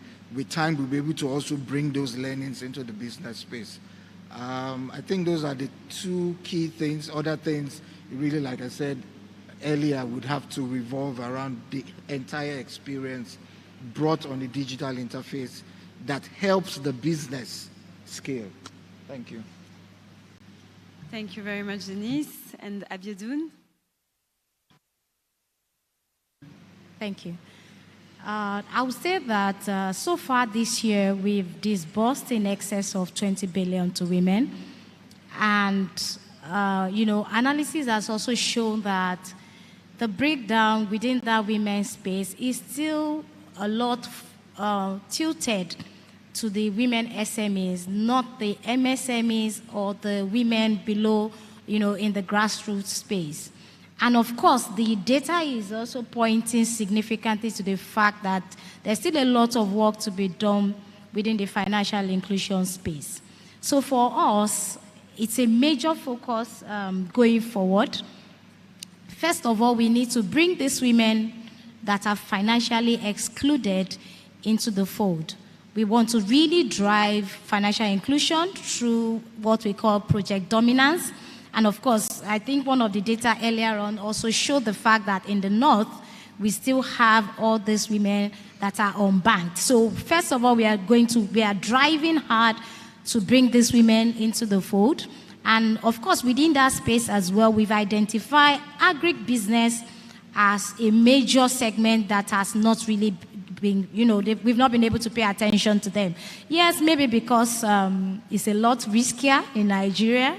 It's a risky segment. But then, with the support of funding like this coming from the DFIs, which will provide portfolio guarantee, we already have one from Nasira, and with this coming on board, I'm sure that it's going to really help us to, put a lot more focus on them and help these women. In Nigeria today, we cannot continue to, run away from the fact that we have to focus on agric.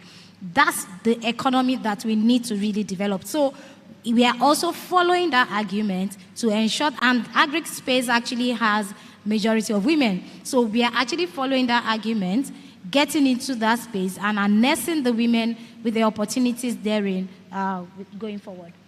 Thank you. Well, thank you all. I mean, I believe we can, we will wrap up by now. I've heard great things about, the work you do, and we have some fantastic women entrepreneurs in the Woman who I hope, followed carefully the conversation because, there is plenty of opportunities on the market. It's a matter of, being able to identify, the right financial institution. And, key words that I'm taking out of this conversation are number one, partnership. Because the way to perceive the relationship with these women entrepreneurs is a journey. I want to say, and I want to hear from what you said, that you are also in the process of accompanying these women entrepreneurs, providing not only financial services and financial products to them, but also be able to support them, with technical assistance and also respond, to the needs depending on the sectors in which these women SMEs are evolving. I think there is something to keep in mind, and the potential of digitalization to reach out to a larger pool of women SMEs, and that's an area where many of you are already operating. And I think if we think about scalability, it will be difficult to scale up the work that you do without innovating and thinking about digitalization of your products. Yes, again, I've heard, great things about, the trade, accompanying women in trade as well. And I think that's something that we can definitely not undermine. And there is a lot to be done in this area as well. And the final point that I'm taking out of this conversation is also to bear in mind that we're often speaking about women SMEs as an homogeneous market, but again, these women entrepreneurs have different needs, and they also are different stages of their development. So again, it's very important to bear this in mind, and as you accompany them, to be able to have this agility and flexibility to really respond to their needs. But with this, I would like to thank you again. And I look forward to to be able to further work with you and have additional conversations on what we can do at the level of AFAWA. I just have one comment. Sure. I'd like to urge the banks and the financial institutions in the room to really come and talk to us and to really take interest in the guarantee that we offer for AFAWA. My colleague, Jermaine, I'm going to ask him to stand up because I want everybody to see him in the room. So he's the guy who gives you the guarantees, so please reach out to him. And yeah, he's our key person in Nigeria. So we look forward to hearing from you and getting a lot of requests for guarantees for supporting women SMEs. Thank you. Thanks, Nijib. And perhaps just to build on what you just said, I'm also, inviting, you've received the invitation, but again, all the financial institutions in the room are really invited to the 2-day training that we will have starting tomorrow. So we hope to see many of you, and again, to continue this conversation, because again, it is meant to be the beginning of a journey. With this, I've been notified that you have questions, or you had questions up on the screen. I don't know if we can have them again. So we would like to invite you to respond to these questions. So the first one, and I'm going to read it. Oh, that's a question to the panelists. Huh? Does the African Guarantee... Okay, I'm going to read it out loud. Does the African Guarantee Bank, or AFAWA, impress on the banks the need to have collateral as secondary option of women in business? Nishdeep, perhaps let me... Yeah. Was that a question for our panel? It was the previous panel. No. Okay. So, with this, thanks again to our panelists, and I will pass it over to our moderator. We will introduce the next session. Thank you all. Thank you.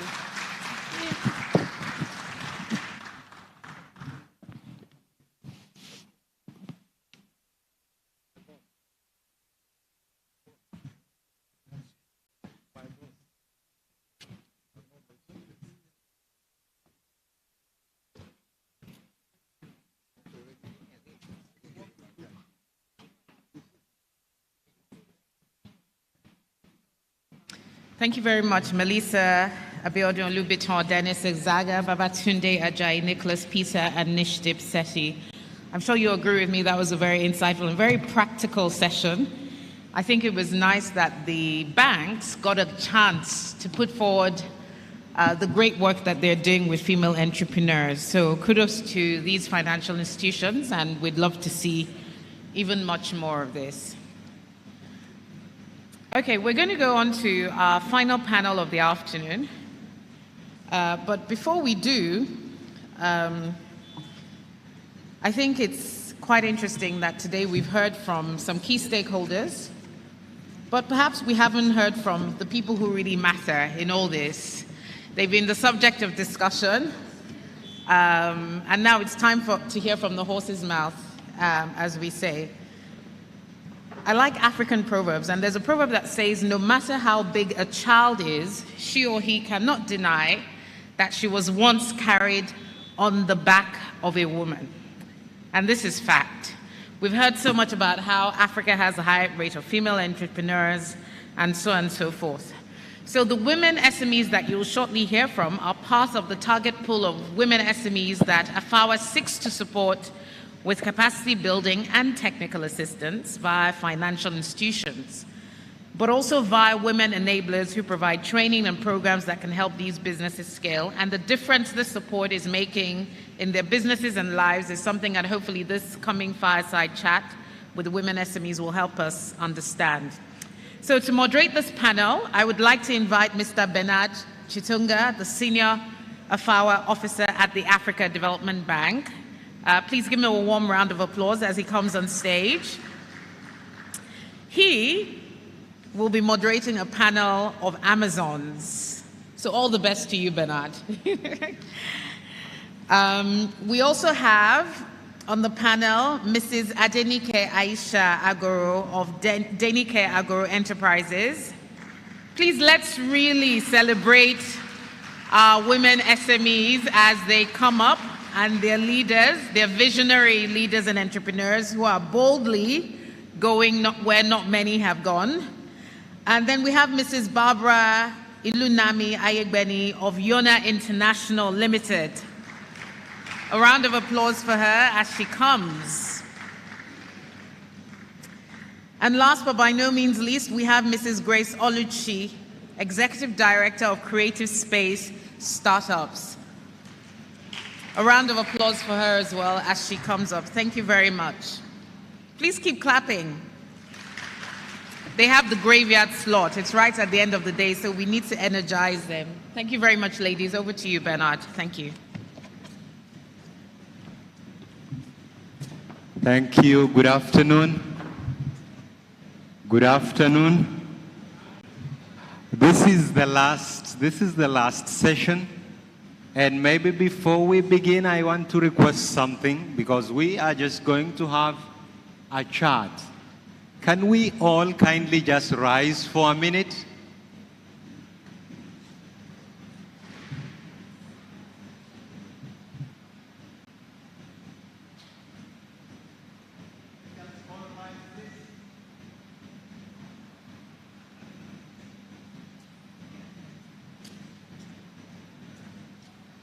Okay, can we try to stretch a bit?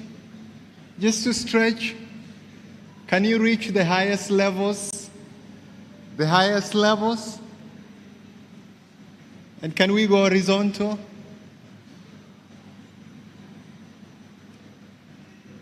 Okay, can we give our neighbors some high five? Some high five? Some high five? Thank you. Okay, let's sit down now.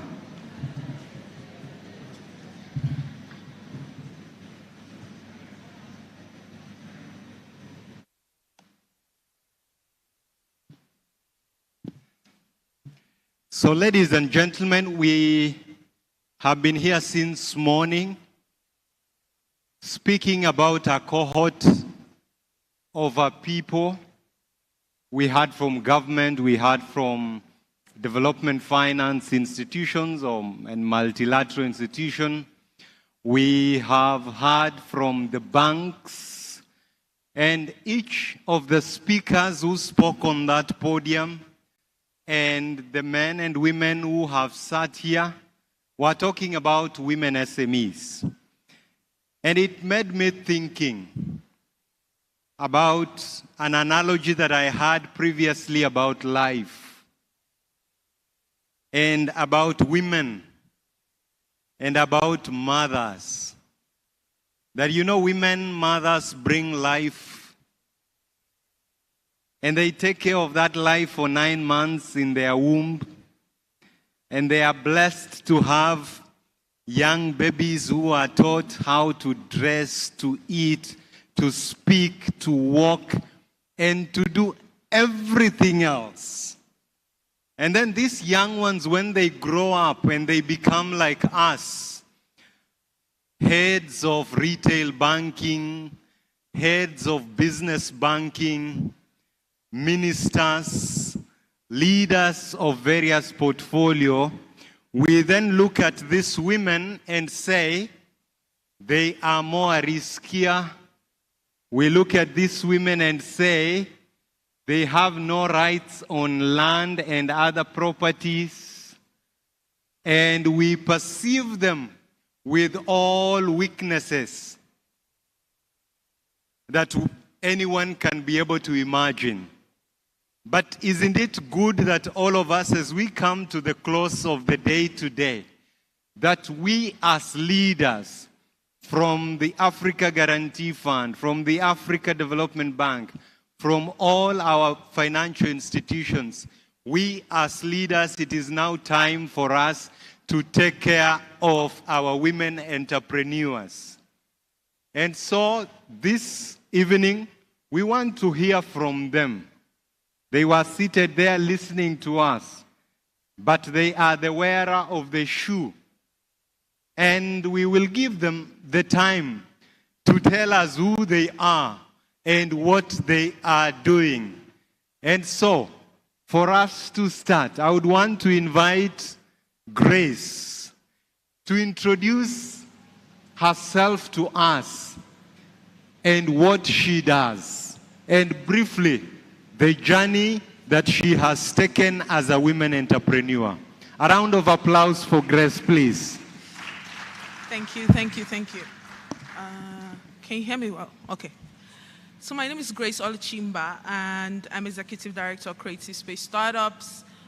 At our organization, we support digital creatives and most especially to me, because it's biased, we support women entrepreneurs, and we support them through the program called Growth for Her. And I was so happy to come here today. Thank you, Melissa, for inviting me. Thank you, Bernard, to the AFAWA team. And I met so many people that we've been doing good work with. I met Union Bank.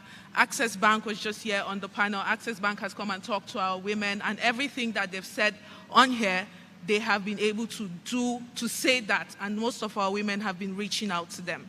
What we do through the Growth for Her program, which is proudly funded by AFAWA. So yes, please, a round of applause. Thank you, thank you. Because the work that we do for these women is across many folds. We give them business support.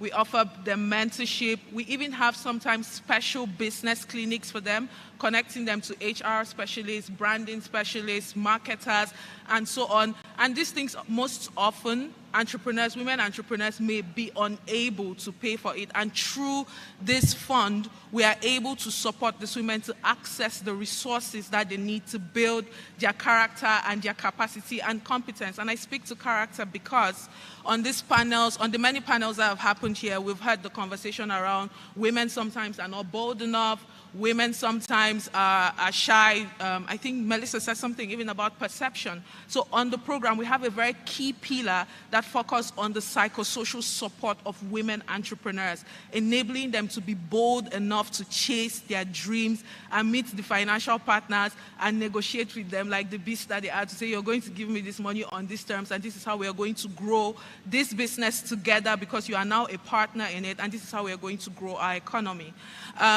We're really so happy to be working with the bank now for going on 2 years, and we're looking forward to doing more in Nigeria. So far, we have like 150 women that have gone through the program. Not all have graduated, but we're really happy with the results that we're seeing. Some of our women have already accessed funding from BOI. Unfortunately, I sat on their table. Some of them have been reaching out to Union Bank, and they are accessing these funding opportunities that are made available to them.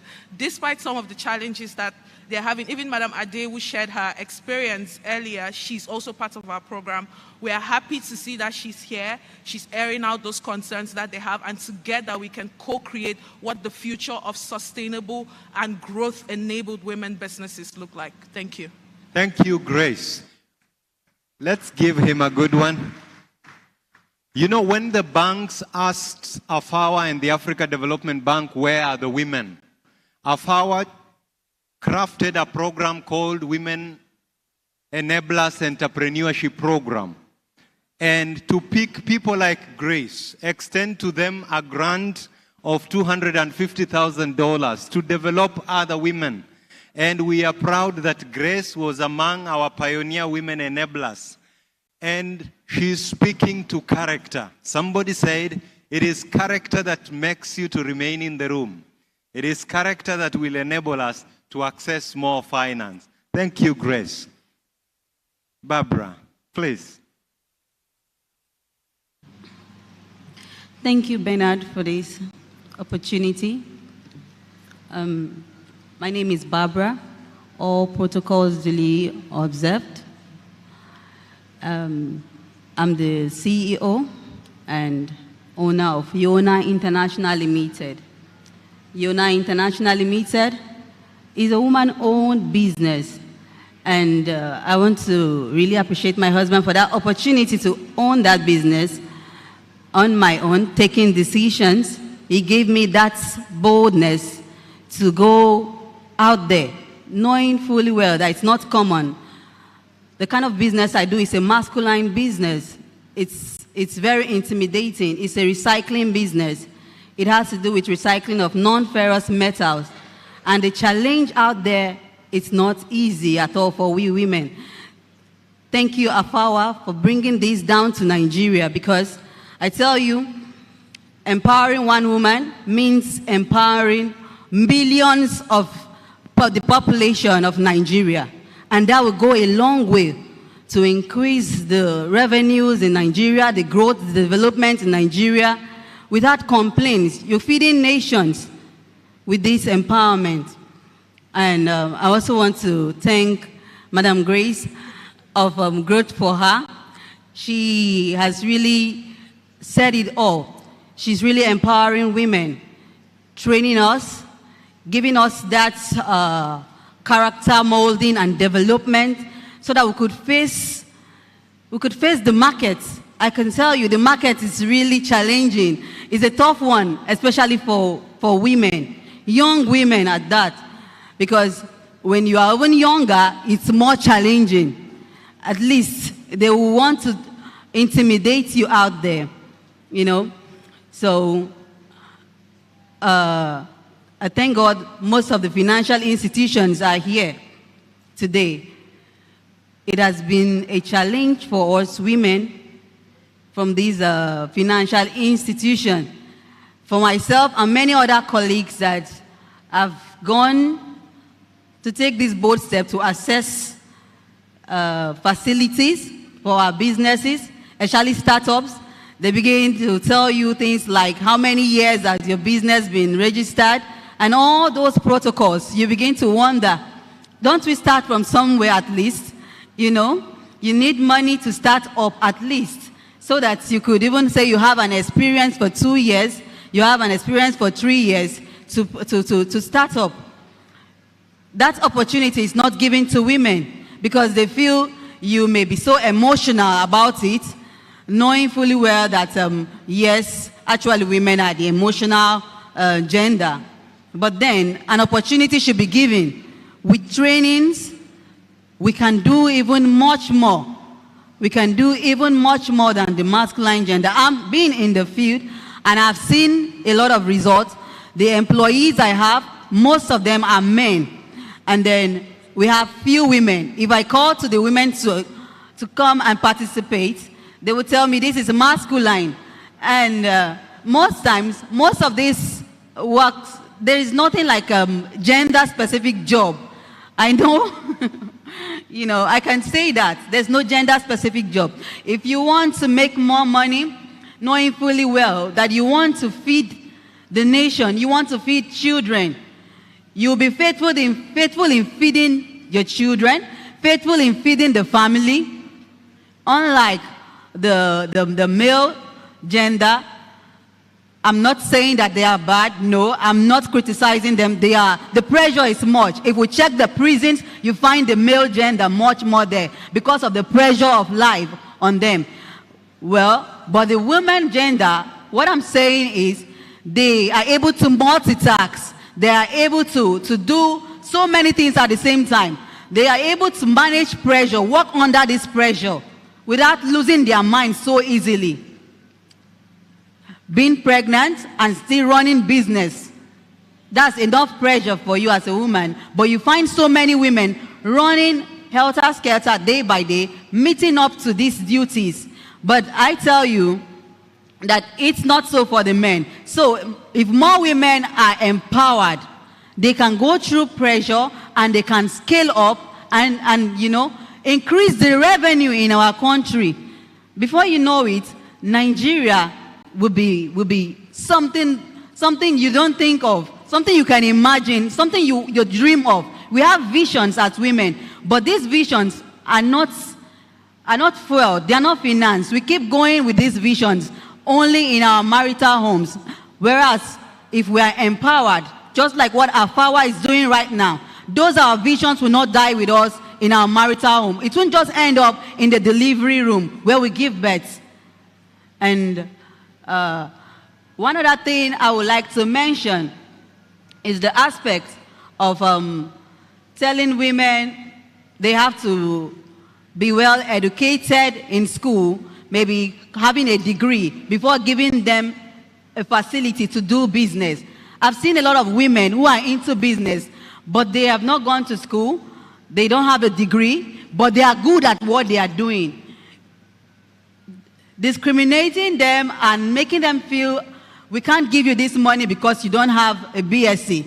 I went for a credit facility and a bank was asking me if I have a BSc. I said, wow, I have a BSc. But then, what about somebody who doesn't have a BSc? This question you're asking me, if you ask that same person, that's going to be a mess.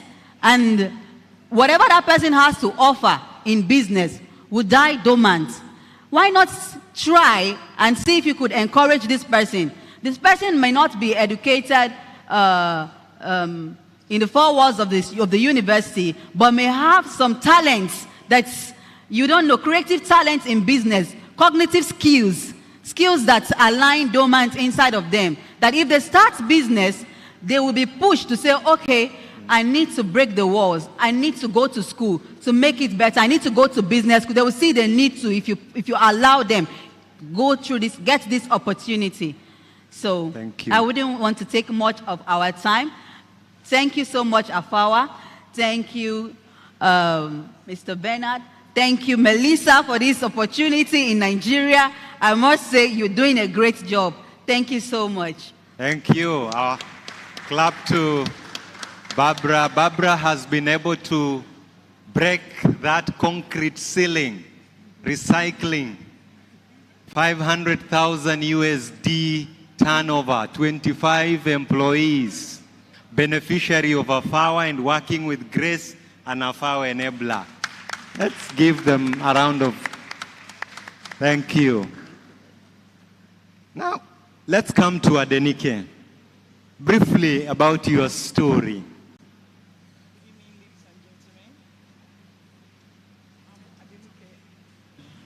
Good evening, ladies and gentlemen. My name is Adenike Agro. I'm the MD of Adenike Agro Enterprises. Yeah. I'm the MD of Adenike Agro Enterprises. A distributor with Guinness, Nigerian PLC, and the Nigerian Breweries. I've been in business for years now. I started without nothing. I was a wholesaler, and when I started this business, it was like, it's not really easy for women. People were like, it's a man's world. It's not that easy for me to be into the business. It's not an easy thing at all, especially being a woman. So I sat down, what do I need to do to break even?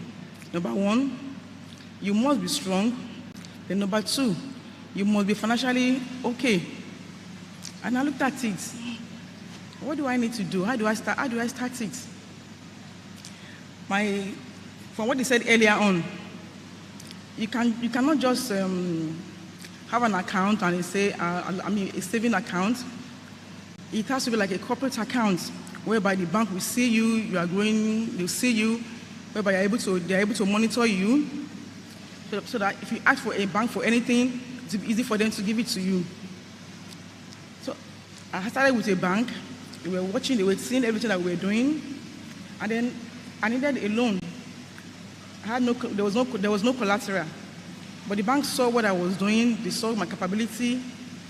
They saw that she's somebody that they could do business with.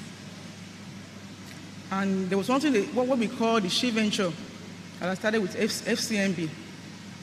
I was able to acquire a loan. I acquired a loan, I started the business. I was able to reach out to customers throughout Lagos. I got this loan. And then my colleagues also, in the women, my women colleagues as well came up to me and were like, how are you doing this thing? What is happening? How are you able to grow your business? And I said, there's She Venture. If you can, as a woman, they will be able to support you to also grow your business. So I started the business, I was growing it, they were watching everything that we were doing. They were like encouragement to them. So I want to thank everybody. The journey was not easy because especially they would say it's a man's world. It's not easy for a woman to do that, what we are doing. But through the assistance that I got through the bank, I was able to grow the business. I was able to break through all the various challenges, and to God's be glory, the business has been a very, very sustainably one. And I want to thank everybody for honoring us today. I want to appreciate everything that they have done. Thank you so much. Thank you. Thank you. Let's clap for Adenike. Adenike is a beneficiary of She Ventures at FSMB Bank, which is a partner to AFDB line of credit and the technical assistance. So let's bring this home. These are bankers seated here. just one word to them, what they need to do for you. Because from tomorrow and Wednesday, they'll be discussing that. And be as brutal as you can. Just 1 minute each.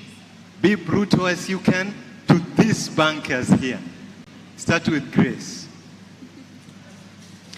Thank you. First thing I'd like to say to the bankers, give women more money. I'm begging. A lot of times we see that, yes, please, thank you.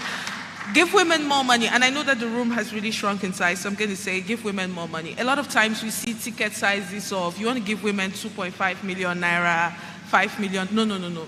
We want to see women cashing out and having ticket sizes of 200 million, 1 billion that can enable them grow mega businesses. And we know that everything takes time to build, and we've heard about the guarantee and everything here, but we want to see better numbers. When we look at, we've had 20 billion from Access Bank and 7 million and 7 billion. We've had all those numbers. But if you go and look at what are the ticket sizes within that, I don't know what it is, but I'm betting that you see a lot more smaller tickets than bigger tickets. For me, I want to see my women who are capable, especially those who can back up with collateral, receive enough money to enable them grow to the level. We want to stop having small businesses, 2-3 employees, you're always struggling. We want women businesses to grow. We want, like when the group CEO said, when you hear the word tycoon, you think of men. We want that in the next decade, because of this conversation, when we hear the word tycoon, we'll constantly see women and men passing through our faces. We want to see women grow, and they need your money. Please help us. Thank you. Thank you. Help us. Give us money. Thank you. Grace says, give us money, big money, to do things at scale. Barbara, 1 minute. Okay. Madam Grace has said it.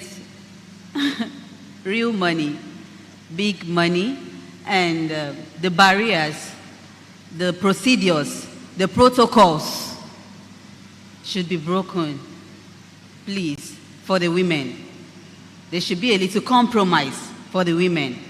All the protocols of how many years have you been in business, what's your proposal like, what's your portfolio like, what's this, what's that, and it scares us. Some of us haven't even heard such languages in business because we've not gone to business school. We're just starting up. Please, give us a little compromise. When you give one thing to a woman, she multiplies it. That's what Mother Earth is all about. Give life to the woman.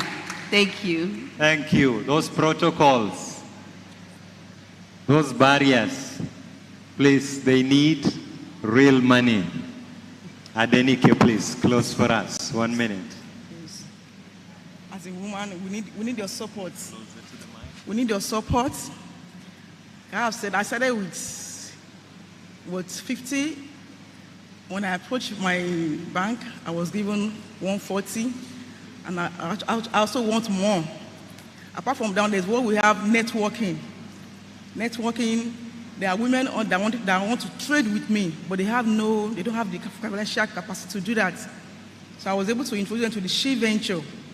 The She Venture, where they are given 5 million. So with that 5 million, they're able to trade with me, and there has not been any defaults. So we need more support like that. Thank you. Thank you. Give a round of to Adenike. So there we are. The MDB in the room, FDB. The DFI in the room, AGF, the commercial partner financial institution, they are bankable. They are ready. As we go into the training tomorrow, please, let's do something, because when we invest in these women, Nigeria will win. When we invest in these women, Africa will win. It is the smart thing to do. We must do it, because if we do not do it, we will not move the needle as we need. Thank you so much. Thank you, panelists. Let's again give them a round of clap. Thank you. Thank you so much.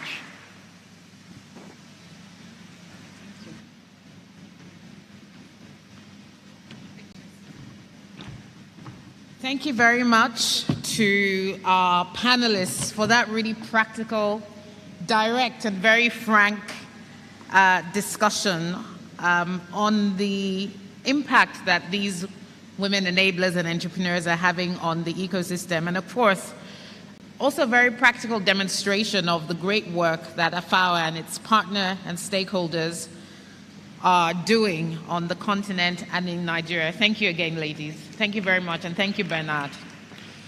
So, you know, we've heard that term, womanable, quite a lot today, and I feel like we should come up with a new criteria for investment, which is womanable, bankable, viable. And if womanable is not there, then we really need to question whether it's a viable investment opportunity. I was talking to someone earlier, and I was saying how so many people today have quoted the fact that women tend to have great performance on their obligations to banks. And we often hear about the fact that in our financial system, in the Nigerian financial system, we have a high number of non-performing loans. And I then suggested to this person, well, maybe if you increase the proportion of women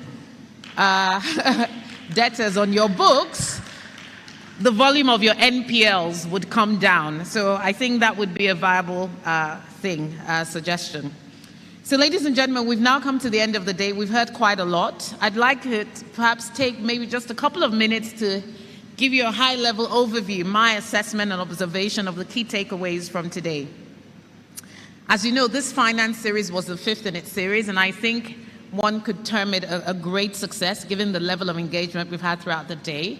However, please don't forget that tomorrow, the Frankfurt School for Finance and Management will be putting on a 2-day training session that will start here promptly at 9 a.m. I've been told to let everybody know that there will be breakfast, so hopefully that should be an incentive to turn up early. Hopefully the rains won't affect us like they did today. And that particular training program is geared towards financial institutions to help them build the necessary capacity to obviously close that financing gap. So for me personally, my key takeaways from all that has been said today, first of all, is that women businesses are not a charity case. There is a strong business and commercial value proposition for funding women SMEs and women-owned SMEs, as well as SMEs that are predominantly providing goods and services to the female population across Africa. We also see that there is a multiplier effect from funding women-owned SMEs because of the spending and investment patterns of your typical female entrepreneur, whether it's concerning her community or the nation and economy at large. We've also learned about the importance and power of collaboration between institutions like the BOI, the Bank of Industry, who are a pioneer, the Africa Development Bank, and of course the African Guarantee Fund. I think we've also been able to dissect and understand some of the prevailing and existing challenges that both banks and the consumers, the women themselves, face in accessing loans. And more importantly, the need to close the perception gap. How do you quantify perception? How can guarantees and other credit enhancements help to unlock and catalyze funding, not just for those women, but in such a way that would free up financial institutions to do additional incremental lending to other stakeholders along the value chain? We had an interesting analysis from the group CEO of the Africa Guarantee Fund, Jules Ngankam, around the challenge of imbalance and how we need to introduce equilibrium back into the equation. We also heard from banks and financial institutions like UBA, like FCMB, like Access Bank, about the various financial products that they're providing to our women folk and the various gender-sensitive innovation that is going on within the commercial banking system around female-focused lending, the work that incubators, accelerators are providing, as well as the work of thousands and thousands of advisors who are helping SMEs scale and grow. The baseline study that was presented by Ms. Tasha Teblanche of Genesis Analytics threw us through a whirlwind tour of the key insights that we found and gleaned about Nigeria, that women cite access to finance. Nigeria is in top 5 countries where women cite access to finance as a challenge in Africa. Interestingly, the play we saw from the Irawo group actually touched on some of the most subtle cultural nuances around women's ability to access finance, not least the problem of formalization of their business structures, the issue of documentation, as well as some of the societal biases that exist within broader society. So one of the things we were able to glean today, that access finance is not just a technical economic problem, it's also a social and cultural problem. And we need to be able to uncover those biases and then overcome them. We heard from donor countries without whom this initiative would not be possible. Those donor countries are France, the Netherlands, Italy, Germany, Canada. Speaking on behalf of them was His Excellency, the Consulate General of the Netherlands, who spoke very powerfully around the fact that women generally have high credit scores.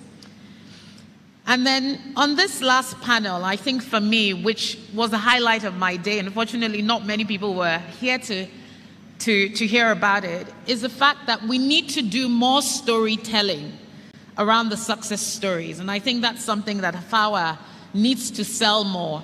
A lot of great work has been done around the African continent. The results are evident, they're data-backed, they're empirical, they're not emotional results. These are hard facts that you can bank, you can literally bank. And we want to take that to the commercial banks, that women-owned enterprises are viable, they're able to scale, and they have a contribution to sustainable development. And if you're a champion and an advocate for women-owned enterprises to close the gender gap, then you are an advocate also for SDG 5. And that is my big message here.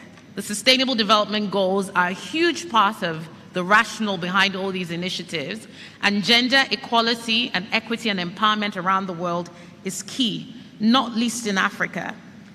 Well, they say all good things come to an end. It's been a pleasure to have been your anchor and host for the day. My name is Rolake Akikwe Filani. You can find me online. I'm a huge champion of the work that the AFDB, AFAWA, and the African Guarantee Fund are doing, myself having a financial services background. I wish you a great rest of the evening, whatever you do. I hope you'll stay around to network.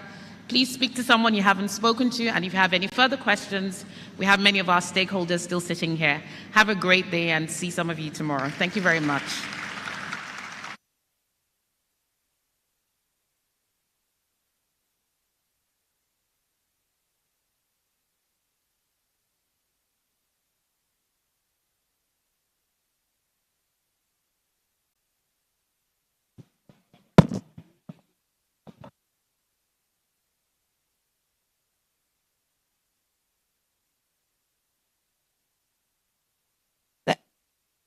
Thank you so much for granting our invitation. So if we look on the center screen, you will see a barcode, a QR barcode. So we always love to get feedback from our audiences to make sure that, oh, the event was wonderful and you had a wonderful time. So it will take us about 60 seconds to please scan and give us your feedback. Was the food tasty? Was the panel session informative?